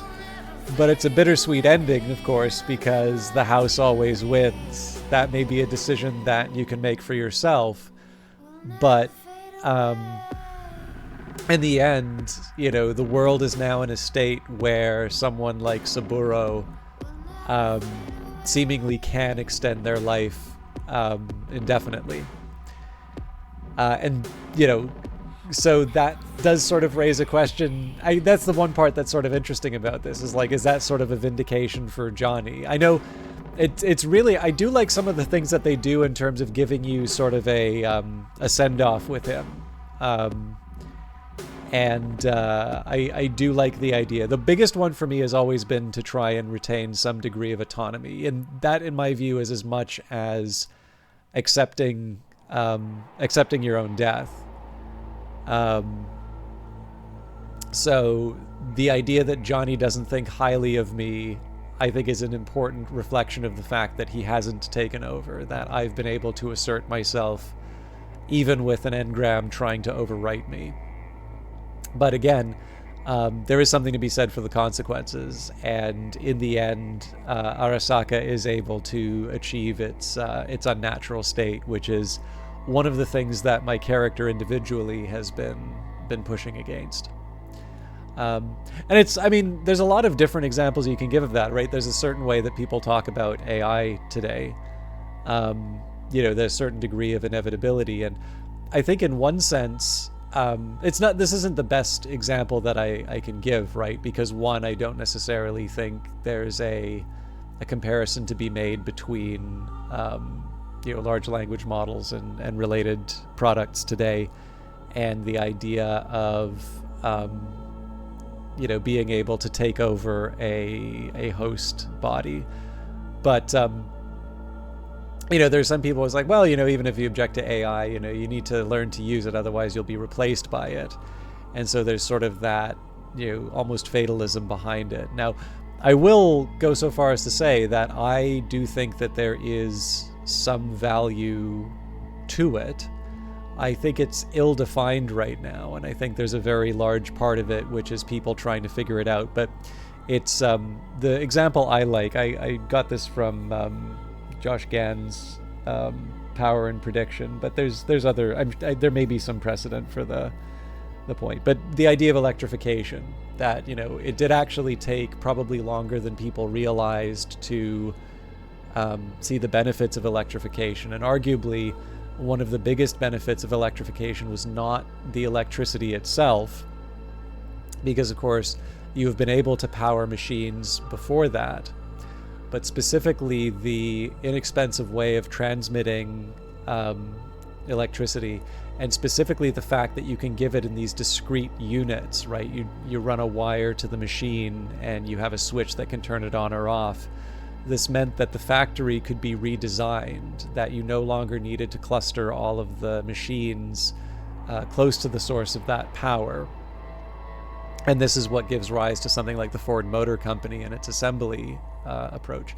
So, this is the funny thing, right? You think of the invention as electricity, and I don't think any of us can really imagine going without that technology, but the benefit is very much about the organization of a business. And likewise, I think you make a similar argument with AI, which is that it's something that there's something there, and I do think the analogy with electricity is a good one in the sense that probably there's a lot of focus on the chatbots and such, but likely the form that it will take, the benefit that is, will be through how businesses are reorganized. In any case, I've kind of gotten off the point here, but there is something to be said, I think, for something of a pragmatic view, which is to say that, the world is moving on. This is one of the reasons why I kind of like rolling around the ending in my head and thinking a little bit about how I feel, where I landed based on my decisions. Because, right, there are certain decisions I made in terms of accepting mortality, not going into Mikoshi. But there is also an acknowledgement that the world has changed, that there is a technology that allows at least some people to copy their engram into a host, or at the very least that engrams can be stored, and presumably they can be stored long enough that the compatibility issues will be taken care of. And so perhaps the decision to decide to die is almost a tragic decision, right? It's a reflection of a very old-fashioned view that, this great gift to humanity, that you no longer need to die, your consciousness need not end. That instead, due to some attachment to the old world, an unwillingness to embrace the new, which of course is exactly what the idea of, again, embracing the mortality, getting rid of Johnny, etc. That this very, quaint and old-fashioned idea actually leads to a completely wasteful decision on the part of V to throw away that consciousness.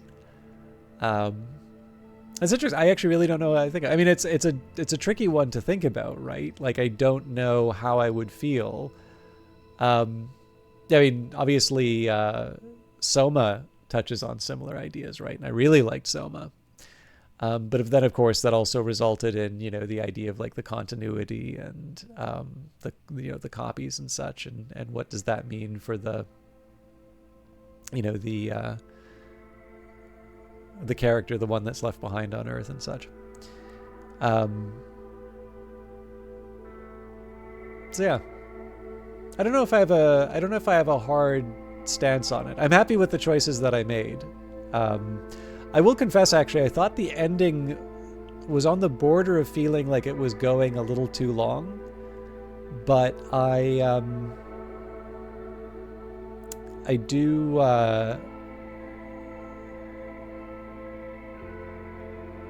like the fact that they sort of leave V's fate uncertain through that, and I feel like that's something that's sort of pushing you through it, and as a result, I almost feel like it's deliberately drawn out a bit, because I think they kind of know that you want an answer to it, and so they can sort of afford to dangle it in front of you. So I actually have to admit, it is really interesting to see the decision to give you bad news at that moment, or at the end of that, because like obviously you put so much time into seeing the result, and the answer isn't that you're like an unstoppable hero, that in fact you're either going to be literally owned by the corporation, or you have 6 months to live.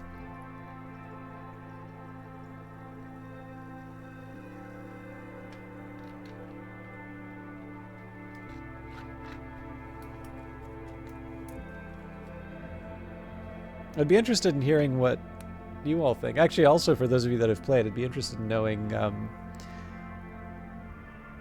what endings you wound up with.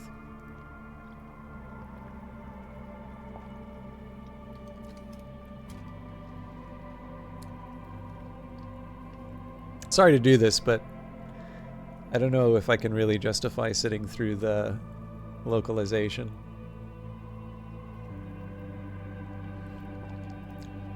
I will also say it's a little bit of a shame that the performance was uneven for a couple of the sections. Like it's cool that you have like a boardroom in the jungle and that, but definitely the performance tanks on that. And I did feel during the Atom Smasher fight there were a couple of moments where the performance dropped, but that's fine. It was interesting. I have a feeling that there might be sort of a sequence to it that I didn't quite appreciate. But it definitely felt that was a pretty unforgiving one for the way that I had sort of built my character. Obviously, I tried to take advantage of my Netrunner skills for that, but that's one that sort of gives an automatic attack. And then just the fact that he moves so quickly, and it didn't really feel that the controls were as responsive as I wanted. If the risk is that you have to start the fight from the very beginning, then obviously I'm going to be a bit more conservative in playing it. But then I also did notice little things like, clearly being able to overload the turrets were a nice way of knocking down some of the health. I actually noticed we basically passed right through one of the sections where the additional fighters came in, so I was reasonably happy about that.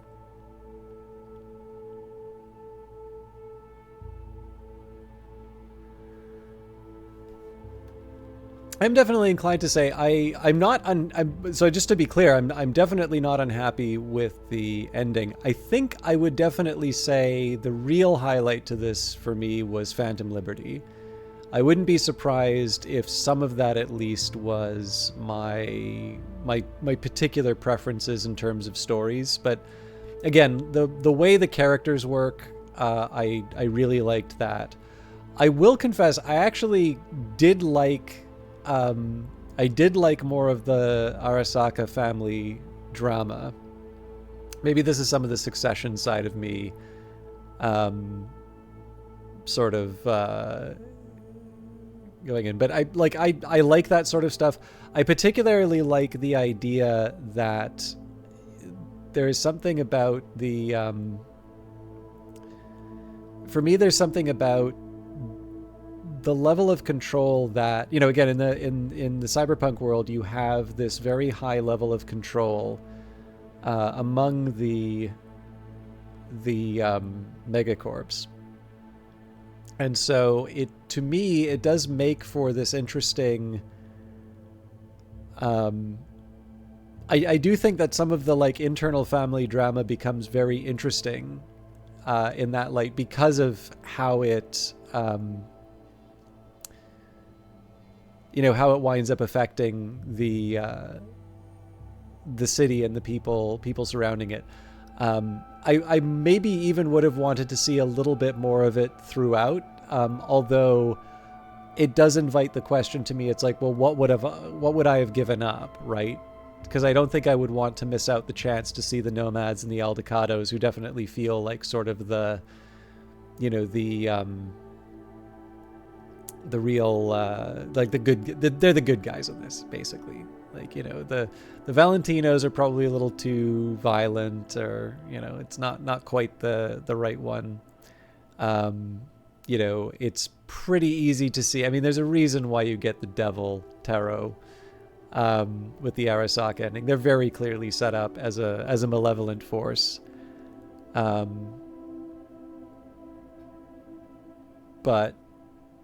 I don't know.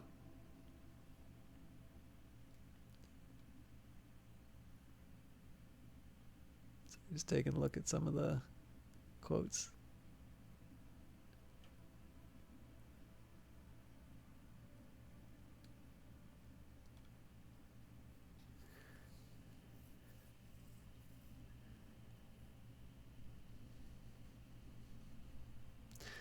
The Gurdjieff material, I did this. I will actually say, in general, I think I don't know, probably like 60% rate. I feel like I got quite a bit of the, like, in terms of literary references, I feel like I held my ground, right? I didn't excel, but I feel like I did as best as I could. Fascinating. I did, man, I'm trying to think of where the One-Eyed Jack's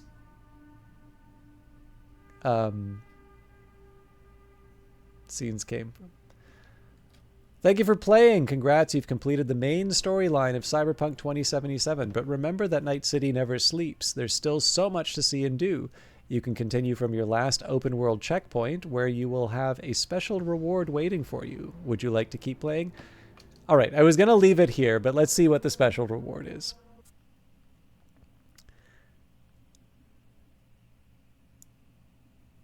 But yeah, I will confess, I would like to see what some of the other endings are like. I could actually definitely see myself playing this on my own time a bit more. And I would probably do a Street Kid next.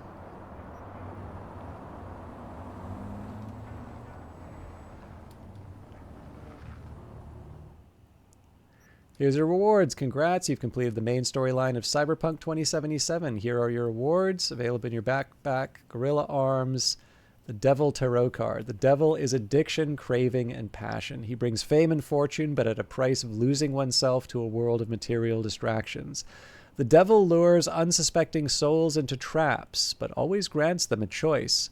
One can try their luck and take him up on his offer, but one should always know when to call quits. Oh, that's kind of nice. I actually like the way that they, I like the way that they phrase that, because that does imply there's that moment of redemption through accepting your mortality. Access token, key to a room at the Ebonike, available at Ripper Docks, Militech Berserk.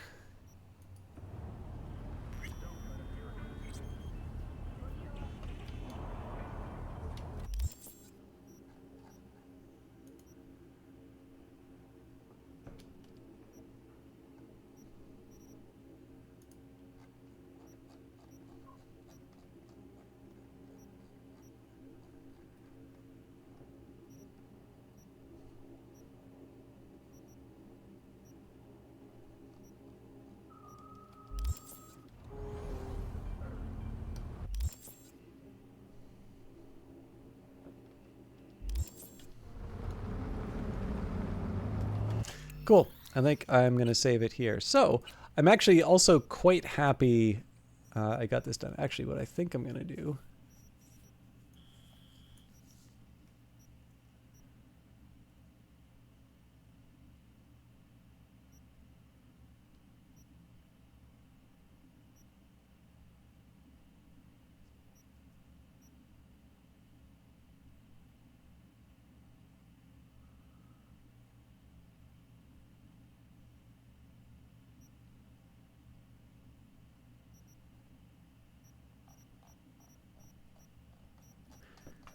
Let's try and be a little more aggressive with the saves here.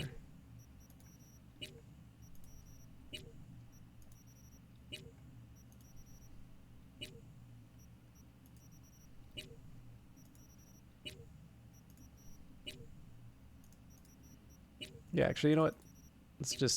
Let's lock in. We made our decisions.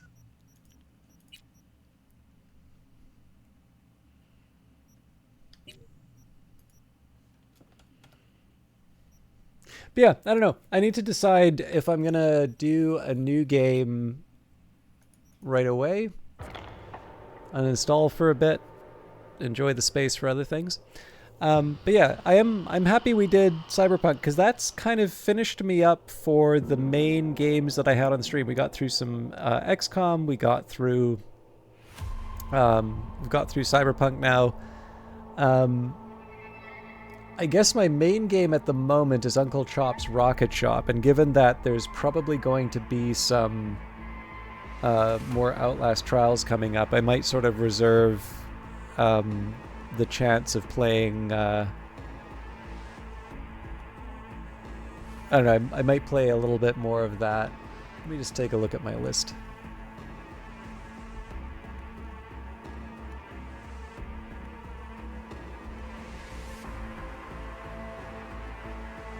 Yeah. I have a couple things on like the list of things that might be kind of fun to do, but I'm actually happy to set those aside. But I'm actually finally at a spot now where I sort of wanted to be with the stream for a bit, which is to have a certain degree of freedom to do something. So there is a side of me that's inclined to try a certain, like some kind of a CRPG. And I guess the question would be is if there's enough appetite for me to sort of lock in on something like that, or if we would want some variety in terms of something that isn't a CRPG. If, you know, maybe there's a benefit to doing something like Uncle Chop's, which can be done in sort of these discrete units without needing to, you know, to sort of push a narrative to the end. Because the one thing I do tend to find is that when it comes to CRPGs, they tend to ask quite a bit of you in terms of just the, you know, the time to get through everything, which I'm not opposed to doing, but the one thing I don't want to do is sort of lock people into an experience that, you know, it's like, okay, you know, if you're going to do Disco Elysium, like, I've seen that 3 times already, so I'm going to opt out, and we'll, you know, see you in a few months when that's done. But yeah, I've said this a couple of times before, but now is not a bad time if there's something you want to see me do. I'm thinking maybe we can, I don't know, it's not a bad time to mention what you'd like to see if there's something you had your heart on seeing. As always, there's no promises, but I happen to be, I'm in a good spot, so I'll also have a bit of a think about it myself. Anyway, I've overstayed my welcome. It's very early in the morning now. So, and I've got nobody to host. So I will leave you all to your own devices. Thank you everybody for watching, and I don't know, I'll work it out. Next stream's Monday. Let's say probably Uncle Chop's Rocket Shop, and I'm going to sit and have a think about the things I want to stream in the somewhat near future. Until then, take care.